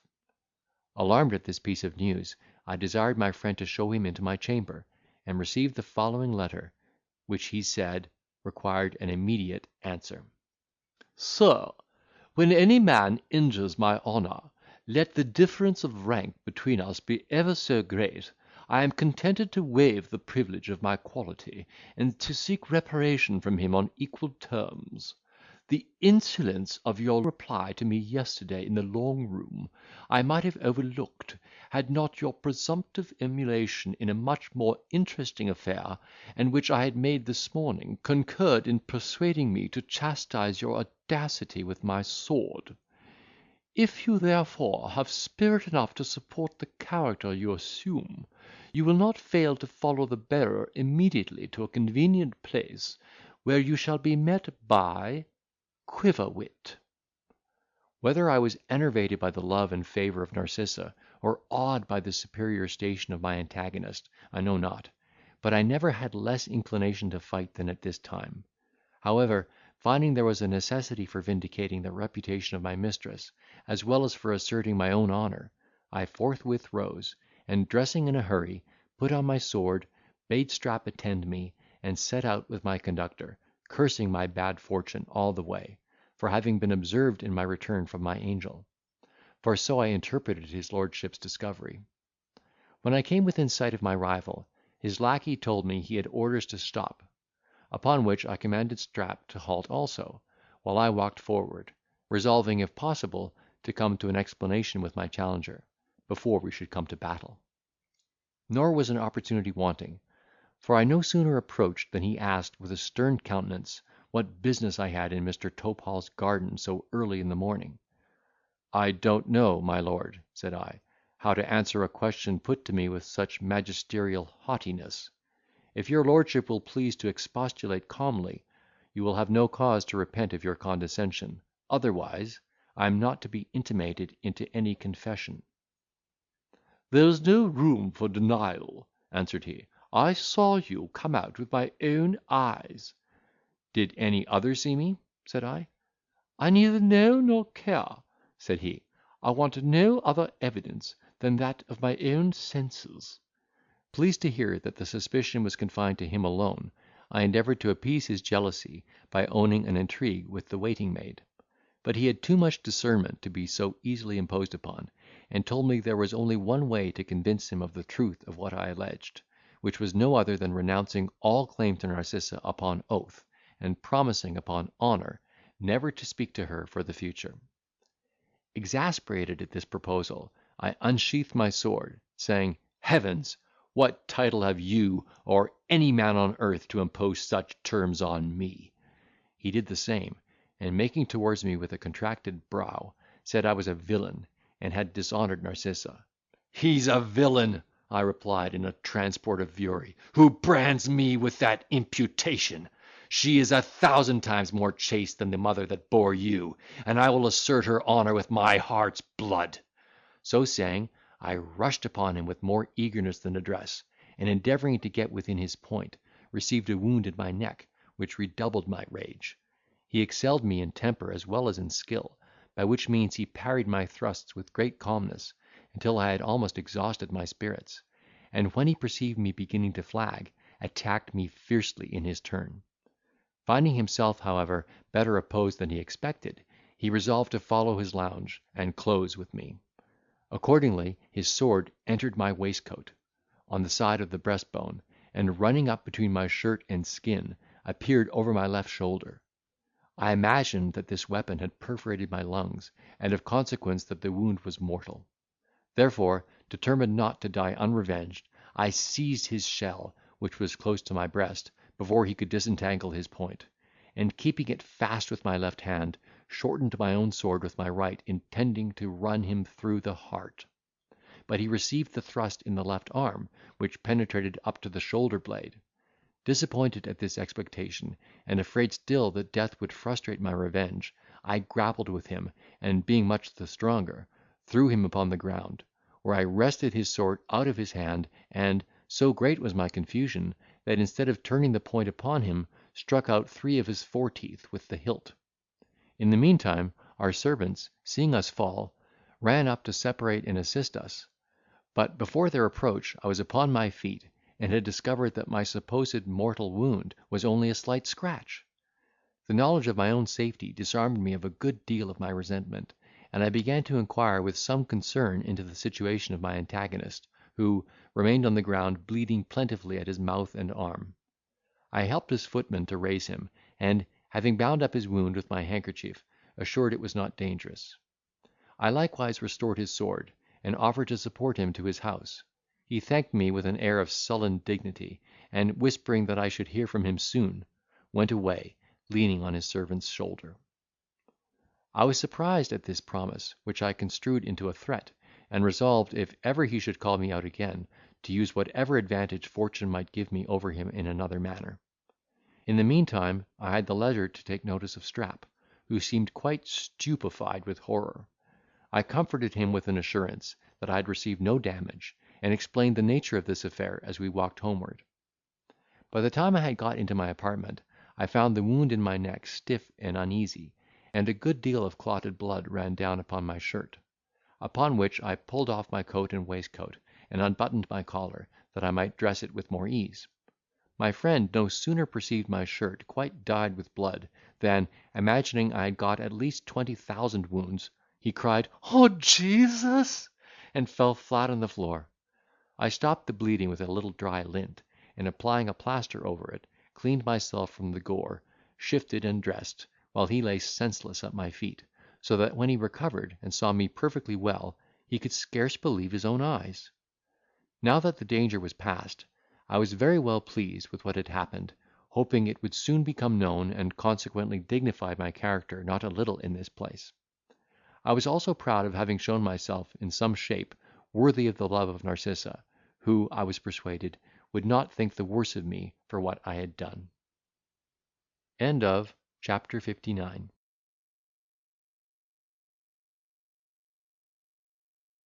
I am visited by freemen, with whom I appear in public, and am caressed. Am sent for by Lord Quiverwit, whose presence I quit flung. Narcissa is carried off by her brother.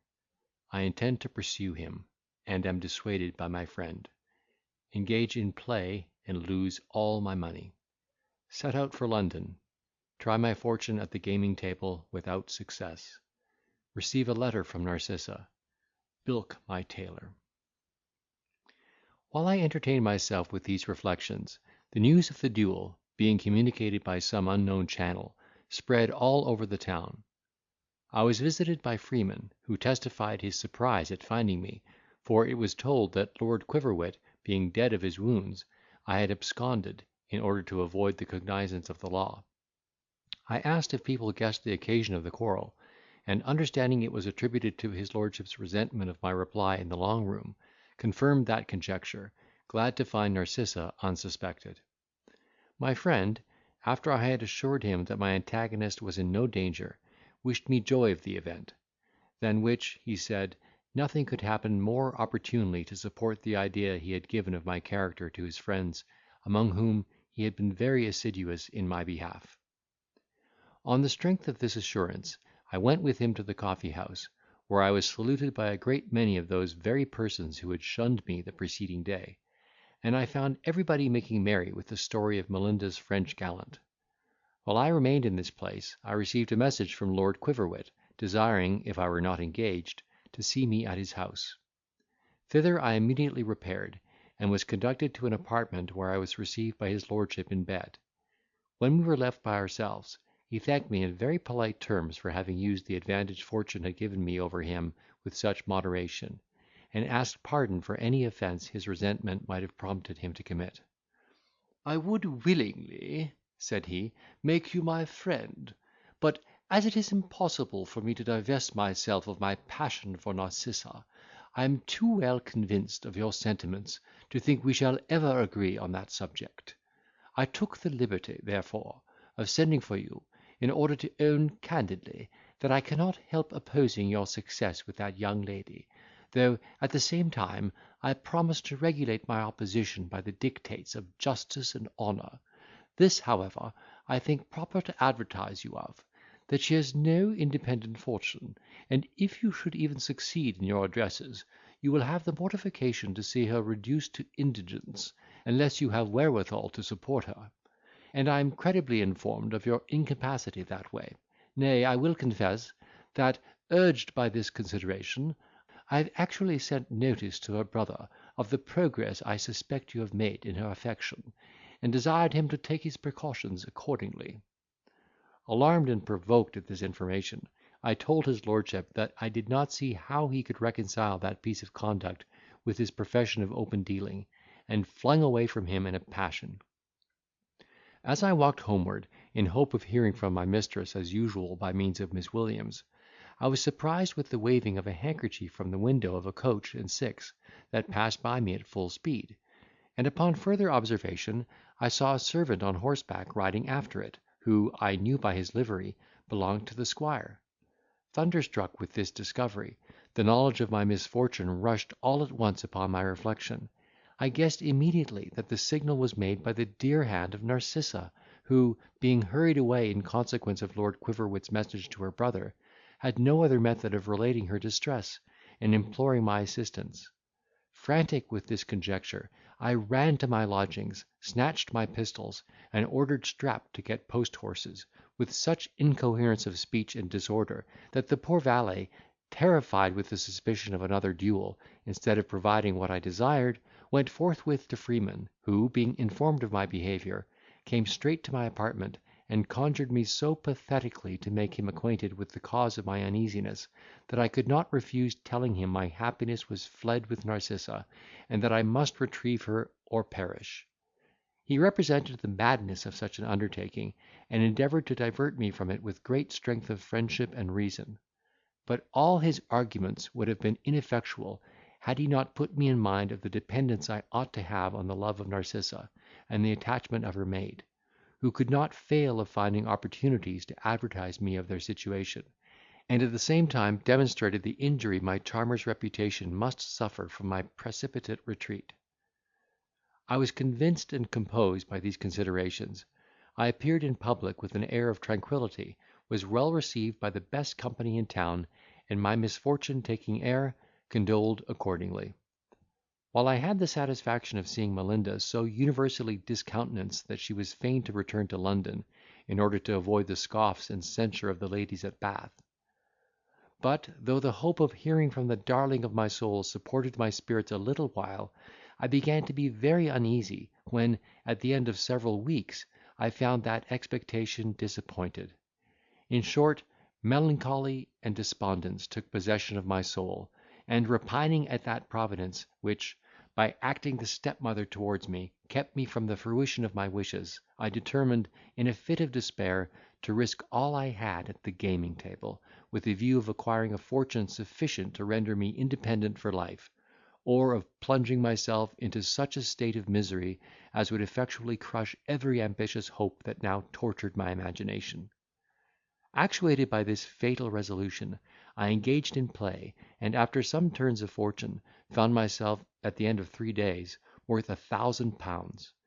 But it was not my intention to stop there, for which cause I kept Strap ignorant of my success, and continued my career until I was reduced to 5 guineas, which I would have hazarded also, had I not been ashamed to fall from a bet of £200 to such a petty sum.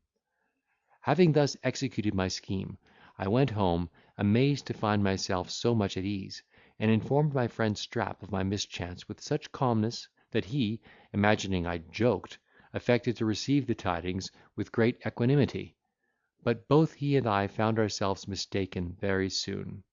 I had misinterpreted my own stupidity into deliberate resignation, and he had reason to believe me in earnest when he saw me next morning agitated with the most violent despair, which he endeavoured to alleviate with all the consolation in his power.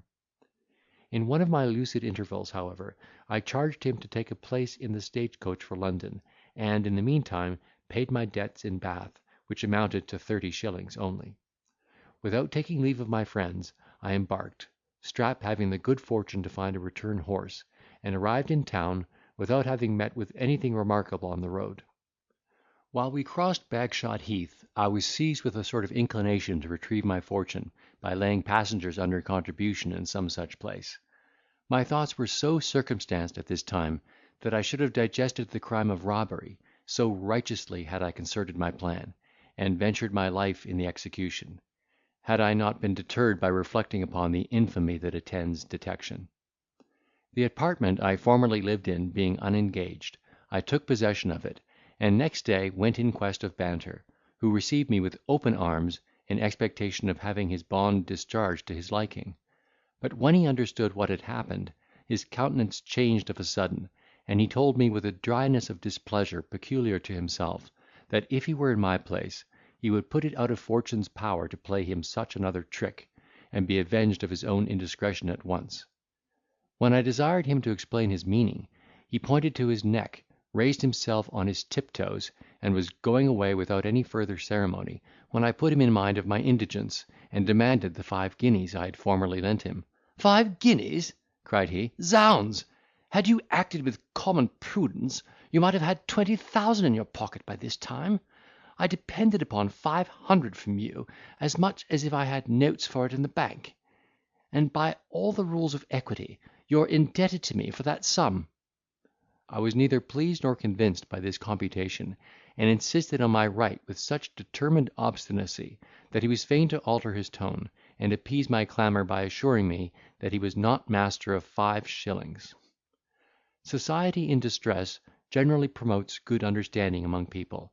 From being a dun I descended to be a client, and asked his advice about repairing my losses.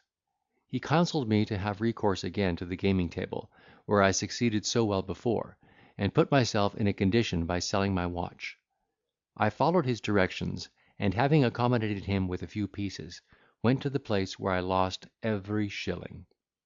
Then I returned to my lodgings, full of desperate resolution, and having made Strap acquainted with my fate, ordered him to pawn my sword immediately, that I might be enabled to make another effort.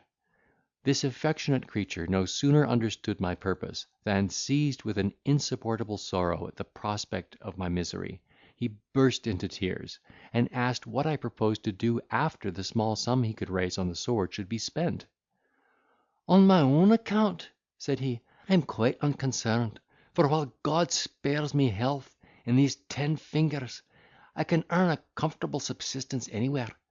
But what must become of you, who have less humility to stoop, and more appetites to gratify?" Here I interrupted him by saying, with a gloomy aspect, I should never want a resource while I had a loaded pistol in possession. Stupefied with horror at this dreadful insinuation, he stood mute for some time, and then broke out into, "God of his infinite mercy enable you to withstand that temptation of the devil! Consider your immortal soul. There is no repentance in the grave. O Lord, that we should ever have come to this! Are we not enjoined to resign ourselves to the will of heaven? Where is your patience? Durum patientia, Frango. You are but a young man. There may be many good things in store for you. Accidit in puncto quo non separatur in anno. Remember your uncle, Mr. Bowling. Perhaps he is now on his voyage homeward, pleasing himself with the hopes of seeing and relieving you. Nay, peradventure he is already arrived, for the ship was expected about this time." A ray of hope shot athwart my soul at this suggestion. I thanked my friend for his seasonable recollection, and after having promised to take no resolution till his return, dismissed him to Wapping for intelligence. In his absence I was visited by Banter, who, being informed of my bad luck at play, told me that Fortune would probably be one day weary of persecuting me. "In the meantime," said he, "here's a letter for you, which I received just now, enclosed in one from Freeman." I snatched it with eagerness, and knowing the superscription to be of Narcissa's handwriting, kissed it with transport, and, having opened it, read, "It is with great difficulty that I have stolen from the observation of those spies who are set over me, this opportunity of telling you that I was suddenly carried away from Bath by my brother, who was informed of our correspondence by Lord Quiverwit, whom I since understand you have wounded in a duel on my account. As I am fully convinced of your honour and love, I hope I shall never hear of such desperate proofs of either for the future. I am so strictly watched, that it will be impossible for you to see me, until my brother's suspicion shall abate, or Heaven contrive some other unforeseen event in our behalf. In the meantime, you may depend on the constancy and affection of your own Narcissa. P.S. Miss Williams, who is my fellow prisoner, desires to be remembered to you. We are both in good health, and only in pain for you, especially as it will be impracticable for you to convey any message or letter to the place of our confinement, for which reason pray desist from the attempt, that, by miscarrying, might prolong our captivity. Narcissa. This kind letter afforded me great consolation. I communicated it to Banter, and at the same time showed him her picture. He approved of her beauty and good sense, and could not help owning that my neglect of Miss Snapper was excusable when such a fine creature engrossed my attention.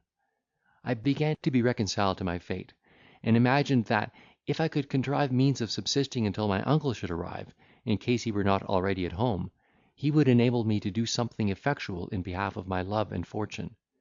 I therefore consulted Banter about a present supply, who no sooner understood that I had credit with a tailor, than he advised me to take off 2 or 3 suits of rich clothes, and convert them into cash, by selling them at half price to a salesman in Monmouth Street.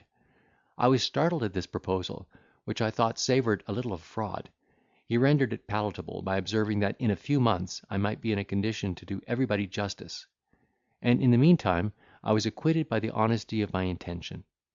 I suffered myself to be persuaded by his salvo, by which my necessity, rather than my judgment, was convinced; and when I found there were no accounts of the ship in which my uncle embarked, actually put the scheme in practice, and raised by it 25 guineas, paying him for his advice with the old 5. Chapter 60.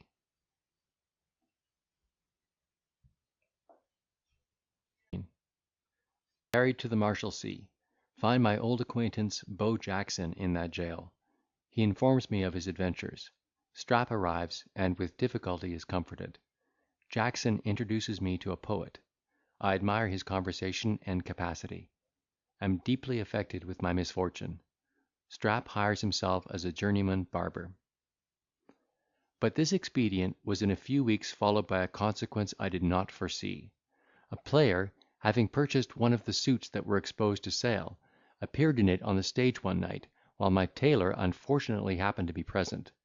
He knew it immediately, and, inquiring minutely into the affair, discovered my whole contrivance; upon which he came into my lodgings, and telling me that he was very much straitened for want of money, presented his bill, which amounted to £50. Surprised at which unexpected address, I affected to treat him cavalierly, swore some oaths, asked if he doubted my honour, and telling him I should take care whom I dealt with for the future, bade him come again in 3 days. He obeyed me punctually, demanded his money, and finding himself amused with bare promises, arrested me that very day in the street. I was not much shocked at this adventure, which, indeed, put an end to the state of horrible expectation; but I refused to go to a sponging house, where I heard there was nothing but the most flagrant imposition; and a coach being called, was carried to the Marshalsea, attended by a bailiff and his follower, who were very much disappointed and chagrined at my resolution. The turnkey, guessing from my appearance that I had money in my pocket, received me with the repetition of the Latin word depone, and gave me to understand that I must pay beforehand for the apartment I should choose to dwell in. I desired to see his conveniences, and hired a small paltry bedchamber for a crown a week, which, in any other place, would not have let for half the money. Having taken possession of this dismal habitation, I sent for Strap, and my thoughts were busied in collecting matter of consolation to that faithful squire, when somebody knocked at my door, which I no sooner opened, than a young fellow entered in very shabby clothes and marvellous foul linen. After a low bow, he called me by name, and asked if I had forgotten him. His voice assisted me in recollecting his person, whom I soon recognised to be my old acquaintance Jackson, of whom mention is made in the first part of my memoirs. I saluted him cordially, expressed my satisfaction at finding him alive, and condoled him on his present situation, which, however, did not seem to affect him much, for he laughed very heartily at the occasion of our meeting so unexpectedly in this place. Our mutual compliments being passed, I inquired about his amour with the lady of fortune, which seemed to be so near a happy conclusion when I had the pleasure of seeing him last; and, after an immoderate fit of laughter, he gave me to understand that he had been egregiously bit in that affair. "You must know," said he, "that a few days after our adventure with the bawd and her bitches, I found means to be married to that same blue lady you speak of, and passed the night with her at her lodgings, so much to her satisfaction, that early in the morning, after a good deal of snivelling and sobbing, she owned that, far from being an heiress of a great fortune, she was no other than a common woman of the town, who had decoyed me into matrimony, in order to enjoy the privilege of a femme covert; and that, unless I made my escape immediately, I should be arrested for a debt of her contracting, by bailiffs employed and instructed for that purpose. Startled at this intimation, I rose in a twinkling, and taking leave of my spouse with several hearty d—s, got safe into the verge of the court, where I kept snug, until I was appointed surgeon's mate of a man of war at Portsmouth, for which place I set out on Sunday, when on board of my ship, in which I sailed to the Straits, where I had the good fortune to be made surgeon of a sloop that came home a few months later, and was put out of commission; whereupon I came to London, imagining myself forgotten, and freed from my wife and her creditors, but had not been in town in a week, before I was arrested for a debt of hers amounting to £20, and brought to this place, where I have been fixed by another action since that time. However, since you know my disposition, I defy care and anxiety, and, being on the half pay list, make shift to live here tolerably easy." I congratulated him on his philosophy, and, remembering that I was in his debt, repaid the money he formerly lent me, which, I believe, was far from being unseasonable. I then inquired about the economy of the place, which he explained to my satisfaction; and, after we had agreed to mess together, he was just now going to give orders for dinner, when Strap arrived. I never in my life saw sorrow so extravagantly expressed in any countenance as in that of my honest friend, which was, indeed, particularly adapted by nature for such impressions. When we were left by ourselves, I communicated to him my disaster, and endeavoured to console him with the same arguments he had formerly used to me, withal representing the fair chance I had of being relieved in a short time by Mr. Bowling. But his grief was unutterable; he seemed to give attention without listening, and wrung his hands in silence; so that I was in a fair way of being infected by his behaviour, when Jackson returned, and, perceiving the deference I paid to Strap, although in a footman's habit, distributed his crumbs of comfort with such mirth, jollity, and unconcern, that the features of the distressed squire relaxed by degrees. He discovered the use of his speech, and began to be a little more reconciled to this lamentable event. We dined together on boiled beef and greens, brought from a cook's shop in the neighbourhood; and, although this meal was served up in a manner little corresponding with the sphere of life in which I had lately lived, I made a virtue of necessity, ate with a good appetite, and treated my friends with a bottle of wine, which had the desired effect of increasing the good humour of my fellow prisoner, and exhilarating the spirits of Strap, who now talked cavalierly of my misfortune. After dinner, Jackson left us to our private affairs, when I desired my friend to pack up all our things, and carry them to some cheap lodgings he should choose for himself in the neighbourhood of the Marshalsea, after he had discharged my lodgings, for which purpose I gave him money. I likewise recommended to him the keeping my misfortune secret; and saying to my landlord, or any other who should inquire for me, that I was gone into the country for a few weeks.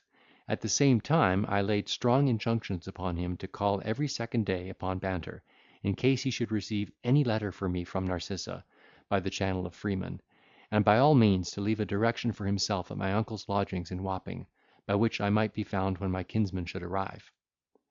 When he departed to execute these orders, which by the bye were punctually performed that very night, I found myself so little seasoned to my situation, that I dreaded reflection, and sought shelter from it in the company of the beau, who, promising to regale me with a lecture upon taste, conducted me to the common side, where I saw a number of naked miserable wretches assembled together.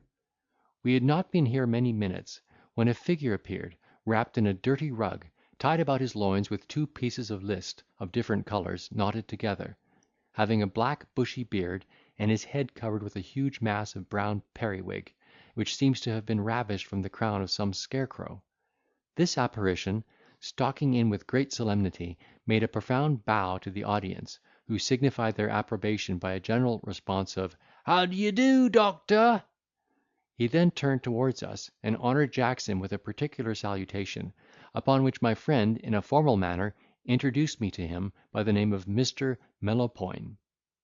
This ceremony being over, he advanced to the middle of the congregation, which crowded around him, and hemming 3 times, to my utter astonishment, pronounced with great significance of voice and gesture, a very elegant and ingenious discourse upon the difference between genius and taste, illustrating his assertions with apt quotations from the best authors, ancient as well as modern. When he had finished his harangue, which lasted a full hour, he bowed again to the spectators, not one of whom, I was informed, understood so much as a sentence of what he had uttered. They manifested, however, their admiration and esteem by voluntary contributions, which, Jackson told me, one week with another, amounted to 18 pence. This moderate stipend, together with some small presents that he received for making up differences and deciding causes among the prisoners, just enabled him to breathe, and walk about in the grotesque figure I have described.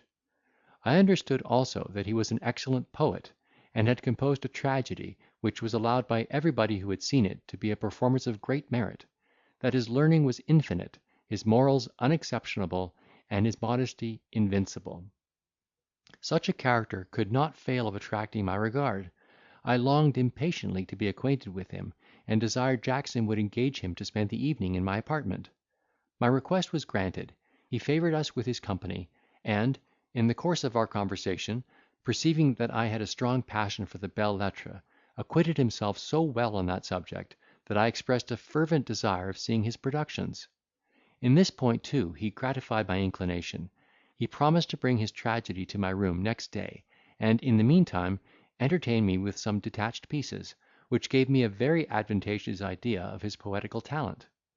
Among other things, I was particularly pleased with some elegies in imitation of Tibullus, one of which I beg leave to submit to the reader as a specimen of his complexion and capacity. Where now are all my flattering dreams of joy? Monimia, give my soul her wonted rest. Since first thy beauty fixed my roving eye, heart-gnawing cares corrode my pensive breast. Let happy lovers fly where pleasures call, with festive songs beguile the fleeting hour, lead beauty through the mazes of the ball, or press her wanton in love's roseate bower. For me, no more I'll range the empurpled mead, where shepherds pipe and virgins dance around, nor wander through the woodbine's fragrant shade, to hear the music of the grove resound. I'll seek some lonely church or dreary hall, where fancy paints the glimmering taper blue, where damps hang mouldering on the ivied wall, and sheeted ghosts drink up the midnight dew. There, leagued with hopeless anguish and despair, a while in silence o'er my fate repair, then, with a long farewell to love and care, to kindred dust my weary limbs consign. Wilt thou, Monimia, share a gracious tear on the cold grave where all my sorrows rest? Strew vernal flowers, applaud my love sincere, and bid the turf lie easy on my breast? I was wonderfully affected with this pathetic complaint, which seemed so well calculated for my own disappointment in love, that I could not help attaching the idea of Narcissa to the name of Monimia, and of forming such melancholy presages of my passion, that I could not recover my tranquillity, and was fain to have recourse to the bottle, which prepared me for a profound sleep that I could not otherwise have enjoyed. Whether these impressions invited and introduced a train of other melancholy reflections, or my fortitude was all exhausted in the effort I made against despondence, during the first day of my imprisonment, I cannot determine; but I awoke in the horrors, and found my imagination haunted with such dismal apparitions, that I was ready to despair; and I believe the reader will own, I had no great cause to congratulate myself, when I considered my situation.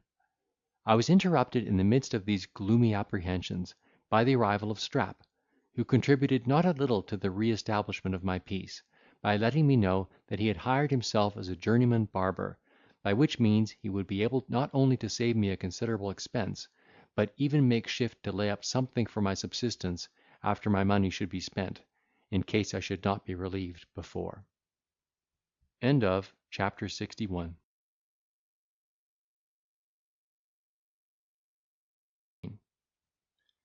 I read Melopoyn's tragedy and conceive a vast opinion of his genius.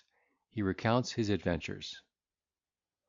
While we ate our breakfast together, I made him acquainted with the character and condition of the poet, who came in with his play at that instant, and, imagining we were engaged about business, could not be prevailed upon to sit, but, leaving his performance, went away.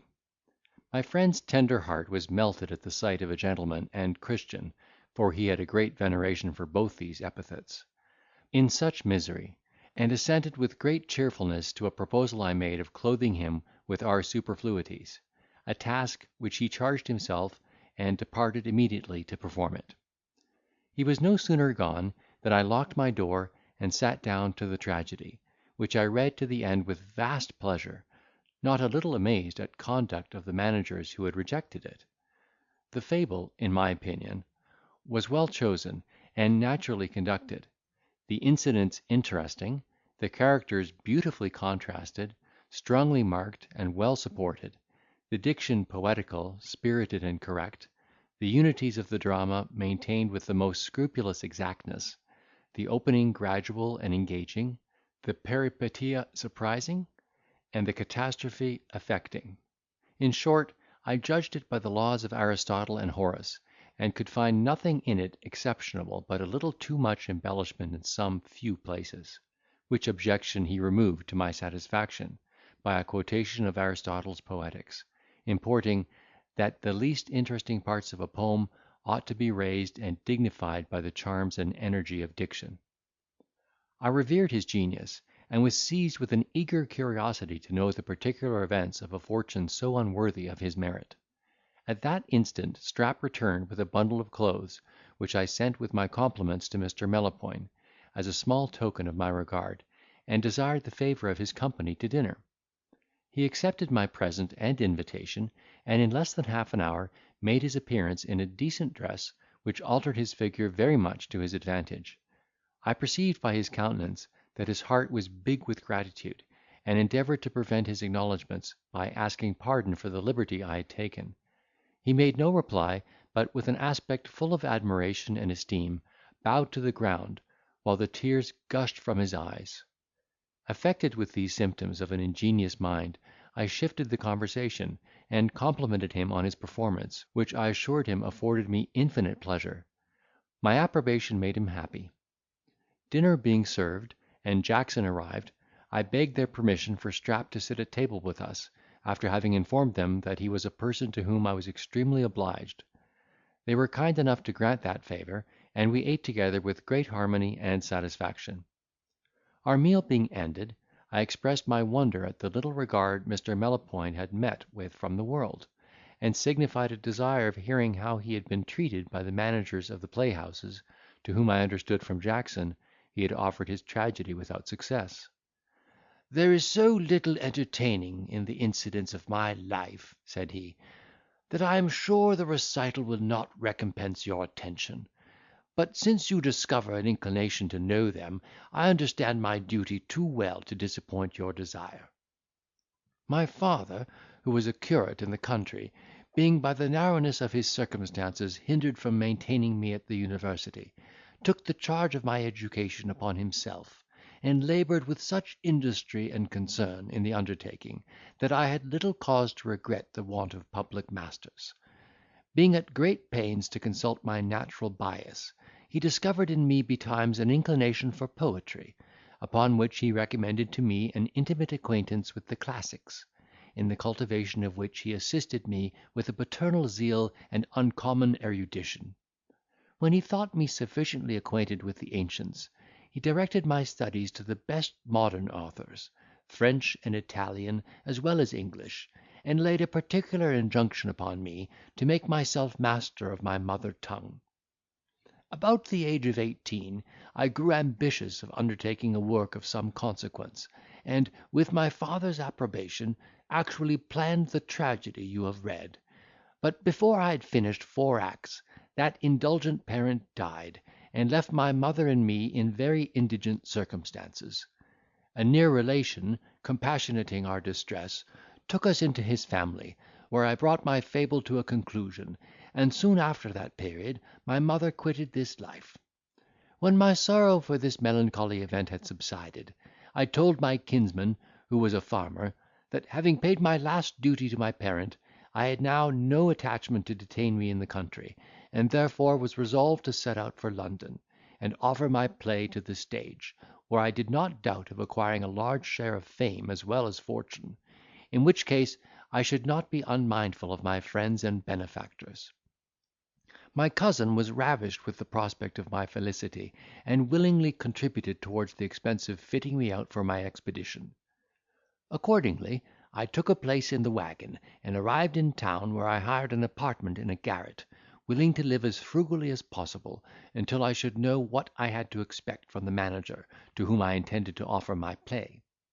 For though I looked upon myself as perfectly secure of a good reception, imagining that a patentee would be as eager to receive as I to present my production, I did not know whether or not he might be pre-engaged in favour of another author, a circumstance that would certainly retard my success. On this consideration, too, I determined to be speedy in my application, and even to wait upon one of the managers the very next day.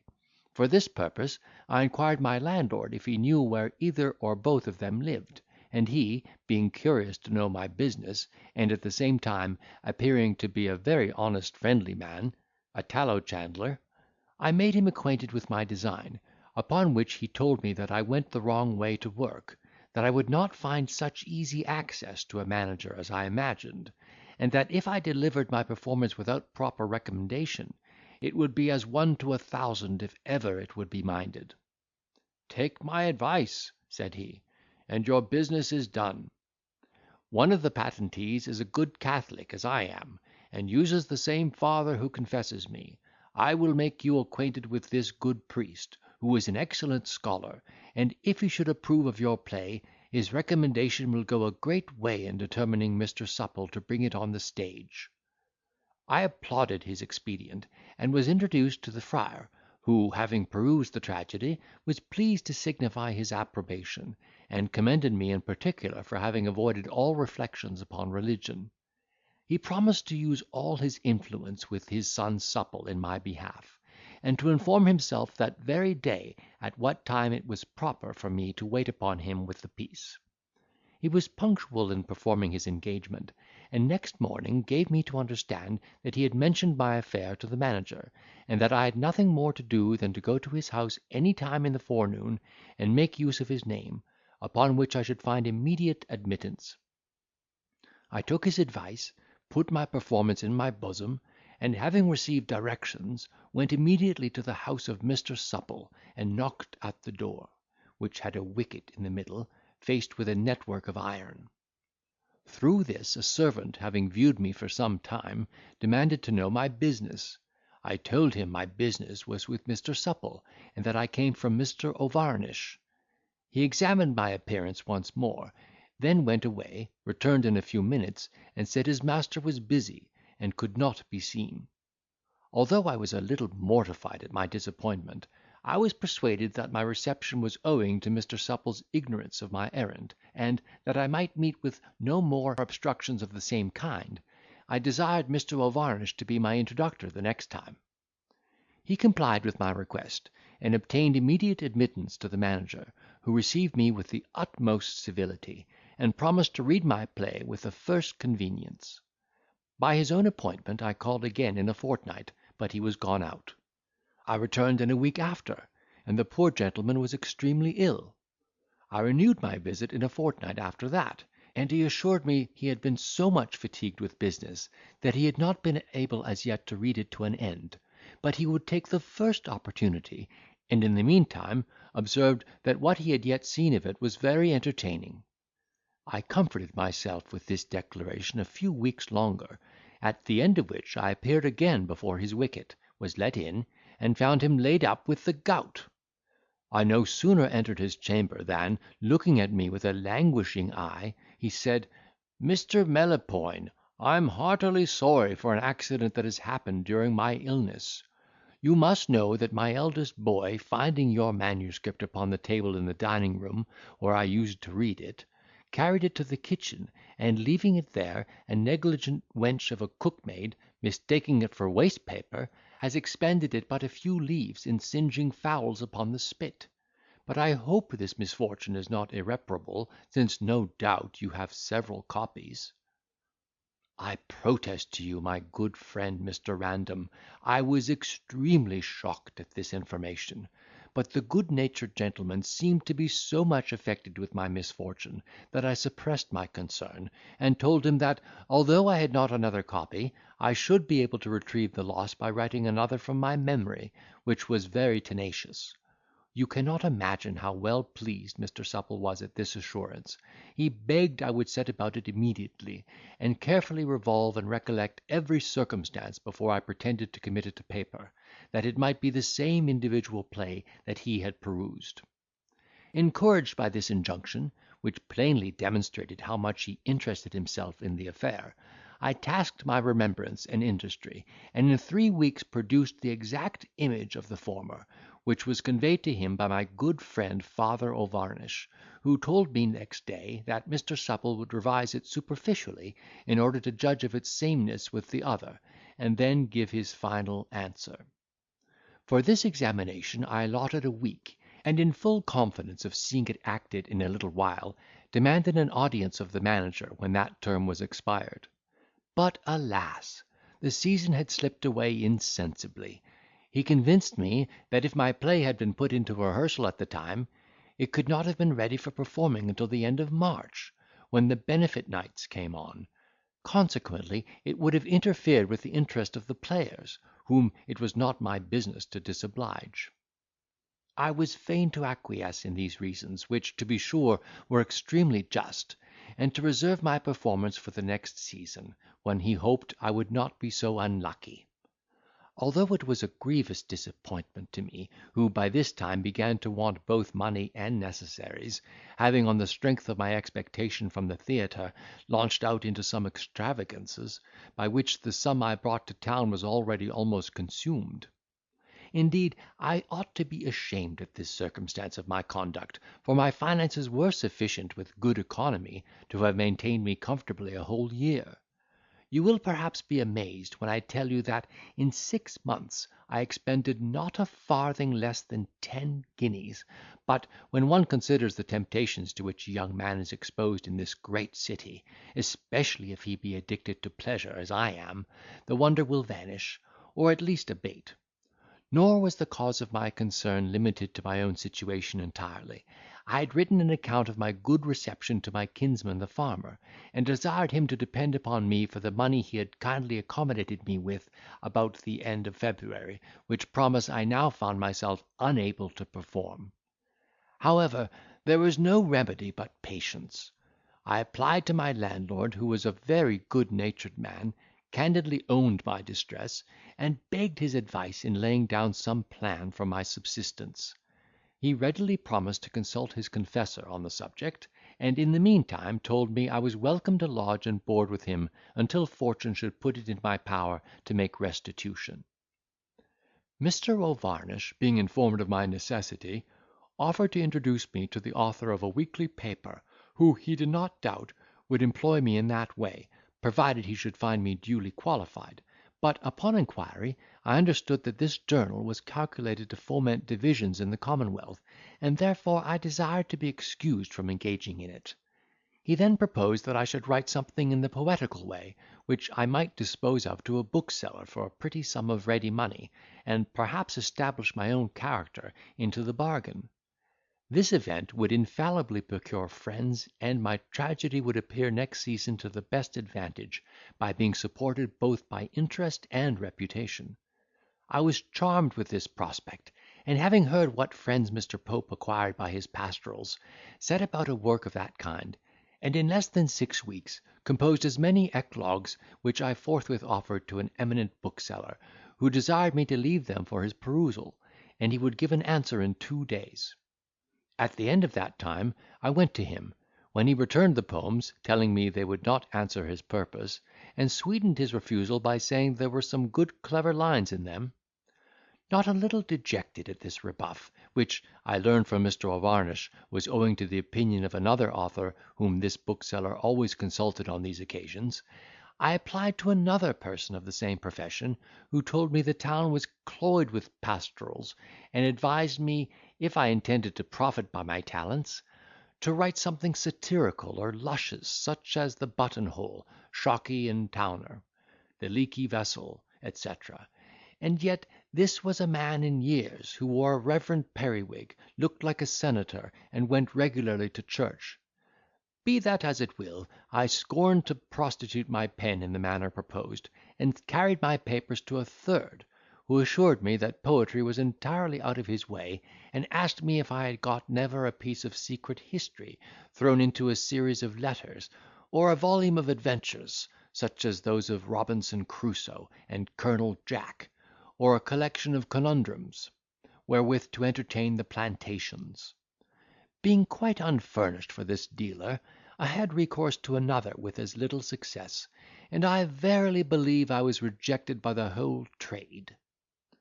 I was afterwards persuaded to offer myself as a translator, and accordingly repaired to a person who was said to entertain numbers of that class in his pay. He assured me he had already a great deal of that work on his hands, which he did not know what to do with, observed that translations were a mere drug, that branch of literature being overstocked with an inundation of authors from North Britain, and asked what I would expect per sheet for rendering the Latin classics into English. That I might not make myself too cheap, I determined to set a high price upon my qualifications, and demanded half a guinea for every translated sheet. "Half a guinea!" cried he, staring at me, then paused a little, and said he had no occasion for my service at present. I found my error, and, resolving to make amends, fell one half in my demand, upon which he stared at me, and told me his hands were full. I attempted others without finding employment, and was actually reduced to a very uncomfortable prospect, when I bethought myself of offering my talents to the printers of halfpenny ballads, and other such occasional essays, as are hawked about the streets. With this in view, I applied to one of the most noted and vociferous of this tribe, who directed me to a person whom I found entertaining a whole crowd of them with gin, bread, and cheese. He carried me into a little back parlour, very neatly furnished, where I signified my desire of being enrolled among his writers, and was asked what kind of composition I professed. Understanding that my inclination leaned towards poetry, he expressed his satisfaction, telling me one of his poets had lost his senses, and was confined in Bedlam, and the other was become dozed with drinking drams, so that he had not done anything tolerable these many weeks. When I proposed that we should enter into terms of agreement, he gave me to understand that his bargains were always conditional, and his authors paid in proportion to the sale of their works. Having therefore settled these conditions, which, I do assure you, were not very advantageous to me, he assigned me a subject for ballad, which was to be finished in 2 hours, and I retired to my garret in order to perform his injunction. As the theme happened to suit my fancy, I completed a pretty sort of an ode within the time prescribed, and brought it to him, big with hope of profit and applause. He read it in a twinkling, and, to my utter astonishment, told me it would not do; though indeed he owned I wrote a good hand, and spelled very well, but my language was too high flown, and of consequence not at all adapted to the capacity and taste of his customers. I promised to rectify that mistake, and in half an hour humbled my style to the comprehension of vulgar readers. He approved of the alteration, and gave me some hopes of succeeding in time, though he observed that my performance was very deficient in the quaintness of expression that pleased the multitude. However, to encourage me, he ventured the expense of printing and paper, and, if I remember aright, my share of the sale amounted to 4d. halfpenny. From that day I studied the Grub Street manner with a great diligence, and at length became such a proficient that my works were in great request among the most polite of the chairmen, draymen, hackney coachmen, footmen, and servant maids. Nay, I have enjoyed the pleasure of seeing my productions adorned with cuts pasted upon the walls as ornaments in beer cellars and cobblers' stalls, and have actually heard them sung in clubs of substantial tradesmen; but empty praise, you know, my dear friend, will not supply the craving's nature. I found myself in danger of starving in the midst of all my fame; for of 10 songs I composed, it was well if 2 had the good fortune to please. For this reason I turned my thoughts to prose, and, during a tract of gloomy weather, published an apparition on the substance of which I subsisted very comfortably for a whole month. I have made many a good meal upon a monster; a rape has often afforded me great satisfaction, but a murder, well timed, was my never failing resource. What then? I was almost a slave to my employers, who expected to be furnished at a minute's warning with the prose and verse just as they thought the circumstances of the times required, whether the inclination was absent or present. Upon my sincerity, Mr. Random, I have been so much pestered and besieged by those children of clamour, that life became a burden to me. End of chapter 62.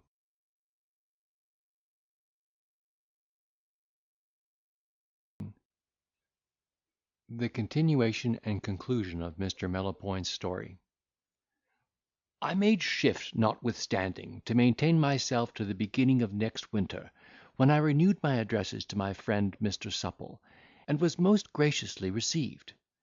"I have been thinking of your affair, Mr. Melopoyn," said he, "and am determined to show how far I have your interest at heart, by introducing you to a young nobleman of my acquaintance, who is remarkable for his fine taste in dramatic writings, and is besides a man of such influence, that, if once he should approve of your play, his patronage will support it against all the efforts of envy and ignorance; for, I do assure you, that merit alone will not bring success. I have already spoken of your performance to Lord Rattle, and if you will call at my house in a day or 2, you shall have a letter of introduction to his lordship." I was sensibly touched with this mark of Mr. Supple's friendship, and, looking upon my affair as already done, went home and imparted my good fortune to my landlord, who, to render my appearance more acceptable to my patron, procured a suit of new clothes for me on his own credit. Not to trouble you with idle particulars, I carried my tragedy to his lordship's lodgings, and sent it up along with Mr. Supple's letter by one of his servants, who desired me, by his lord's order, to return in a week.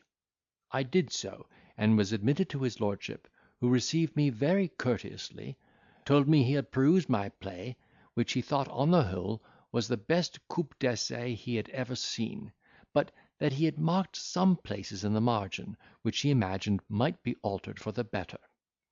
I was transported with this reception, and promised, with many acknowledgments of his lordship's generosity, to be governed solely by his advice and direction. "Well then," said he, "write another fair copy with the alterations I have proposed, and bring it to me as soon as possible, for I am resolved to have it brought on the stage this winter." You may be sure I set about this task with alacrity, and, although I found his lordship's remarks much more numerous and of less importance than I expected, I thought it was not my interest to dispute upon trifles with my patron, therefore new modelled it according to his desire in less than a month. When I waited upon him with the manuscript, I found one of the actors at breakfast with his lordship, who immediately introduced him to my acquaintance, and desired him to read a scene of my play. This task he performed very much to my satisfaction, with regard to emphasis and pronunciation, but he signified his disgust at several words in every page, which I presuming to defend, Lord Rattle told me with a peremptory look, I must not pretend to dispute with him, who had been a player these 20 years, and understood the economy of the stage better than any man living. I was forced to submit, and his lordship proposed the same actor should read the whole play in the evening, before some gentlemen of his acquaintance, whom he would convene to his lodgings for that purpose. I was present at the reading, and I protest to you, my dear friend, I never underwent such a severe trial in the whole course of my life at that juncture; for although the player might be a very honest man and a good performer, he was excessively illiterate and assuming, and made 1,000 frivolous objections, which I was not permitted to answer. However, the piece was very much applauded on the whole. The gentlemen present, who I understood were men of fortune, promised to countenance and support it as much as they could; and Lord Rattle, assuring me that he would act the part of a careful nurse, desired me to carry it home, and alter it immediately according to their remarks. I was fain to acquiesce in his determination, and fulfilled his injunctions with all the expedition in my power. But before I could present the new copy, my good friend Mr. Supple had disposed of his property and patent to one Mr. Brayer, so that fresh interest was to be made with the new manager. This task Lord Rattle undertook, having some acquaintance with him, and recommended my performance so strongly that it was received. I looked upon myself now as upon the eve of reaping the fruits of all my labour.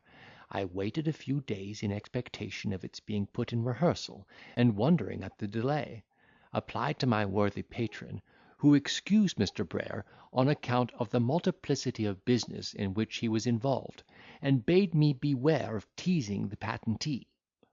I treasured up this caution, and exerted my particular 3 weeks longer, at the end of which his lordship gave me to understand that Mr. Brayer had read my play, and owned it had indubitable merit; but, as he had long been pre-engaged to another author, he could not possibly represent it that season; though, if I would reserve it for the next, and in the interim make such alterations as he had proposed by observations on the margin, I might depend upon his compliance. Thunderstruck at this disappointment, I could not, for some minutes, utter one syllable. At length, however, I complained bitterly of the manager's insincerity in amusing me so long, when he knew from the beginning that he could not gratify my desire. But his lordship reprimanded me for my freedom, saying Mr. Brayer was a man of honour, and imputed his behaviour with respect to me nothing else but forgetfulness. And indeed I have had some reason since that time to be convinced of his bad memory, for, in spite of appearances, I will not allow myself to interpret his conduct in any other way.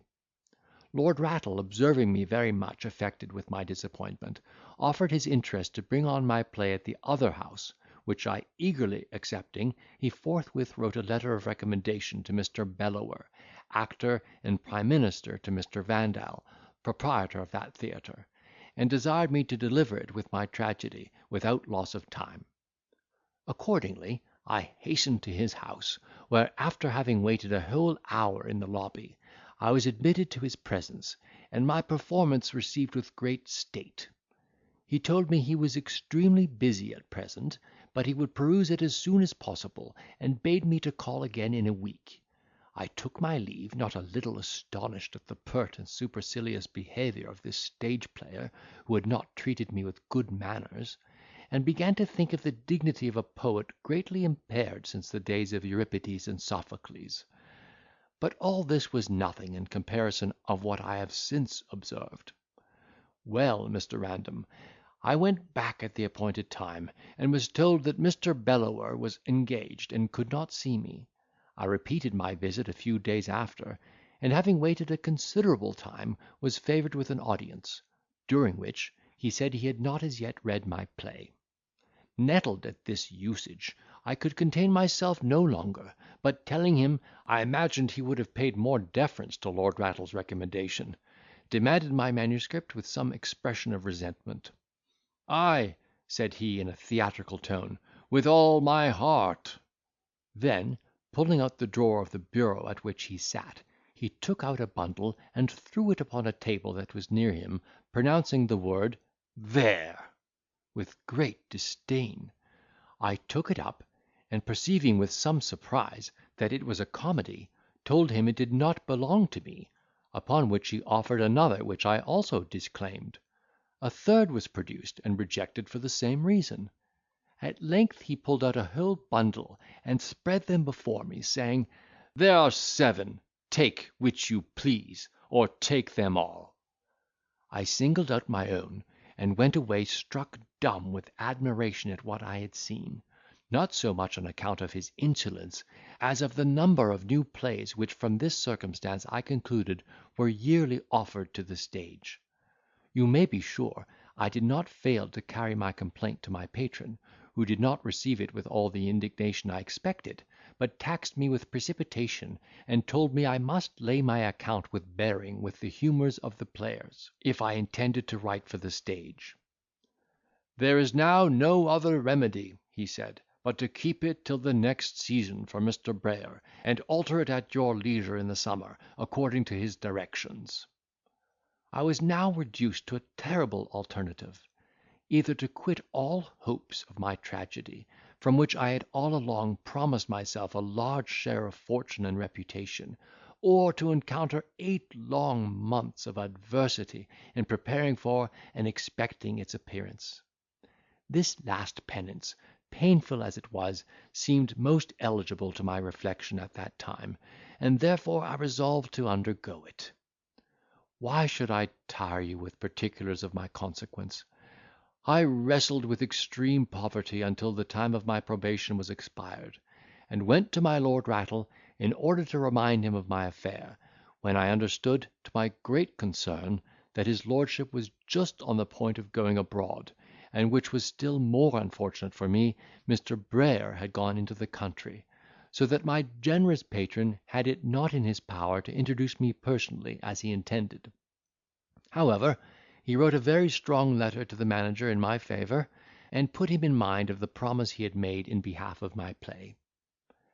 As soon as I was certified of Brayer's return, I went to his house with this letter, but was told he was gone out. I called again next day early in the morning, received the same answer, and was desired to leave my name and business.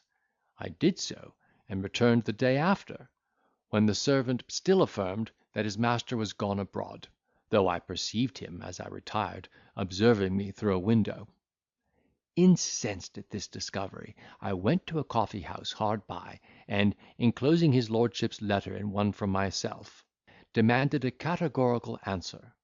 I sent it to his house by a porter, who returned in a few minutes, and told me Mr. Brayer would be glad to see me at that instant.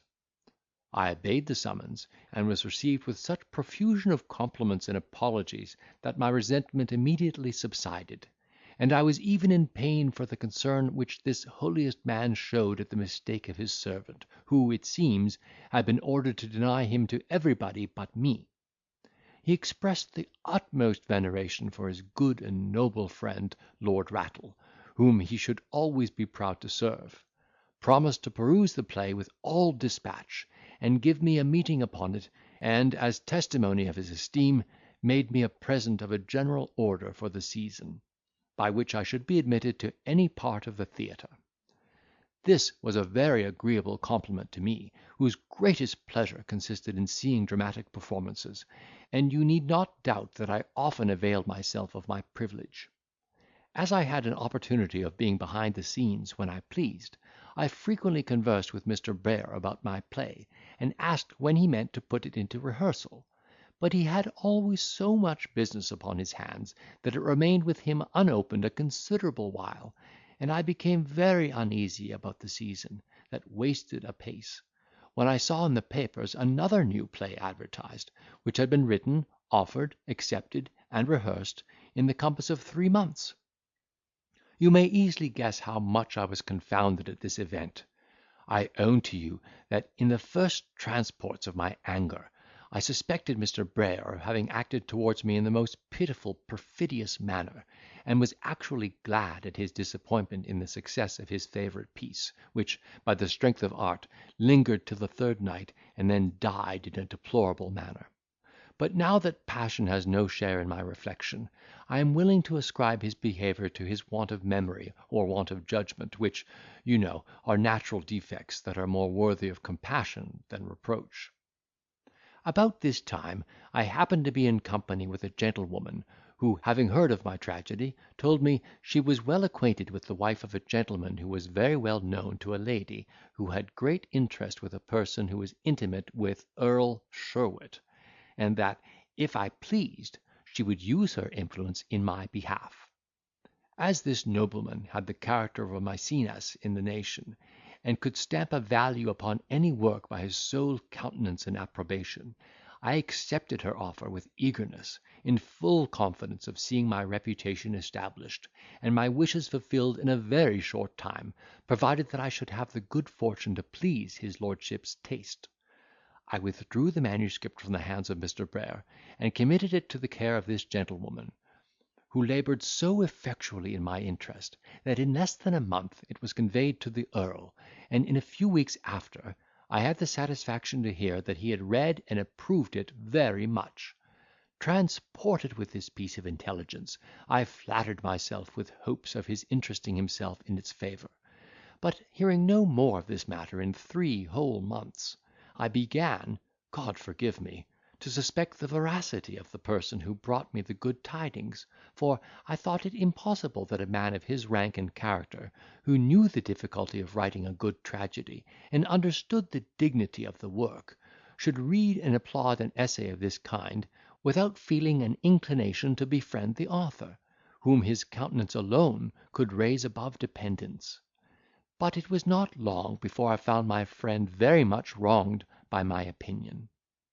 You must know that the civilities I had received from Lord Rattle, and the desire he manifested to promote the success of my play, encouraged me to write an account of my bad fortune to his lordship, who condescended so far as to desire, by letter, a young squire of a great estate, with whom he was intimate, to espouse my cause, and in particular make me acquainted with one Mr. Marmozet, a celebrated player, who had lately appeared on the stage with astonishing eclat, and bore such sway in the house where he acted, that the managers durst not refuse anything he recommended. The young gentleman whom Lord Rattle had employed for this purpose, being diffident of his own interest with Mr. Marmozet, had recourse to a nobleman of his acquaintance, who, at his solicitation, was so good as to introduce me to him; and the conversation turning upon my performance, I was not a little surprised, as well as pleased, to hear that Earl Sheerwit had spoken very much in its praise, and even sent Mr. Marmozet the copy, with a message expressing a desire that he would act in it next season. Nor was this favourite actor backward in commending the piece, which he mentioned with such expressions of regard that I do not choose to repeat, assuring me that he would appear in it, provided he should be engaged to play at all during the ensuing season. In the meantime, he desired I would give him leave to peruse it in the country, whither he intended to remove next day, that he might have leisure to consider and point out such alterations as might, perhaps, be necessary for its representation, and took my direction that he might communicate by letter the observations he should make. Trusting to these assurances, and the interest which had been made in my behalf, I hugged myself in the expectation of seeing it not only acted, but acted to the greatest advantage, and this I thought could not fail of recompensing me in ample manner for the anxiety and affliction I had undergone. But 6 weeks being eclipsed, I did not know how to reconcile Mr. Marmozet's silence with his promise of writing to me in 10 days after he set out for the country. However, I was at last favoured with a letter, importing that he had made some remarks on my tragedy, which he would freely impart at meeting, and advised me to put it, without loss of time, into the hands of that manager who had the best company, as he himself was quite uncertain whether or not he should be engaged that winter. I was a good deal alarmed at this last part of his letter, and advised about it with a friend, who told me it was a plain indication of Mr. Marmozet's desire to get rid of his promise; that his pretended uncertainty about acting next winter was no other than a scandalous evasion, for, to his certain knowledge, he was already engaged, or at least in terms, with Mr. Vandal; and that his design was to disappoint me in favour of a new comedy, which he had purchased of the author, and intended to bring upon the stage for his own advantage. In short, my dear sir, this person, who, I must own, is of a sanguine complexion, handled the moral character of Mr. Marmozet with such severity, that I began to suspect him of some particular prejudice, and put myself upon my guard against his insinuations. I ought to crave pardon for this tedious narration of trivial circumstances, which, however interesting they may be to me, must certainly be very dry and insipid to the ear of one unconcerned in the affair. But I understand the meaning of your looks, and will proceed. Well, sir, Mr. Marmozet, upon his return to town, treated me with uncommon complaisance, and invited me to his lodgings, where he proposed to communicate his remarks, which, I confess, were more unfavourable than I expected. But I answered his objections, and, as I thought, brought him over to my opinion; for, on the whole, he signified the highest approbation of the performance.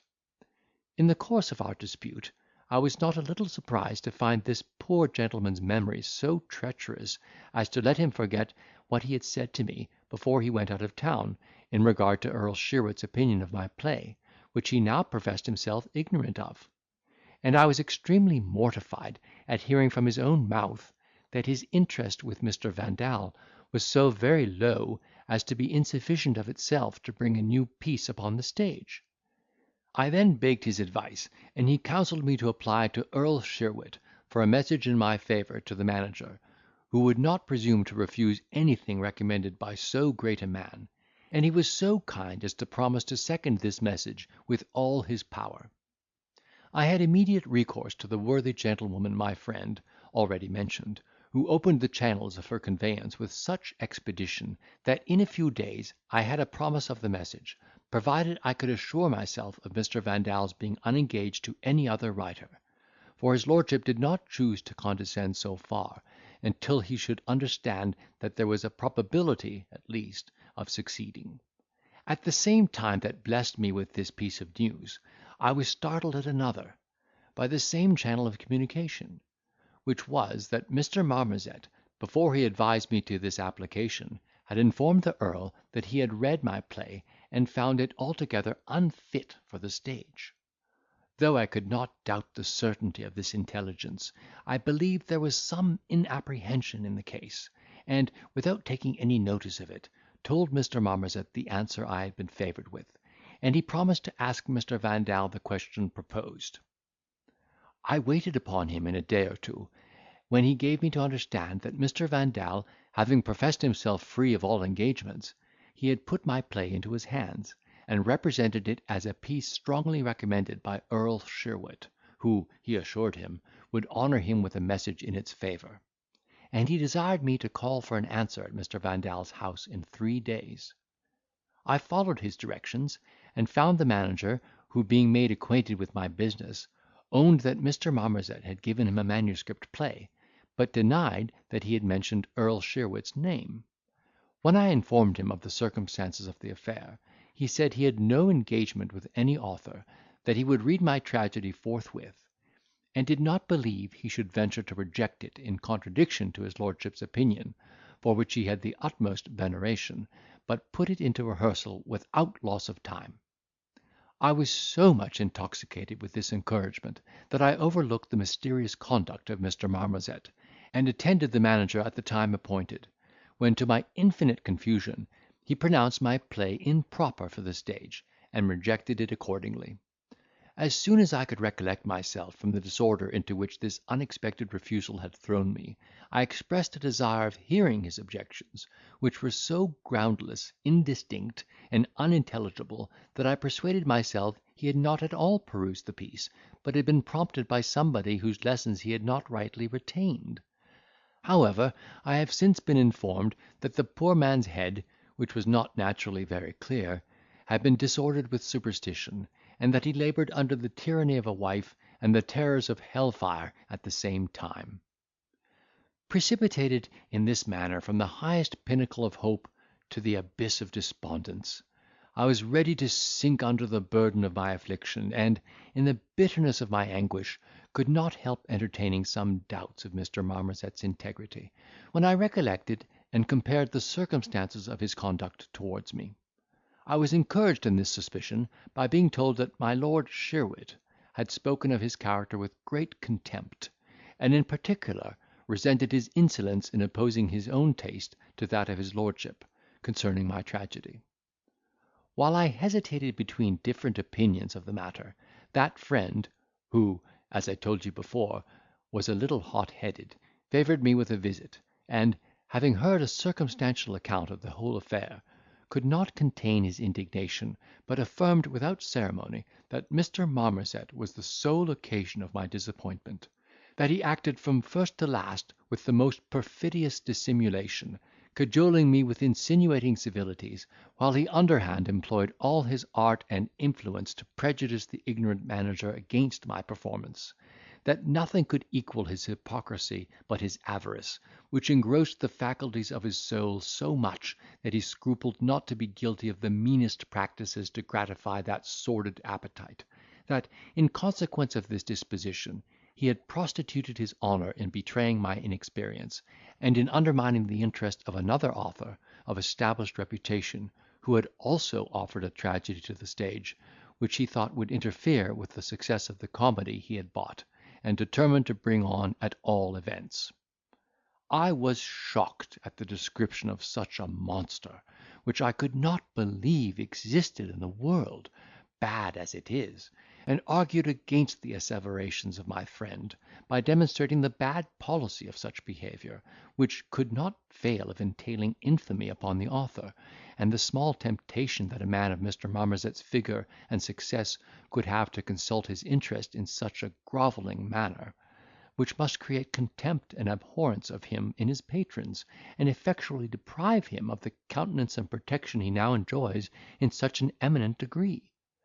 He pretended to laugh at my simplicity, and asked if I knew for which of his virtues he was so much caressed by the people of fashion. "It is not," said he, "for the qualities of his heart that this little parasite is invited to the tables of dukes and lords, who hire extraordinary cooks for his entertainment. His avarice they see not, his ingratitude they feel not, his hypocrisy accommodates itself to their humours, and is of consequence pleasing; but he is chiefly courted for his buffoonery, and will be admitted into the choicest parties of quality for his talent of mimicking Punch and his wife Joan, when a poet of the most excellent genius is not able to attract the least regard. God forbid, Mr. Random, that I should credit assertions that degrade the dignity of our superiors so much, and represent the poor man as the most abject of all beings. No, I looked upon them as the hyperboles of passion; and though that comedy of which he spoke did actually appear, I dare not doubt the innocence of Mr. Marmozet, who, I am told, is much as ever in favour with the earl, a circumstance that surely could not be, unless he had vindicated his character to the satisfaction of his lordship. Pray forgive this long digression, and give me the hearing a little longer, for, thank heaven, I am now near the goal. Baffled in all my attempts, I despaired of seeing my play acted, and bethought myself of choosing some employment that might afford a sure though mean subsistence; but my landlord, to whom I was by this time considerably indebted, and who had laid his account with having his money paid all in a heap from the profits of my third night, could not brook his disappointment, therefore made another effort in my behalf, and by dint of interest procured a message from a lady of fashion to Mr. Brayer, who had always professed a great veneration for her, desiring that he would set up my play forthwith, and assuring him that she and all her friends would support it in the performance. To strengthen my interest, she engaged his best actors in my cause, and, in short, exerted herself so much that it was again received, and my hopes began to revive. But Mr. Brayer, honest man, was so much engrossed by business of vast consequence, though to appearance he had nothing at all to do, that he could not find time to read it until the season was pretty far advanced, and read it he must, for, notwithstanding his having perused it before, his memory did not retain one circumstance of the matter. At length he favoured it with his attention, and having proposed certain alterations, sent his duty to the lady who patronised it, and promised on his honour to bring it on next winter, provided these alterations should be made, and the copy delivered to him before the end of April. With an aching heart I submitted to these conditions, and performed them accordingly; but fortune owed me another unforeseen mortification. Mr. Marmozet, during the summer, became joint patentee with Mr. Brayer, so that when I claimed performance of articles, I was told he could do nothing without the consent of his partner, who was pre-engaged to another author. My condition was rendered desperate by the death of my good friend and landlord, whose executors obtained a judgment against my effects, which they seized, turned me out into the streets, naked, friendless, and forlorn. There I was arrested at the suit of my tailor, and thrown into the prison, where I have made shift to live these 5 weeks, on the bounty of my fellow prisoners, who, I hope, are not the worse for the instruction and good offices by which I manifest my gratitude. But in spite of all their charitable endeavours, my life was scarce tolerable, until your uncommon benevolence enabled me to enjoy it with comfort. End of chapter 63.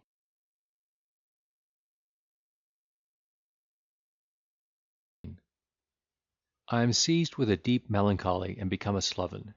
Am relieved by my uncle.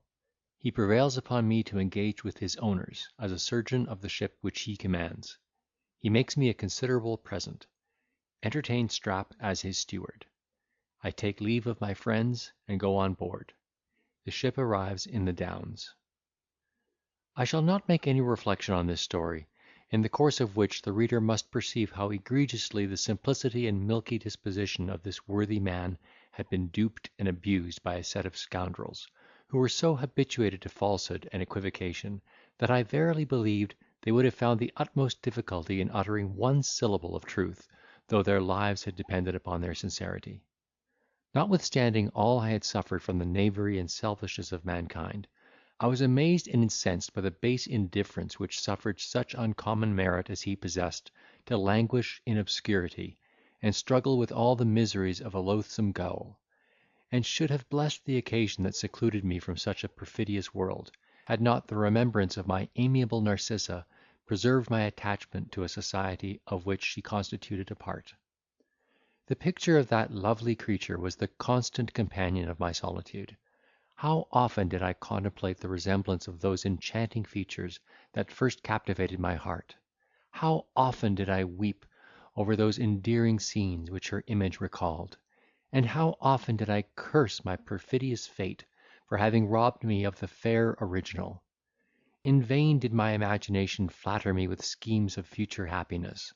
Surly reason always interposed, and in a moment overthrew the unsubstantial fabric, by chastising the extravagance of my hope, and representing my unhappy situation in the right point of view. In vain did I fly for refuge to the amusements of the place, and engage in the parties of Jackson at cards, billiards, ninepins, and fives. A train of melancholy thoughts took possession of my soul, which even the conversation of Melopoyn could not divert. I ordered Strap to inquire every day at Banter's lodgings, in expectation of hearing again from my charmer, and my disappointment considerably augmented my chagrin. My affectionate valet was infected with my sorrow, and often sat with me whole hours without speaking, uttering sigh for sigh, and shedding tear for tear. This fellowship increased our distemper. He became incapable of business, and was discarded by his master; while I, seeing my money melt away without any certainty of deliverance, and, in short, all my hopes frustrated, grew negligent of life, lost all appetite, and degenerated into such a sloven, that during the space of 3 months I was neither washed, shifted, nor shaved, so that my face, rendered meagre with abstinence, was obscured with dirt, and overshadowed with hair, and my whole appearance squalid and even frightful. When one day Strap brought me notice that there was a man below who wanted to speak with me. Roused at this intelligence, and in full hopes of receiving a letter from the dear object of my love, I ran downstairs with the utmost precipitation, and found to my infinite surprise my generous uncle Mr. Bowling. Transported at the sight, I sprang forward to embrace him; upon which he started aside, and with great agility drew his hanger, and put himself upon his guard, crying, "Avast, brother, avast! Sheer off! Yo ho! You turnkey, why don't you keep a better look out? Here's one of your crazy prisoners broke from his lashings, I suppose." I could not help laughing heartily at his mistake, but this I soon rectified by my voice, which he instantly recollected, and shook me by the hand with great affection, testifying his concern at seeing me in such a miserable condition.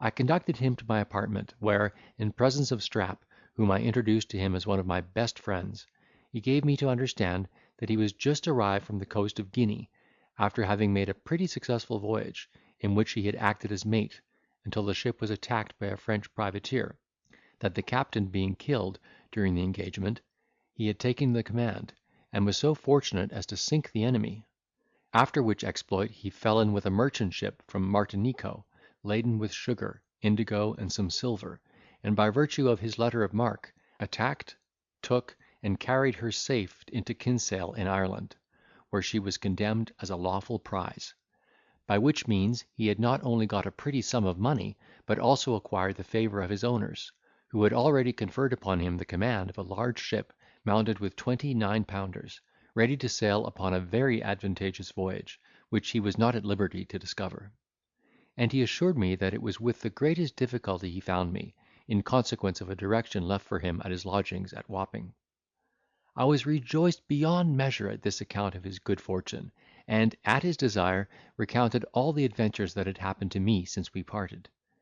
When he understood the particulars of Strap's attachment to me, he squeezed his hand very cordially, and promised to make a man of him; then, giving me 10 guineas for my present occasion, took a direction for the tailor who arrested me, and went away in order to discharge the debt, telling me at parting that he would soon fetch up all my leeway with a wet sail. I was utterly confounded at this sudden transition, which affected me more than any reverse I had formerly felt; and a crowd of incoherent ideas rushed so impetuously upon my imagination, that my reason would neither separate nor connect them; when Strap, whose joy had manifested itself in 1,000 fool cries, came into my room with his shaving utensils, and without any previous intimation began to lather my beard, whistling with great emotion all the while. I started from my reverie, and being too well acquainted with Strap to trust myself in his hands while he was under such agitation, desired to be excused, sent for another barber, and suffered myself to be trimmed. Having performed the ceremony of ablution, I shifted, and dressed in my gayest apparel, waited for the return of my uncle, who was agreeably surprised at my sudden transformation. This beneficent kinsman had satisfied my creditor, and obtained an order for my discharge, so that I was no longer a prisoner; but as I had some reluctance to part with my friends and fellows in distress, I prevailed upon Mr. Bowling to favour us with his company, and invited Mr. Melopoyn and Jackson to spend the evening at my apartment, where I regaled them with a supper, good wine, and the news of my release, on which they heartily congratulated me, notwithstanding the loss of my company, which they were pleased to say they should severely feel. As for Jackson, his misfortune made so little impression on himself, and he was altogether so loose, indifferent, and indiscreet, that I could scarce pity his situation; but I had conceived a veneration and friendship for the poet, who was, in all respects, an object much more worthy of compassion and regard.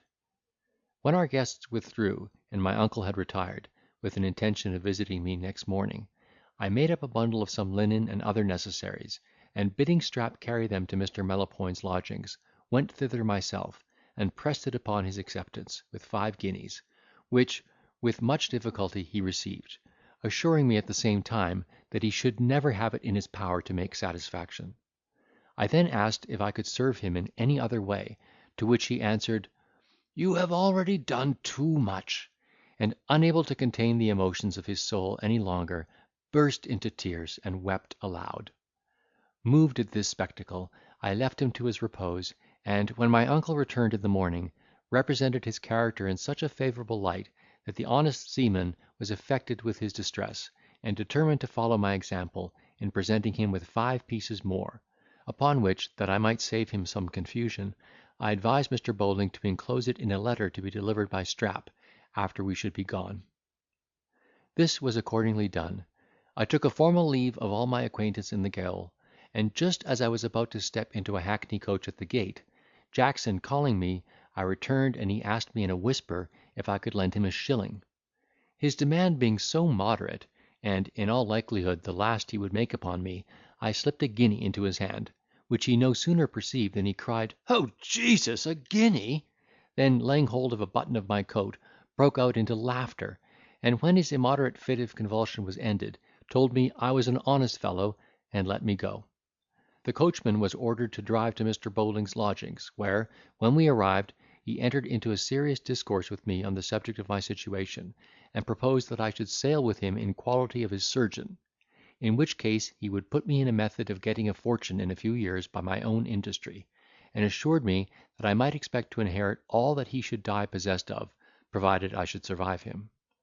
Though I was penetrated with a sense of his generosity, I was startled at a proposal that offered violence to my love, and signified my sentiments on that head, which he did not seem to relish, but observed that love was the fruit of idleness, that when once I should be employed in business, and my mind engaged in making money, I should be no more troubled with these silly notions, which none but your fair weathered jacks, who have nothing but their pleasure to mind, ought to entertain. I was piqued at this insinuation, which I looked upon as a reproach, and, without giving myself time to deliberate, accepted his offer.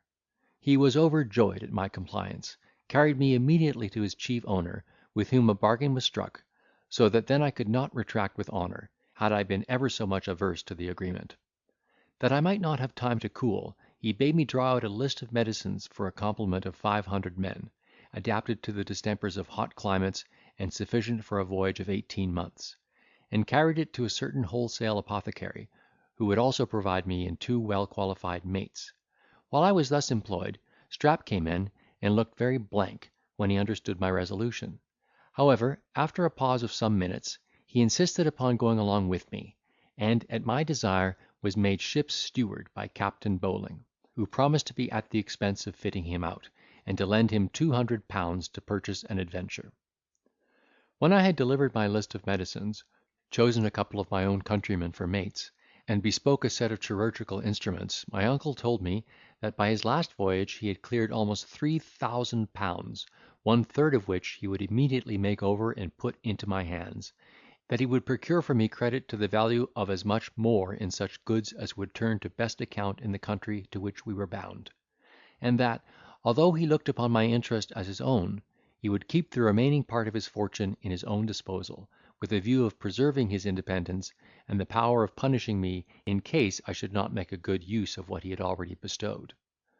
Without troubling the reader with an account of the effect which this surprising generosity had upon my mind, I shall only say that his promises were instantly performed, and an invoice of merchandise proper for the voyage presented to me, that I might purchase the goods, and ship them with all expedition. In the midst of this hurry, the remembrance of my charming Narcissa often interposed, and made me the most miserable of all mortals. I was distracted with the thought of being torn from her, perhaps for ever; and though the hope of seeing her again might have supported me under the torments of separation, I could not reflect upon the anguish she must feel at parting with me, and the incessant sorrows to which her tender bosom would be exposed during my absence, without being pierced with the deepest affliction.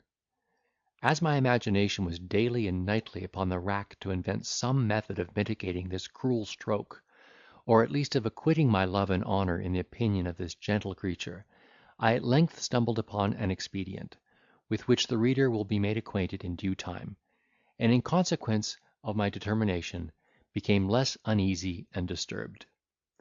My business being finished, and the ship ready to sail, I resolved to make my last appearance among my acquaintance at the other end of the town, where I had not been since my imprisonment; and as I had, by the advice of my uncle, taken off some very rich clothes for sale, I put on the gayest suit in my possession, and went in a chair to the coffee house I used to frequent, where I found my friend Banter so confounded at the magnificence of my dress, that, when I made up to him, he gazed at me with a look of astonishment, without being able, for some minutes, to open his lips. Then, pulling me aside by the sleeve, and fixing his eyes on mine, accosted me thus: "Random, where the devil have you been, eh? What is the meaning of all this finery? Oh ho! I understand you. You are just arrived from the country. What, the roads are good, eh? Well, Random, you are a bold fellow, and a lucky fellow; but take care, the pitcher goes often to the well, but is broke at last."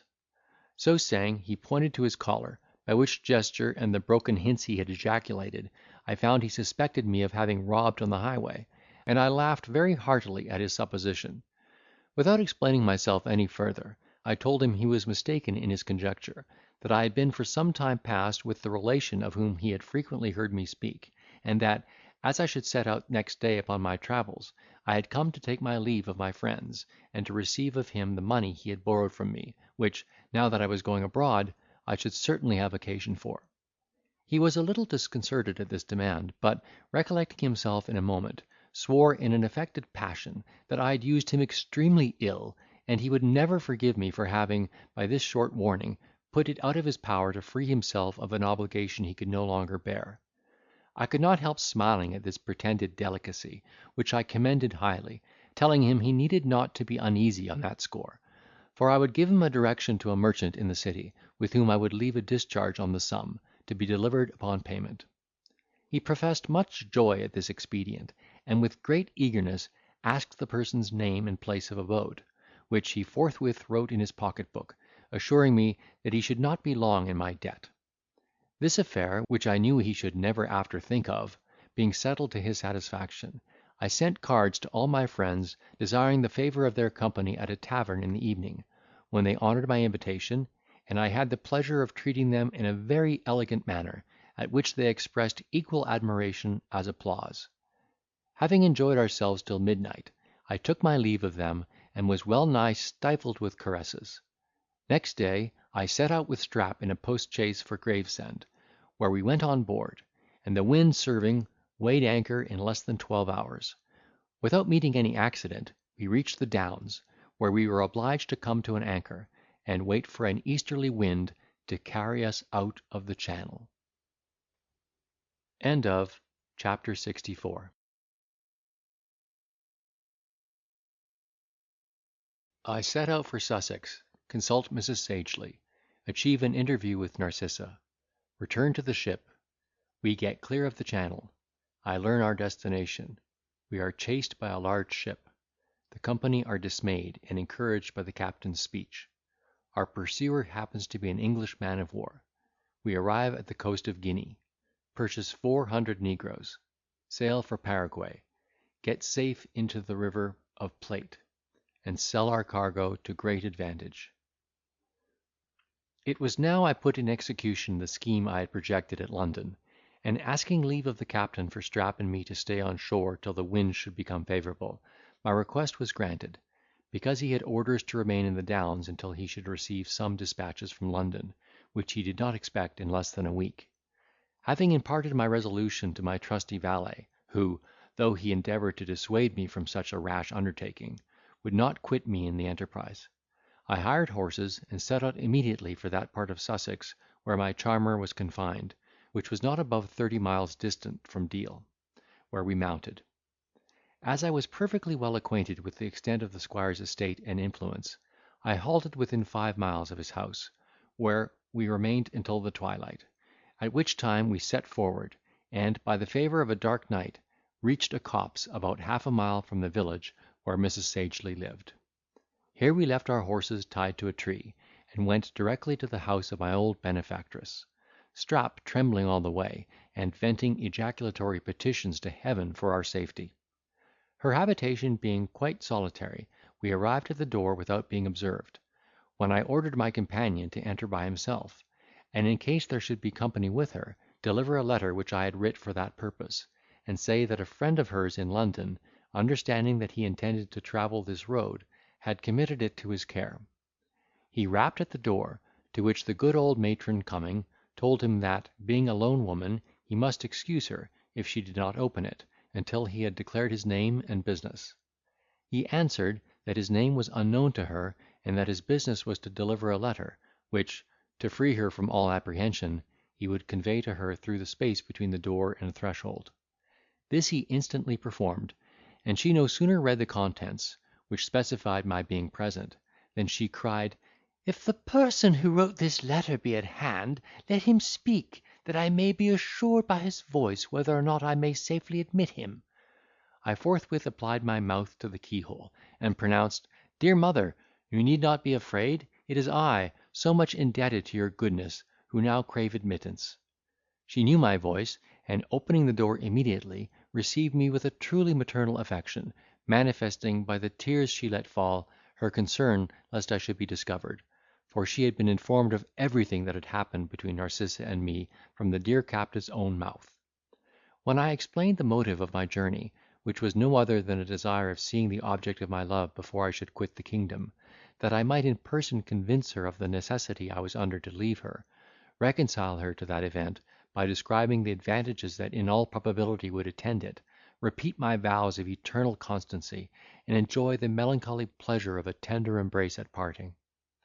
I say, when I had thus signified my intention, Mrs. Sagely told me, that Narcissa, upon her return from Bath, had been so strictly watched, that nobody but one or two of the servants devoted to her brother was admitted to her presence; that afterwards she had been a little enlarged, and was permitted to see company; during which indulgence she had been several times at the cottage, but of late she had been betrayed by one of the servants, who discovered to the squire that he had once carried a letter from her to the post house directed to me, upon which information she was now more confined than ever, and that I could have no chance of seeing her, unless I would run the risk of getting into the garden, where she and her maid were every day allowed to take the air, and lie hid until I should have an opportunity of speaking to them, an adventure attending with such danger that no man in his right wits would attempt it.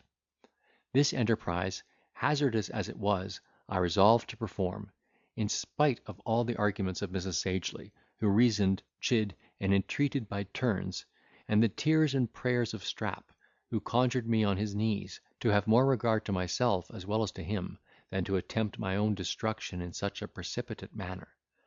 I was deaf to but the suggestions of my love, and ordering him to return immediately with the horses to the inn from whence we set out, and wait for my coming in that place, he at first peremptorily refused to leave me, until I persuaded him that if our horses should remain where they were till daylight, they would certainly be discovered, and the whole country alarmed.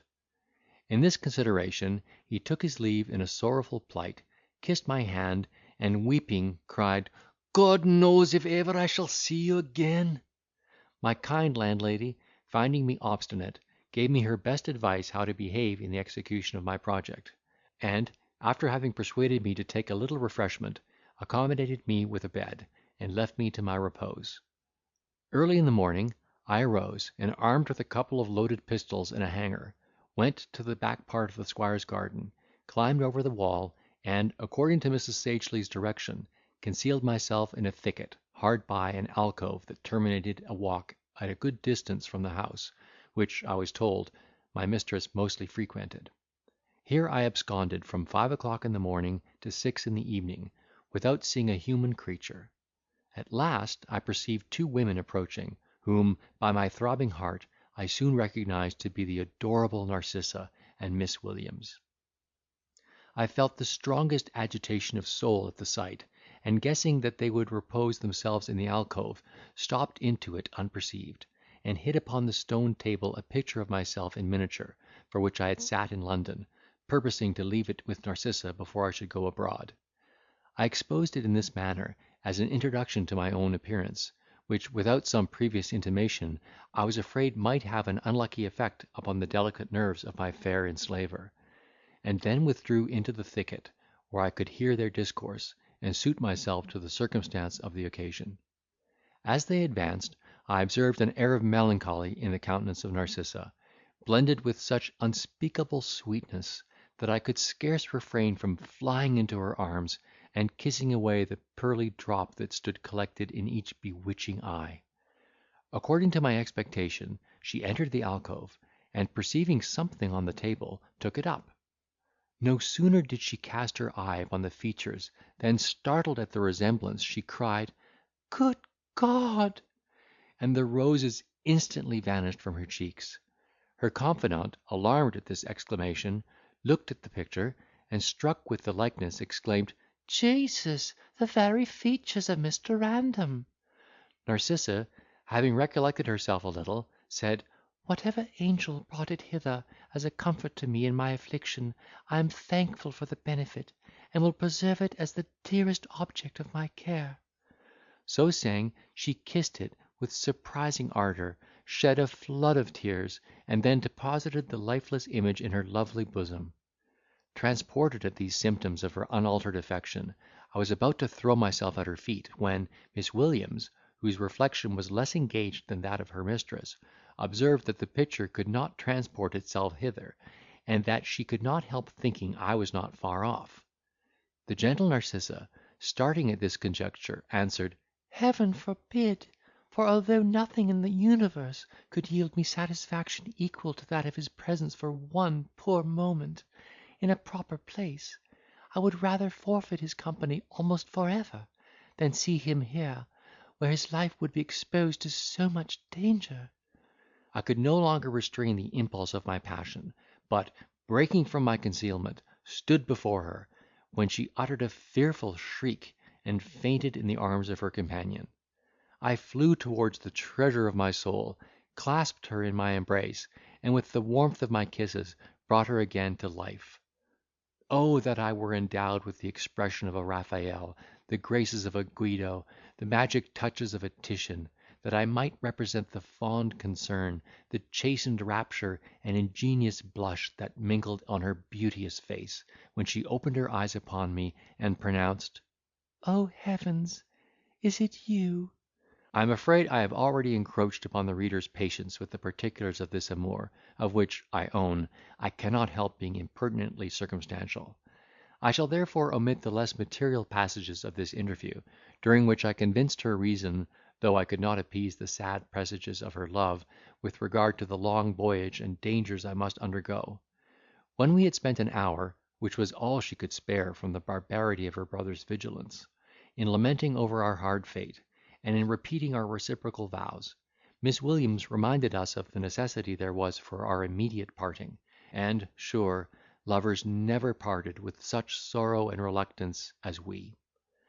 But because my words are incapable of doing justice to this affecting circumstance, I am obliged to draw a veil over it, and observe that I returned in the dark to the house of Mrs. Sagely, who was overjoyed to hear of my success, and opposed the tumults of my grief with such strength of reason, that my mind regained, in some measure, its tranquillity. And that very night, after having forced upon the good gentlewoman a purse of 20 guineas as a token of my gratitude and esteem, I took my leave of her, and set out on foot for the inn, where my arrival freed honest Strap from the horrors of unutterable dread.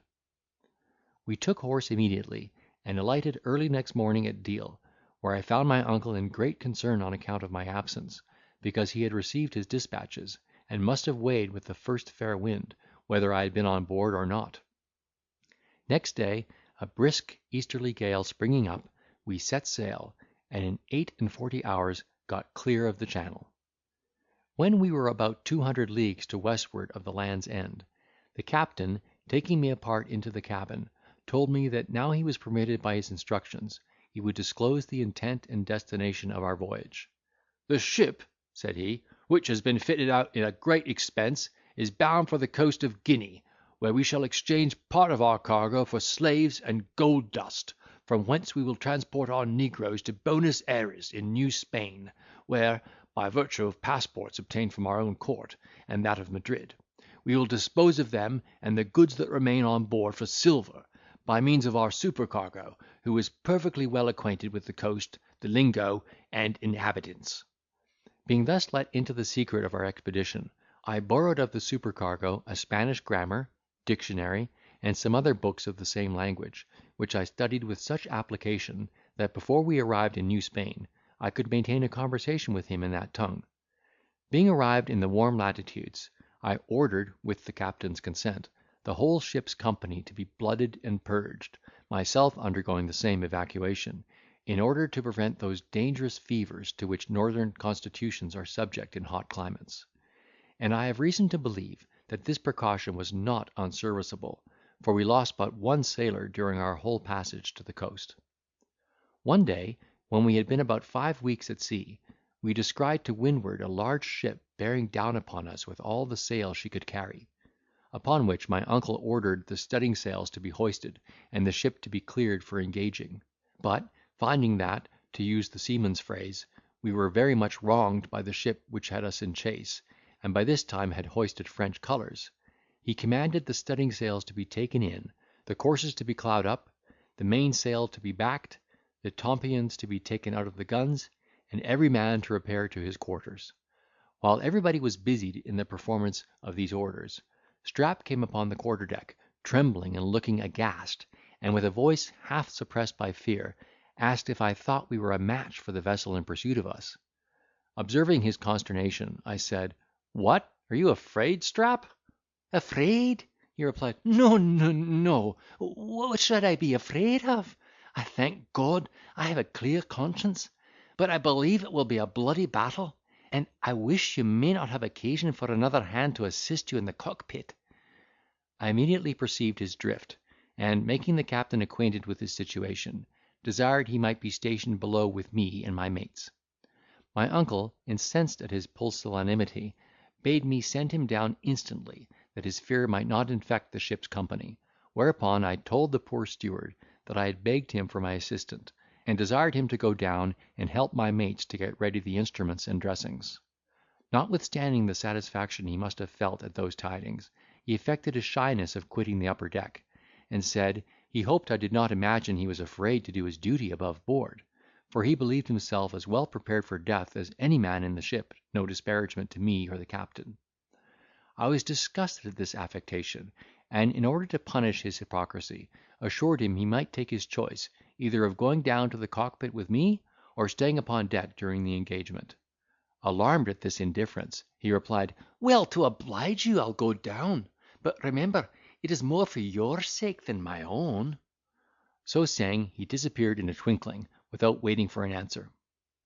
By this time we could observe 2 tier of guns in the ship which pursued us, and which was now but 2 short miles astern. This discovery had an evident effect upon the sailors, who did not scruple to say, that we should be torn to pieces and blown out of the water, and that, if in case any of them should lose their precious limbs, they must go a-begging for life, for there was no provision made by the merchants for those poor souls who are maimed in their service. The captain, understanding this, ordered the crew abaft, and spoke to them thus: "My lads, I am told you hang an arse. I've gone to sea 30 years a man and a boy, and never saw English sailors afraid before. Mayhap you may think I want to expose you for the lucre of gain. Whosoever thinks so, thinks a damned lie, for my whole cargo is insured, so that in case I should be taken, my loss would not be great. The enemy is stronger than we, to be sure. What then? Have we not a chance for carrying away one of her masts, and so get clear of her? If we find her too hard for us, 'tis but striking at last. If any man is hurt in the engagement, I promise, on the word of an honest seaman, to make him a recompense according to his loss. So now, you that are lazy, lubberly, cowardly dogs, get away and skulk in the hold and bread room, and you that are jolly boys, stand by me, and let us give one broadside for the honour of old England." This eloquent harangue was so well adapted to the disposition of his hearers, that one and all of them, pulling off their hats, waved them over their heads, and saluted him with 3 cheers, upon which he sent his boy for 2 large case bottles of brandy. Having treated every man with a dram, they repaired to their quarters, and waited impatiently for the word of command. I must do my uncle the justice to say that, in the whole of his disposition, he behaved with the utmost intrepidity, conduct, and deliberation.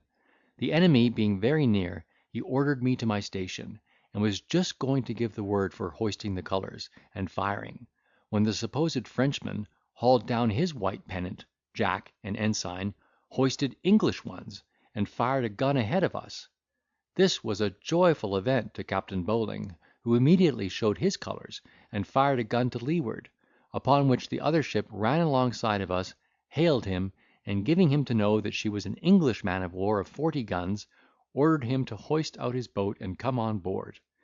This command he obeyed with the more alacrity, because, upon inquiry, he found that she was commanded by an old messmate of his, who was overjoyed to see him, detained him to dinner, and sent his barge for the supercargo and me, who were very much caressed on his account.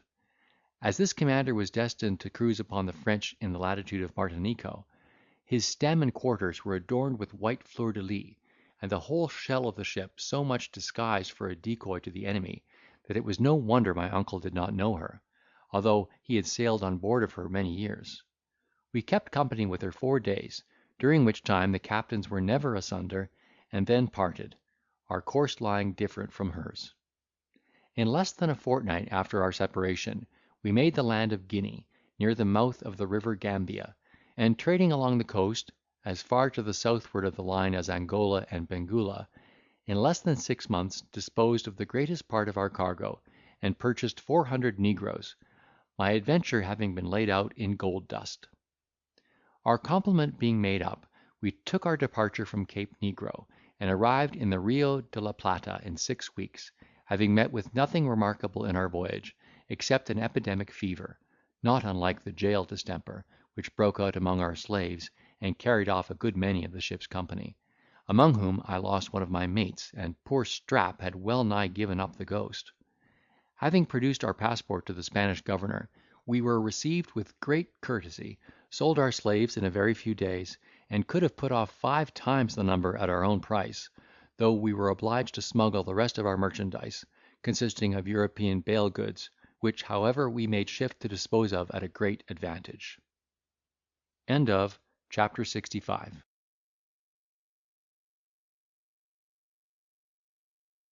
An English gentleman, and make a very interesting discovery. We leave Buenos Aires, and arrive at Jamaica. Our ship being freed from the disagreeable lading of negroes, to whom, indeed, I had been a miserable slave since our leaving the coast of Guinea, I began to enjoy myself, and breathe with pleasure the pure air of Paraguay, this part of which is reckoned the Montpelier of South America, and has obtained, on account of its climate, the name of Buenos Ayres. It was in this delicious place that I gave myself entirely up to the thoughts of my dear Narcissa, whose image still kept possession of my breast, and whose charms, enhanced by absence, appeared to my imagination, if possible, more engaging than ever. I calculated the profits of my voyage, which even exceeded my expectation, resolved to purchase sinecure upon my arrival in England, and, if I should find the squire as averse to me as ever, marry his sister by stealth, and in case our family should increase, rely on the generosity of my uncle, who was by this time worth a considerable sum. While I amused myself with these agreeable projects, and the transporting thoughts of enjoying Narcissa, we were very much caressed by the Spanish gentlemen, who frequently formed parties of pleasure for our entertainment, in which we made excursions a good way into the country. Among those who signalised themselves by their civility to us, was one Don Antonio de Ribera, a very polite young gentleman, with whom I had contracted an intimate friendship, who invited us one day to his country house, and, as a further inducement to our compliance, promised to procure for us the company of an English signor, who had been settled in those parts many years, and acquired the love and esteem of the whole province, by his affability, good sense, and honourable behaviour. We accepted his invitation, and set out for his villa, where we had not been longer than an hour, when the person arrived in whose favour I had been so much prepossessed. He was a tall man, remarkably well shaped, of a fine mien and appearance, commanding respect, and seemed to be turned of 40. The features of his face were saddened with a reserve and gravity, which in other countries would have been thought the effect of melancholy, but here appeared to have been contracted by his commerce with the Spaniards, who are remarkable for that severity of countenance. Understanding from Don Antonio that we were his countrymen, he saluted us all round very complacently, and fixing his eyes attentively on me, uttered a deep sigh. I had been struck with a profound veneration for him at his first coming into the room, and no sooner observed this expression of his sorrow, directed, as it were, in a particular manner to me, that my heart took part in his grief. I sympathised involuntarily, and sighed in my turn. Having asked leave of our entertainer, he accosted us in English, professed his satisfaction at seeing so many of his countrymen in such a remote place, and asked the captain, who went by the name of Signor Toma, from what part of Britain he had sailed, and whither he was bound.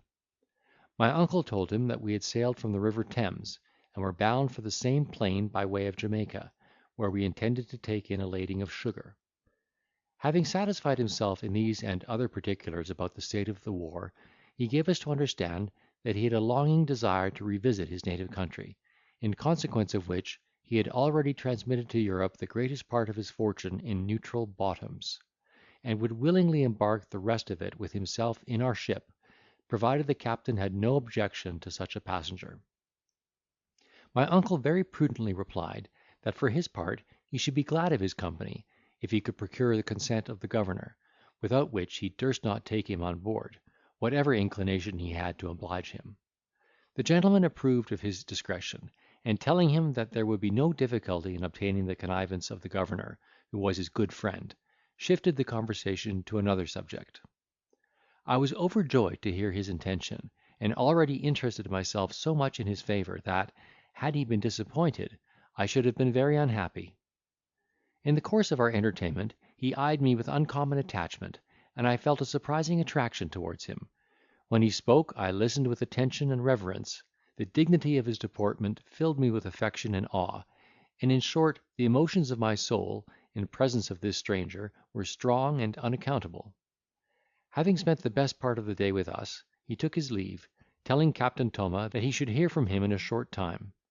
He was no sooner gone than I asked 1,000 questions about him of Don Antonio, who could give me no other satisfaction than that his name was Don Rodrigo, that he had lived 15 or 16 years in these parts, was reputed rich, and supposed to have been unfortunate in his younger years, because he was observed to nourish a pensive melancholy, even from the time of his first settlement among them; but that nobody had ventured to inquire into the cause of his sorrow, in consideration of his peace, which might suffer in the recapitulation of his misfortunes. I was seized with an irresistible desire of knowing the particulars of his fate, and enjoyed not an hour of repose during the whole night, by reason of the eager conceptions that inspired me with regard to his story, which I resolved, if possible, to learn.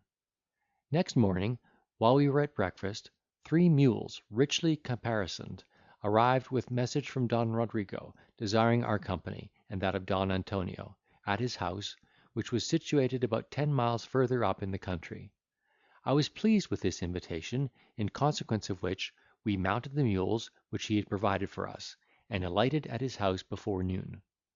Here we were splendidly entertained by the generous stranger, who still seemed to show a particular regard for me, and after dinner made me a present of a ring, set with a beautiful amethyst, the production of that country, saying at the same time, that he was once blessed with a son, who, had he lived, would have been nearly of my age. This observation, delivered with a profound sigh, made my heart throb with violence. A crowd of confused ideas rushed upon my imagination, which, while I endeavoured to unravel, my uncle perceived my absence of thought, and tapping me on the shoulder, said, "Oons, are you asleep, Rory?" Before I had time to reply, Don Rodrigo, with uncommon eagerness of voice and look, pronounced, "Pray, captain, what is the young gentleman's name?" "His name," said my uncle, "is Roderick Random." "Gracious powers!" cried the stranger, starting up, "and his mother's?" "His mother," answered the captain, amazed, "was called Charlotte Bowling."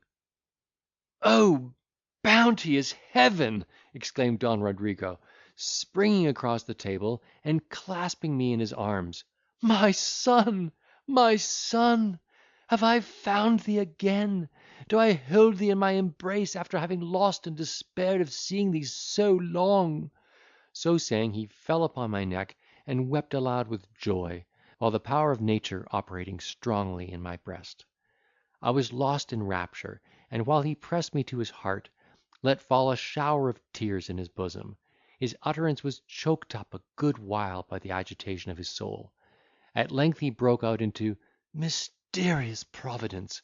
O my dear Charlotte, there yet remains a pledge of our love, and such a pledge! So found! O infinite goodness, let me adore thy all-wise decrees!" Having thus expressed himself, he kneeled upon the floor, lifted up his eyes and hands to heaven, and remained some minutes in silent ecstasy of devotion. I put myself in the same posture, adored the all-good dispenser in a prayer of mental thanksgiving, and when his ejaculation was ended, did homage to my father, and craved his paternal blessing. He hugged me again with unutterable fondness, and having implored the protection of heaven upon my head, raised me from the ground, and presented me as his son to the company, who wept in concert over this affecting scene. Among the rest, my uncle did not fail to discover the goodness and joy of his heart. Albeit unused to the melting mood, he blubbered with great tenderness, and wringing my father's hand, cried, "Brother Random, I'm rejoiced to see you. God be praised for this happy meeting." Don Rodrigo, understanding that he was his brother-in-law, embraced him affectionately, saying, "Are you my Charlotte's brother? Alas! unhappy Charlotte! But why should I repine? We shall meet again, never more to part. Brother, you are truly welcome. Dear son, I am transported with unspeakable joy. This day is a jubilee. My friends and servants shall share my satisfaction." While he dispatched messengers to the gentlemen in the neighbourhood to announce this event, and gave orders for a grand entertainment, I was so much affected with the tumults of passion which assailed me on this great, sudden, and unexpected occasion, that I fell sick, fevered, and in less than 3 hours became quite delirious, so that the preparations were countermanded, and the joy of the family converted into grief and despair. Physicians were instantly called. I was plentifully blooded in the foot. My lower extremities were bathed in a decoction of salutiferous herbs. In 10 hours after I was taken ill, I enjoyed a critical sweat, and next day felt the remains of the distemper, but an agreeable lassitude, which did not hinder me from getting up. During the progress of this fever, which, from the term of its duration, is called ephemera, my father never once quitted my bedside, but administered the prescriptions of the physicians with the most pious care, while Captain Bowling manifested his concern by the like attendance. I no sooner found myself delivered from this disease, than I bethought myself of my honest friend Strap, and resolving to make him happy forthwith in the knowledge of my good fortune, told my father in general that I had been infinitely obliged to this faithful adherent, and begged he would indulge me so far as to send for him, without letting him know my happiness, until he could receive an account of it from my own mouth. My request was instantly complied with, and a messenger with a spare mule dispatched to the ship, carrying orders from the captain to the mate, to send the steward by the bearer. My health being, in the meantime, re-established, and my mind composed, I began to relish this important turn of my fortune, in reflecting upon the advantages with which it must be attended; and, as the idea of my lovely Narcissa always joined itself to every scene of happiness I could imagine, I entertained myself now with the prospect of possessing her in that distinguished sphere to which she was entitled by her birth and qualifications. Having often mentioned her name while I was deprived of my senses, my father guessed that there was an intimate connection between us, and discovering the picture which hung in my bosom by ribbon, did not doubt that it was the resemblance of my amiable mistress. In this belief he was confirmed by my uncle, who told him that it was the picture of a young woman to whom I was under promise of marriage. Alarmed at this piece of information, Don Rodrigo took the first opportunity of questioning me about the particulars of this affair, which, when I had candidly recounted, he approved of my passion, and promised to contribute all in his power towards its success. Though I never doubted his generosity, I was transported on this occasion, and, throwing myself at his feet, told him he had now completed my happiness, for, without the possession of Narcissa, I should be miserable among all the pleasures of life. He raised me with a smile of paternal fondness, said he knew what it was to be in love, and observed that, if he had been as tenderly beloved by his father as I was by mine, he should not now perhaps have cause. Here he was interrupted by a sigh. The tear rushed into his eye, suppressed the dictates of his grief, and, the time being opportune, desired me to relate the passages of my life, which my uncle had told him were manifold and surprising.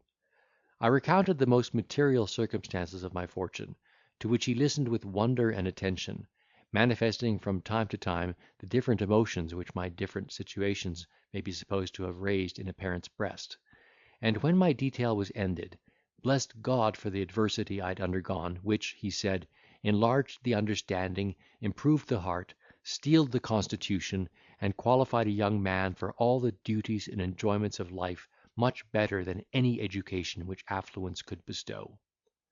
When I had thus satisfied his curiosity, I discovered an inclination to hear the particulars of his story, which he gratified by beginning with his marriage, and proceeded to the day of his disappearing, as I have related in the first part of my memoirs. "Careless of life," continued he, "and unable to live in a place where every object recalled the memory of my dear Charlotte, whom I had lost through the barbarity of an unnatural parent, I took my leave of you, my child, then an infant, with a heart full of unutterable woe, but little suspecting that my father's unkindness would have descended to my innocent orphan, and setting out alone at midnight for the nearest seaport, early next morning got on board a ship bound, as I had heard, for France, and bargaining with the master for my passage, bade a long adieu to my native country, and put to sea with the first fair wind.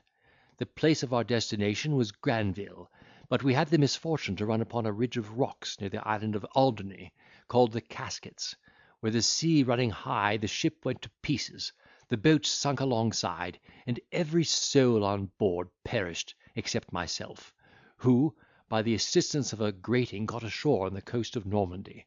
I went directly to Caen, where I was so lucky as to meet with a count, whom I had formerly known in my travels. With this gentleman I set out for Paris, where I was recommended by him and other friends as tutor to a young nobleman, whom I accompanied to the court of Spain. There we remained a whole year, at the end of which, my pupil being recalled by his father, I quitted my office, and stayed behind, by the advice of a certain Spanish grandee, who took me into his protection, and introduced me to another nobleman, who was afterwards created viceroy of Peru. He insisted on my attending him to his government of the Indies, where, however, by reason of my religion, it was not in his power to make my fortune any other way than by encouraging me to trade, which I had not long prosecuted when my patron died, and I found myself in the midst of strangers, without one friend to support or protect me. Urged by this consideration, I sold my effects, and removed to this country, the governor of which, having been appointed by the viceroy, was my intimate acquaintance.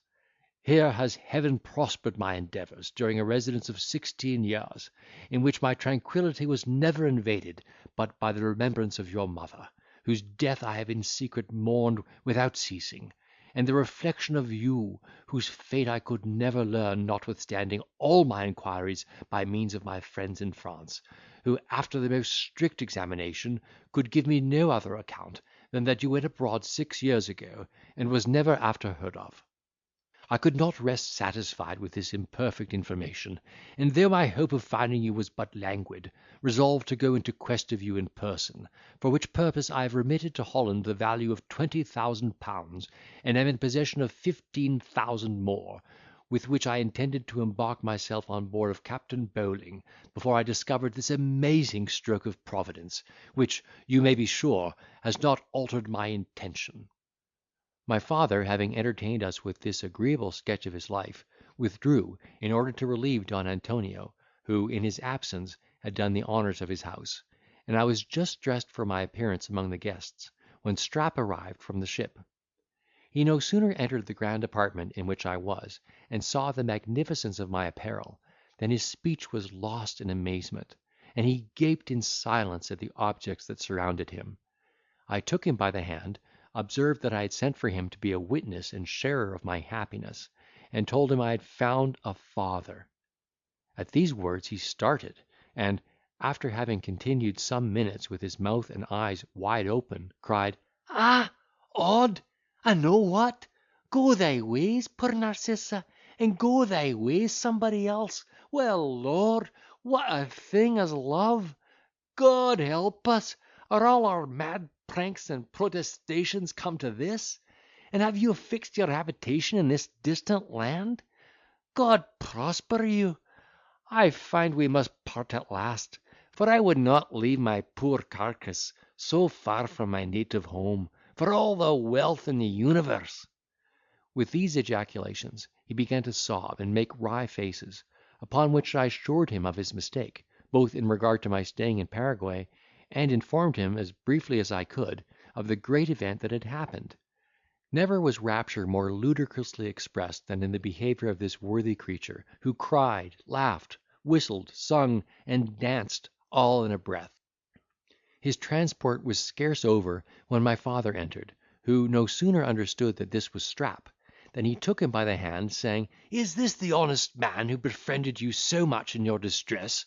You are welcome to my house, and I will soon put it in my power of my son to reward you for your good offices in his behalf. In the meantime, go with us and partake of the repast that is provided." Strap, wild as he was with joy, would by no means accept of the proffered honour, crying, "God forbid! I know my distance. Your worship shall excuse me." And Don Rodrigo, finding his modesty invincible, recommended him to his major domo to be treated with the utmost respect, while he carried me in a large saloon, where I was presented to a numerous company, who loaded me with compliments and caresses, and congratulated my father in terms not proper for me to repeat.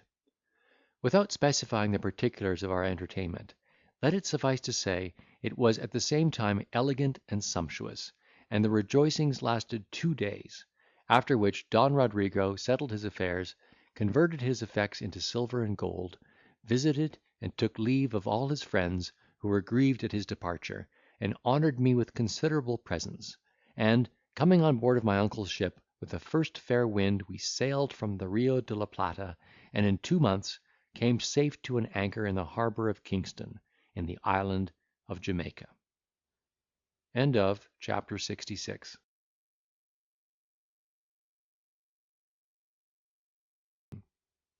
I visit my old friend Thompson. We set sail for Europe. Meet with an odd adventure. Arrive in England. I ride across the country from Portsmouth to Sussex. Converse with Mrs. Sagely, who informs me of Narcissa's being in London. In consequence of this intelligence, I proceed to Canterbury. Meet with my old friend Morgan. Arrive in London. Visit Narcissa. Introduce my father to be. He is charmed with her good sense and beauty. We come to a determination of demanding her brother's consent to our marriage. I inquired, as soon as I got ashore, about my generous companion Mr. Thompson, and hearing that he lived in a flourishing condition upon the estate left him by his wife's father, who had been dead some years, I took horse immediately, with the consent of Don Rodrigo, who had heard me mention him with great regard, and in a few hours reached the place of his habitation. I should much wrong the delicacy of Mr. Thompson's sentiments to say barely he was glad to see me. He felt all that the most sensible and disinterested friendship could feel on this occasion, introduced me to his wife, a very amiable young lady, who had already blessed him with 2 fine children, and being as yet ignorant of my circumstances, frankly offered me the assistance of his purse and interest. I thanked him for his generous intention, and made him acquainted with my situation, on which he congratulated me with great joy, and, after I had stayed with him a whole day and night, accompanied me back to Kingston to wait upon my father, whom he invited to his house.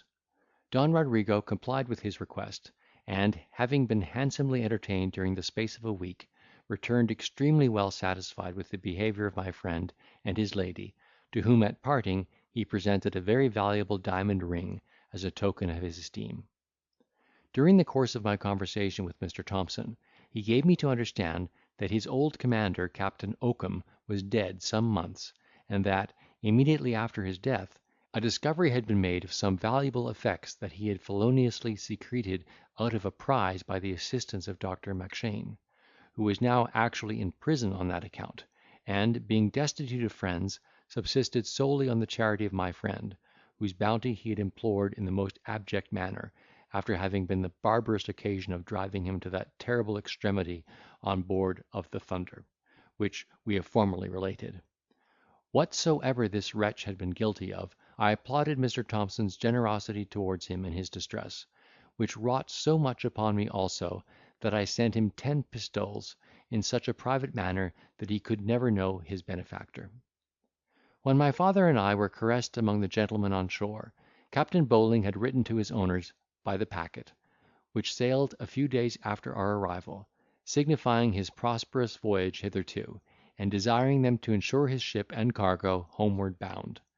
After which precaution he applied himself so heartily to the task of loading his ship, that, with the assistance of Mr. Thompson, she was full in less than 6 weeks.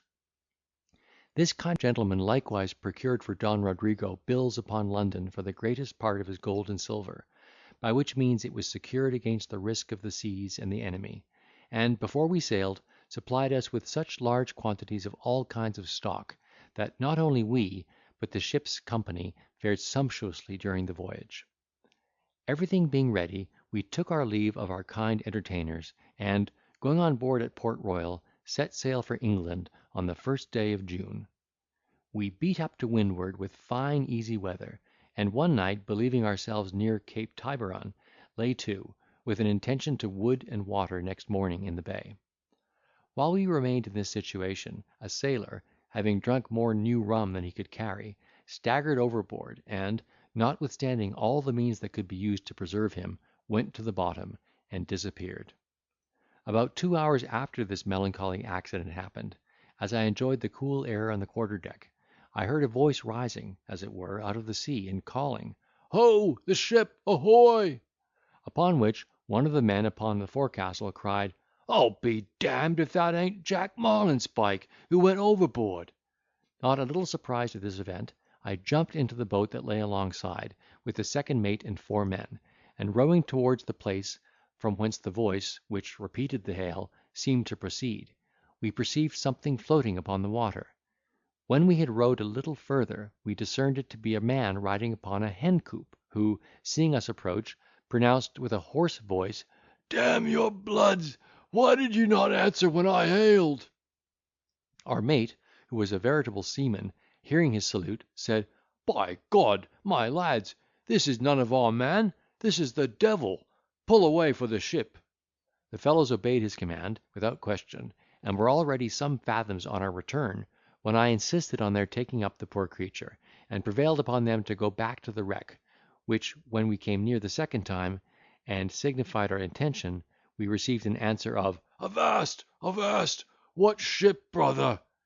Being satisfied in this particular, he cried, "Damn the ship, I was in hopes it had been my own. Where are you bound?"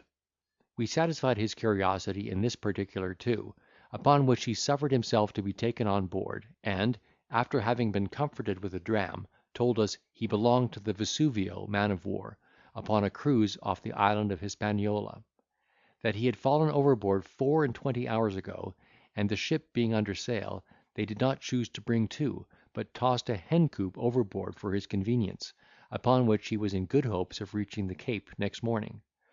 Howsomever, he was as well content to be aboard of us, because he did not doubt that we should meet his ship, and if he had gone ashore in the bay, he might have been taken prisoner by the French.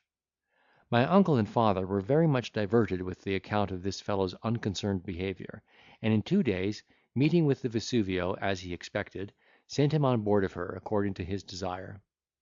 Having beat up successfully the windward passage, we stretched to the northward, and falling in with a westerly wind, in 8 weeks arrived in the Soundings, and in 2 days after made for the Lizard. It is impossible to express the joy I felt at the sight of English ground. Don Rodrigo was not unmoved, and Strap shed tears of gladness. The sailors profited by our satisfaction, the shoe that was nailed to the mast being quite filled with our liberality. My uncle resolved to run up into the Downs at once, but the wind shifting when we were abreast of the Isle of Wight, he was obliged to turn into St. Helens, and come to Spithead, to the great mortification of the crew, 30 of whom were immediately pressed on board a man of war. My father and I went ashore immediately at Portsmouth, leaving Strap with the captain to go round with the ship and take care of our effects; and I discovered so much impatience to see my charming Narcissa, that my father permitted me to ride across the country to her brother's house, while he should hire a post chaise for London, where he would wait for me at a place to which I directed him. Fired with all the eagerness of passion, I took post that very night, and in the morning reached an inn, about 3 miles from the squire's habitation. Here I remained till next morning, allaying the torture of my impatience with the rapturous hope of seeing that divine creature after an absence of 18 months, which, far from impairing, had raised my love to the most exalted pitch. Neither were my reflections free from apprehensions, that something intervened in spite of all my hope, and represented her as having yielded to the importunity of her brother, and blessed the arms of a happy rival. My thoughts were even maddened with the fear of her death; and when I arrived in the dark at the house of Mrs. Sagely, I had not for some time courage to desire admittance, lest my soul should be shocked with dismal tidings. At length, however, I knocked, and no sooner certified the good gentlewoman of my voice than she opened the door, and received me with the most affectionate embrace, that brought tears into her aged eyes. "For heaven's sake, dear mother," cried I, "tell me how is Narcissa? Is she the same that I left her?" She blessed my ears with saying, "She is as beautiful, in as good health, and as much yours as ever." Transported at this assurance, I begged to know if I could not see her that very night. When this sage matron gave me to understand that my mistress was in London, and that things were strangely altered in the squire's house since my departure; that he had been married a whole year to Melinda, who at first found means to wean his attention so much from Narcissa, that he became quite careless of that lovely sister, comforting himself with the clause in his father's will, by which she should forfeit her fortune, by marrying without his consent; that my mistress, being but indifferently treated by her sister-in-law, had made use of her freedom some months ago, and gone to town, where she was lodged with Miss Williams, in expectation of my arrival, and had been pestered with the addresses of Lord Quiverwit, who, finding her heart engaged, had fallen upon a great many shifts to persuade her that I was dead; but finding all his artifices unsuccessful, and despairing of gaining her affection, he had consoled himself for her indifference by marrying another lady some weeks ago, who had already left him on account of some family uneasiness. Besides this interesting information, she told me there was not a great deal of harmony between Melinda and the squire, who was so much disgusted at the number of gallants who continued to hover about her even after her marriage, that he had hurried her down into the country, much against her own inclination, where their mutual animosities had risen to such a height, that they preserved no decency before company or servants, but abused one another in the grossest terms. This good old gentlewoman, to give me a convincing proof of my dear Narcissa's unalterable love, gratified me with a sight of the last letter she had favoured her with, in which I was mentioned with so much honour, tenderness, and concern, that my soul was fired with impatience, and I determined to ride all night, that I might have it the sooner in my power to make her happy. Mrs. Sagely, perceiving my eagerness, and her maternal affection being equally divided between Narcissa and me, begged leave to remind me of the sentiments with which I went abroad, that would not permit me for any selfish gratification to prejudice the fortune of that amiable young lady, who must entirely depend upon me, after having bestowed herself in marriage. I thanked her for her kind concern, and as briefly as possible described my flourishing situation, which afforded this humane person infinite wonder and satisfaction. I told her, that now I had an opportunity to manifest my gratitude for the many obligations I owed, I would endeavour to make her old age comfortable and easy, as a step to which I proposed she should come and live with Narcissa and me. This venerable gentlewoman was so much affected with my words, that the tears ran down her ancient cheeks. She thanked Heaven that I had not belied the presages she had made, on her first acquaintance with me, acknowledging my generosity, as she called it, in the most elegant and pathetic expressions, but declined my proposal, on account of her attachment to the dear melancholy cottage where she had so peacefully consumed her solitary widowhood. Finding her immovable on this subject, I insisted on her accepting a present of 30 guineas, and took my leave, resolving to accommodate her with the same sum annually, for the more comfortable support of the infirmities of old age. Having rode all night, I found myself at Canterbury in the morning, where I alighted to procure fresh horses, and as I walked into the inn, perceived an apothecary's on the other side of the street, with the name of Morgan over the door. Alarmed at this discovery, I could not help thinking that my old messmate had settled in this place, and upon inquiry found my conjecture true, and that he was married lately to a widow in that city, by whom he had got £3000. Rejoiced at this intelligence, I went to his shop as soon as it was open, and found my friend behind the counter, busy in preparing a clyster. I saluted him at entrance, with "Your servant, Mr. Morgan." Upon which he looked at me, and replying, "Your most humble servant, good sir," rubbed his ingredients in the mortar without any emotion. "What," said I, "Morgan, have you forgot your old messmate?" At these words he looked up again, and starting cried, "As God is my measure, it cannot! Yes, by my salvation, I believe it is my dear friend Mr. Rantom."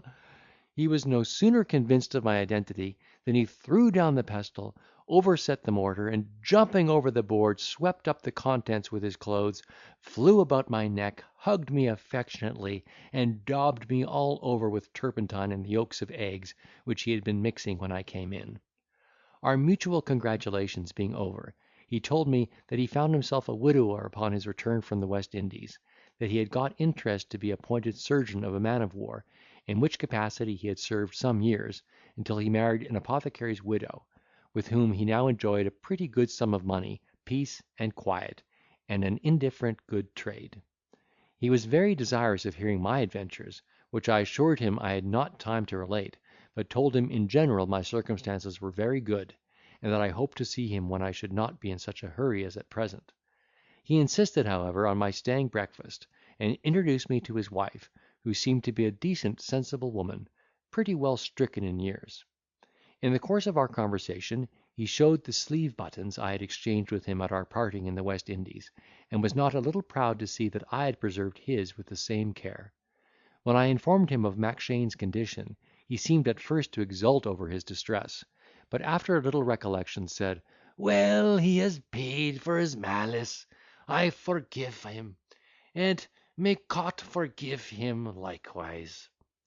He expressed great concern for the soul of Captain Oakum, which he believed was now gnashing its teeth; but it was some time before I could convince him of Thompson's being alive, at whose good fortune, nevertheless, he was extremely glad. Having renewed our protestations of friendship, I bade the honest Welshman and his spouse farewell, and, taking post horses, arrived at London that same night, where I found my father in good health, to whom I imparted what I had learned of Narcissa. This indulgent parent approved of my intention of marrying her, even without fortune, provided her brother's consent could not be obtained; promised to make over to me in a few days a sufficiency to maintain her in a fashionable manner, and expressed a desire of seeing this amiable creature, who had captivated me so much. As I had not slept the night before, and was besides fatigued with my journey, I found myself under a necessity of taking some repose, and went to bed accordingly. Next morning, about 10 o'clock, took a chair, and, according to Mrs. Sagely's directions, went to my charmer's lodgings, and inquired for Miss Williams. I had not waited in the parlour longer than a minute, when this young woman entered, and no sooner perceived me than she shrieked and ran backward, but I got between her and the door, and, clasping her in my arms, brought her to herself with an embrace. "Good heaven!" cried she, "Mr. Random, is it you indeed? My mistress will run distracted with joy." I told her it was from an apprehension that my sudden appearance might have had some bad effect on my dear Narcissa, that I had desired to see her first, in order to concert some method of acquainting her mistress gradually with my arrival. She approved of my conduct, and, after having yielded to the suggestions of her own friendship, in asking if my voyage had been successful, charged herself with that office, and left me glowing with desire of seeing and embracing the object of my love. In a very little time I heard some body coming down the stairs in haste, and the voice of my angel pronounce with an eager tone, "Oh heaven! Is it possible? Where is he?" How were my faculties aroused at this well-known sound! And how was my soul transported, when she broke in upon my view in all the bloom of ripened beauty! Grace was in all her steps, heaven in her eye, in every gesture dignity and love. You, whose souls are susceptible of the most delicate impressions, whose tender bosoms have felt the affecting vicissitudes of love, who have suffered an absence of 18 long months from the dear object of your hope, and found at your return the melting fair as kind and constant as your heart can wish, do me justice on this occasion, and conceive what unutterable rapture possessed us both, while we flew into each other's arms. This was no time for speech. Locked in a mutual embrace, we continued some minutes in a silent trance of joy. When I thus encircled all my soul, held dear, while I hung over her beauties, beheld her eyes sparkle, and every feature flush with virtuous fondness, when I saw her enchanting bosom heave with undissembled rapture, and knew myself the happy cause. Heavens! what was my situation? I am tempted to commit my paper to the flames, and to renounce my pen for ever, because its most ardent and lucky expression so poorly describes the emotions of my soul.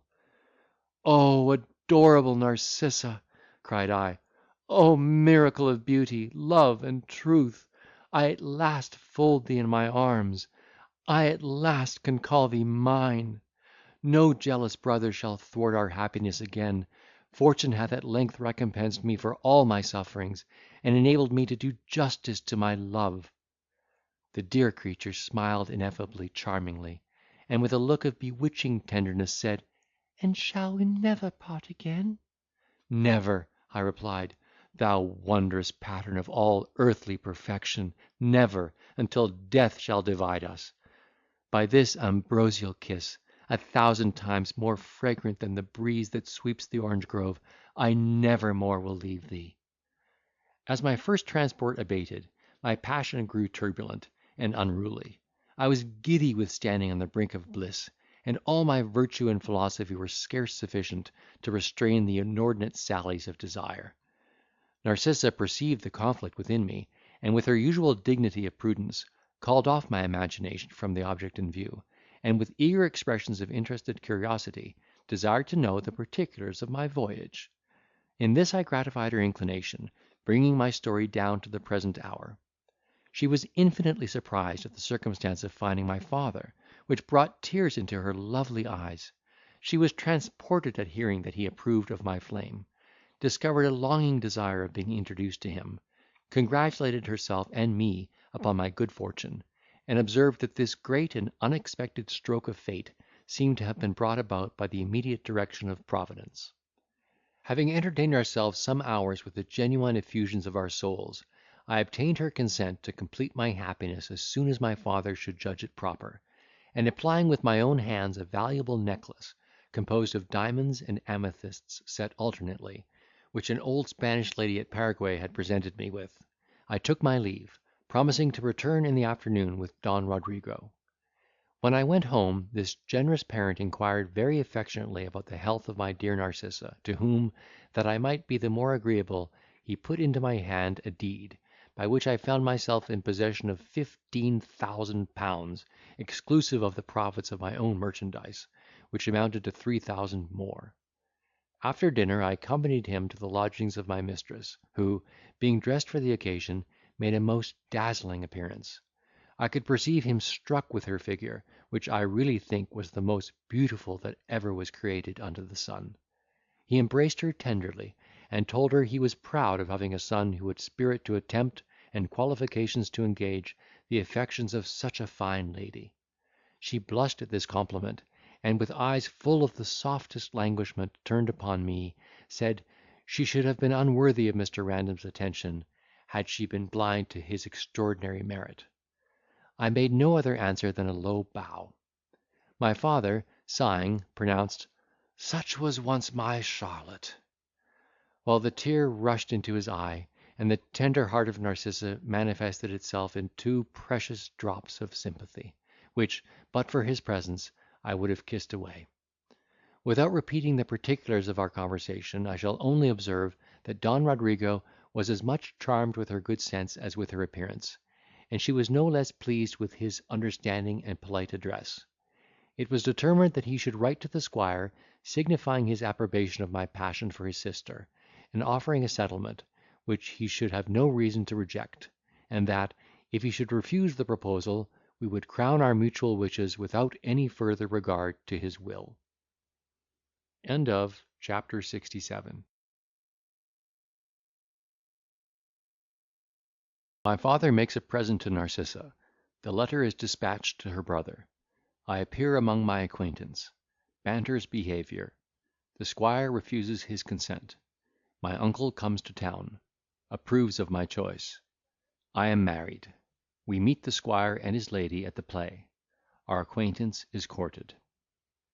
After having spent the evening to the satisfaction of all present, my father addressed himself thus to Narcissa: Madam, give me leave to consider you hereafter as my daughter, in which capacity I insist upon your accepting this first instance of my paternal duty and affection."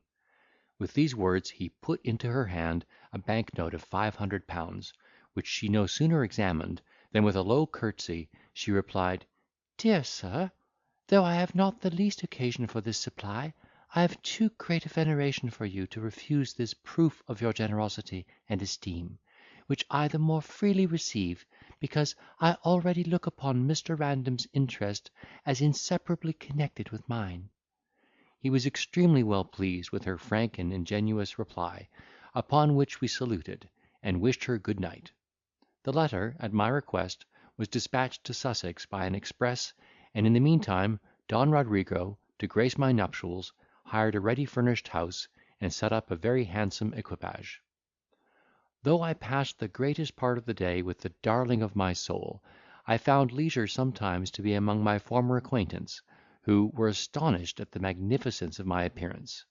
Banter, in particular, was confounded at the vicissitudes of my fortune, the causes of which he endeavoured in vain to discover, until I thought fit to disclose the whole secret of my last voyage, partly in consideration of our former intimacy, and partly to prevent unfavourable conjectures which he and others, in all probability, would have made in regard to my circumstances. He professed great satisfaction at this piece of news, and I had no cause to believe him insincere, when I considered that he would now look upon himself as acquitted of the debt he owed me, and at the same time flatter himself with the hopes of borrowing more. I carried him home to dinner with me, and my father liked his conversation so much, that upon hearing his difficulties, he desired me to accommodate him for the present, and inquire if he would accept of a commission in the army, towards the purchase of which he should willingly lend him money. Accordingly, I gave my friend an opportunity of being alone with me, when, as I expected, he told me that he was just on the point of being reconciled to an old rich uncle, whose heir he was, but wanted a few pieces for immediate expense, which he desired I would lend him, and take my bond for the whole. His demand was limited to 10 guineas, and, when I put 20 in his hand, he stared at me for some moments; then, putting it into his purse, "Ay, 'tis all one, you shall have the whole in a very short time." When I had taken his note, to save the expense of a bond, I expressed some surprise that a fellow of his spirit should loiter away his time in idleness, and asked why he did not choose to make his fortune in the army. "What!" said he, "throw away money upon a subaltern's commission, and be under the command of a parcel of scoundrels, who have raised themselves above me by the most infamous practices? No, I love independency too well to sacrifice my life, health, and pleasure for such a pitiful consideration." Finding him adverse to this way of life, I changed the subject, and returned to Don Rodrigo, who had just received the following epistle from the squire. "Sir, concerning a letter which I received subscribed R. Random, this is the answer. As for you, I know nothing of you. Your son, or pretended son, I have seen. If he marries my sister, at his peril be it. I do declare that he shall not have 1 farthing of her fortune, which becomes my property, if she takes a husband without my consent. Your settlement, I do believe, is all a sham, and yourself no better than you should be. But if you had all the wealth of the Indies, your son shall never match in our family, with the consent of Orson Topehole." My father was not much surprised at this polite letter, after having heard the character of the author; and as for me, I was even pleased at his refusal, because I had now an opportunity of showing my disinterested love. By his permission I waited on my charmer, and having imparted the contents of her brother's letter, at which she wept bitterly, in spite of all my consolation and caresses, the time of our marriage was fixed 2 days. During this interval, in which my soul was wound up to the last stretch of rapturous expectation, Narcissa endeavoured to reconcile some of her relations in town to her marriage with me; but, finding them all deaf to her remonstrances, either out of envy or prejudice, she told me with the most enchanting sweetness, while the tears bedewed her lovely cheeks, "Sure the world will no longer question your generosity, when you take a poor forlorn beggar to your arms." Affected with her sorrow, I pressed the fair mourner to my breast, and swore that she was more dear and welcome on that account, because she had sacrificed her friends and fortune to her love for me. My uncle, for whose character she had a great veneration, being by this time come to town, I introduced him to my bride, and although he was not very much subject to refined sensations, he was struck dumb with admiration at her beauty. After having kissed and gazed at her for some time, he turned to me, saying, "Odds bobs, Rory, a notable prize indeed! Finely built and gloriously rigged, i' faith. If she an't well manned when you take the command of her, sirrah, you deserve to go to sea in a cockle shell. No offence, I hope, niece? You must not mind what I say, being, as the saying is, a plain seafaring man, though mayhap I have as much regard for you as another."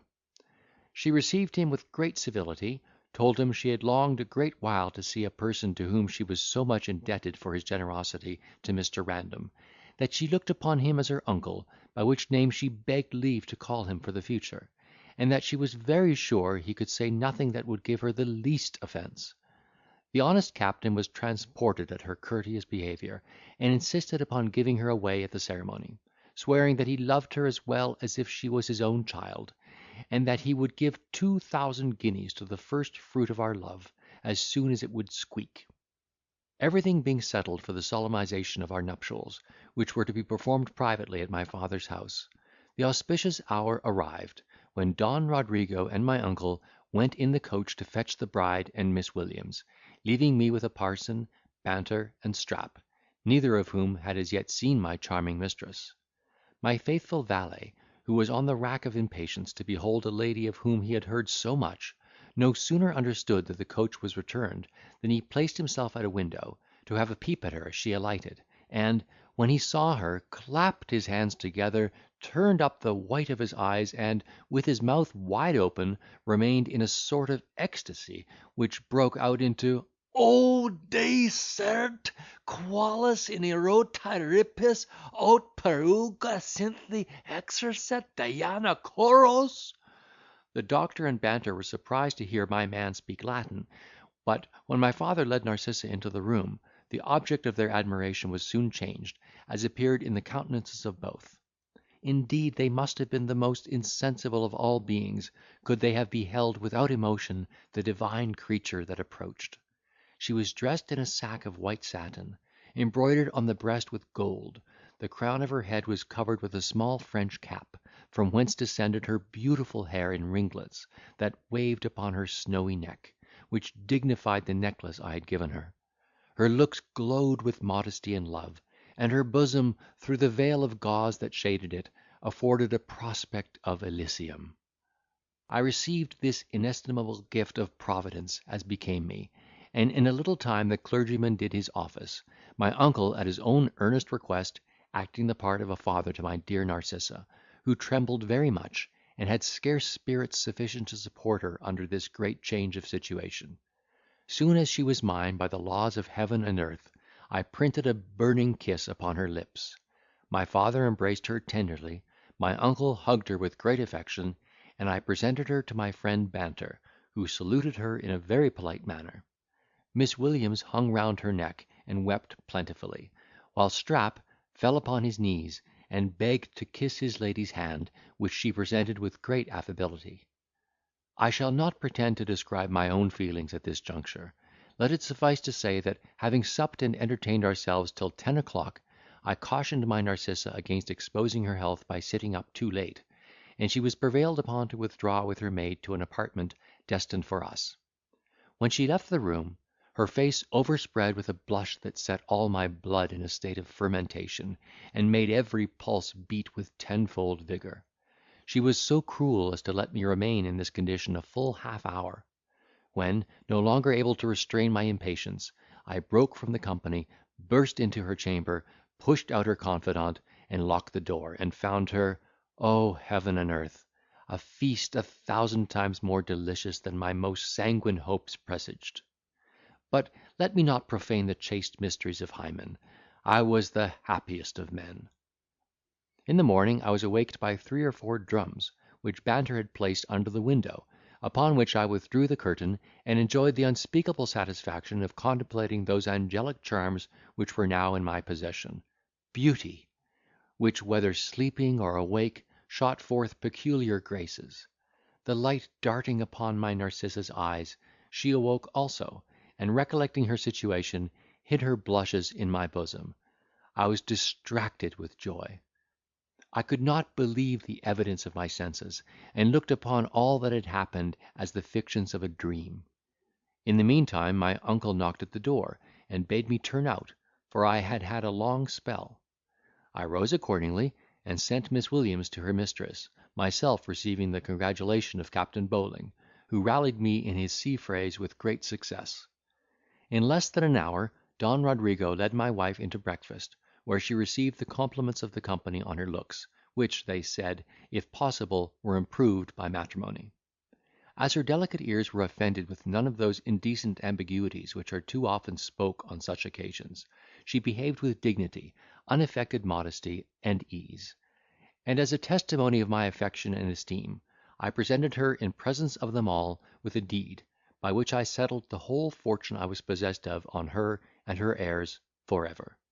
She accepted it with a glance of most tender acknowledgment, observed that she could not be surprised at anything of this kind I should do, and desired my father to take the trouble of keeping it, saying, "Next to my own Mr. Random, you are the person in whom I ought to have the greatest confidence." Charmed with her prudent and ingenuous manner of proceeding, he took the paper, and assured her that it should not lose its value while in his custody. As we had not many visits to give and receive, the little time we stayed in town was spent in going to public diversions, where I have the vanity to think Narcissa was seldom eclipsed. One night, in particular, we sent our footman to keep one of the stage boxes, which we no sooner entered, than we perceived in the opposite box the squire and his lady, who seemed not a little surprised at seeing us. I was pleased at this opportunity of confronting them, the more because Melinda was robbed of all her admirers by my wife, who happened that night to outshine her sister both in beauty and dress. She was piqued at Narcissa's victory, tossed her head 1,000 different ways, flirted her fan, looked at us with disdain, then whispered to her husband, and broke out into an affected giggle; but all her arts proved ineffectual, either to discompose Mrs. Random, or to conceal her own mortification, which at length forced her away long before the play was done.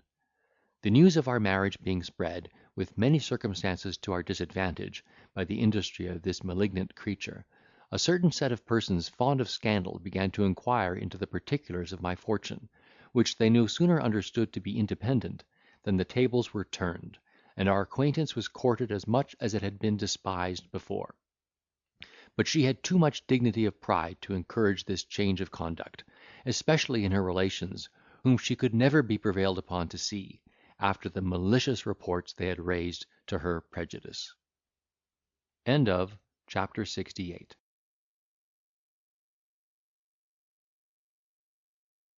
My father intends to revisit the place of his nativity.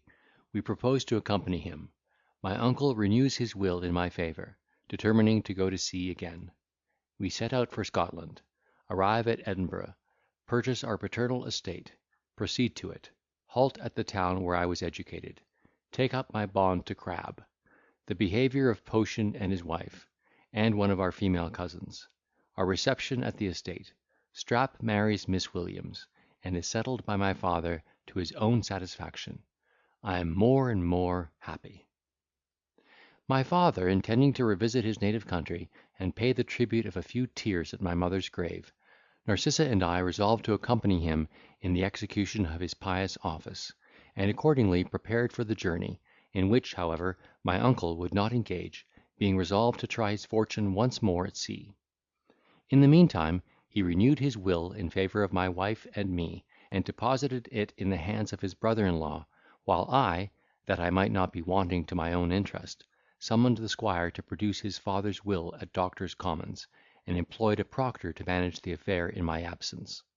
Everything being thus settled, we took leave of all our friends in London, and set out for Scotland. Don Rodrigo, Narcissa, Miss Williams, and I in the coach, and Strap, with 2 men in livery, on horseback. As we made easy stages, my charmer held it out very well till we arrived at Edinburgh, where we proposed to rest ourselves some weeks. Here Don Rodrigo, having intelligence that the fox hunter had spoilt his estate, which was to be exposed to sale by public auction, he determined to make a purchase of the spot where he was born, and actually bought all the land that belonged to his father. In a few days after this bargain was made, we left Edinburgh in order to go and take possession, and by the way halted one night in that town where I was educated. Upon inquiry, I found that Mr. Crab was dead, whereupon I sent for his executor, paid the sum I owed with interest, and took up my bond. Mr. Potion and his wife, hearing of my arrival, had the assurance to come to the inn where we lodged, and send up their names, with the desire of being permitted to pay their respects to my father and me; but their sordid behaviour towards me, when I was an orphan, had made too deep an impression on my mind to be effaced by this mean mercenary piece of condescension. I therefore rejected their message with disdain, and bade Strap tell them, that my father and I desired to have no communication with such low-minded wretches as they were. They had not been gone half an hour, when a woman, without any ceremony, opened the door of the room where we sat, and making towards my father, accosted him with, "Uncle, your servant. I am glad to see you." This was no other than one of my female cousins, mentioned in the first part of my memoirs, to whom Don Rodrigo replied, "Pray, who are you, madam?" "Oh," cried she, "my cousin Rory there knows me very well. Don't you remember me, Rory?" "Yes, madam," said I; "for my own part I shall never forget you. Sir, this is one of the young ladies who, as I have formerly told you, treated me so inhumanly in my childhood." When I pronounced these words, my father's resentment glowed in his visage, and he ordered her to be gone, with such a commanding aspect, that she retired in a fright, muttering curses as she went downstairs. We afterwards learned that she was married to an ensign, who had already spent all her fortune, and that her sister had borne a child to her mother's footman, who is now her husband, and keeps a petty alehouse in the country. The fame of our flourishing condition having arrived at this place before us, we got notice that the magistrates intended next day to compliment us with the freedom of their town; upon which my father, considering their complaisance in the right point of view, ordered the horses to the coach early in the morning.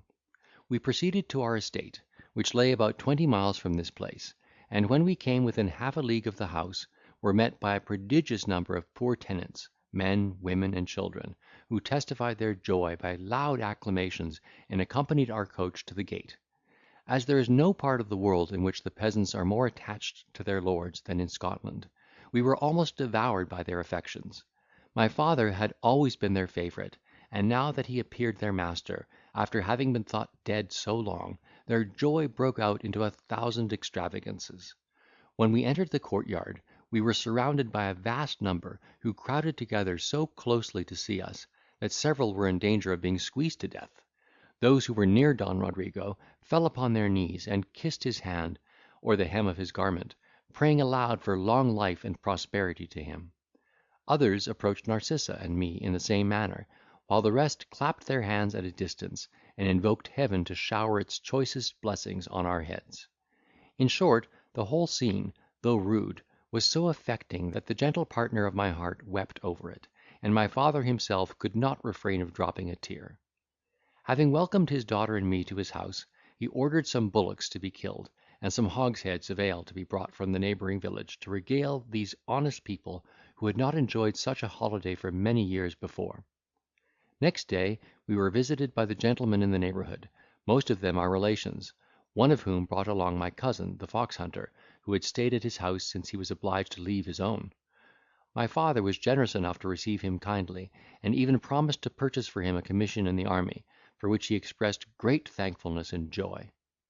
My charming Narcissa was universally admired and loved for her beauty, affability, and good sense, and so well pleased with the situation of the place, and the company round, that she has not as yet discovered the least desire of changing her habitation.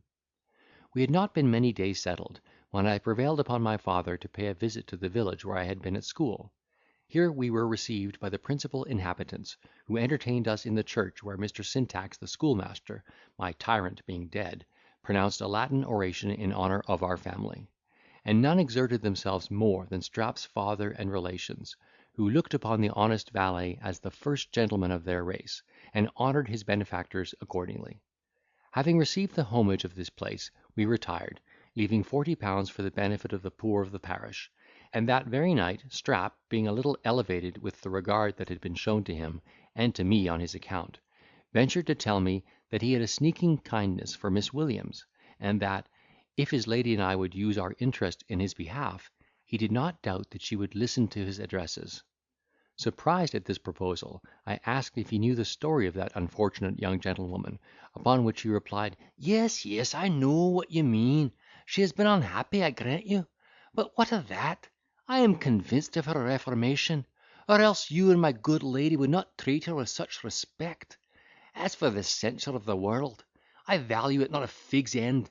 Besides, the world knows nothing of the matter.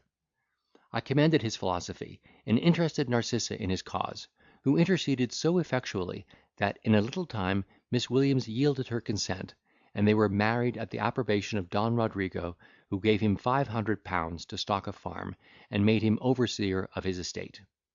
My generous bedfellow gave her maid the same sum, so that they live in great peace and plenty within half a mile of us, and daily put up prayers for our preservation. If there be such a thing as true happiness on earth, I enjoy it. The impetuous transports of my passion are now settled and mellowed into endearing fondness and tranquillity of love, rooted by that intimate connection and interchange of hearts which naught but virtuous wedlock can produce. Fortune seems determined to make ample amends of her former cruelty, for my proctor writes that, notwithstanding the clause in my father-in-law's will, on which the squire founds his claim, I shall certainly recover my wife's fortune, in consequence of a codicil annexed, which explains that clause, and limits her restriction to the age of 19, after which she was at her own disposal. I would have set out for London immediately after receiving this piece of intelligence, but my dear angel has been qualmish of late, and begins to grow remarkably round in the waist, so that I cannot leave her in such an interesting situation, which I hope will produce something to crown my felicity. End of chapter 69. End of The Adventures of Roderick Random by Tobias Smollett.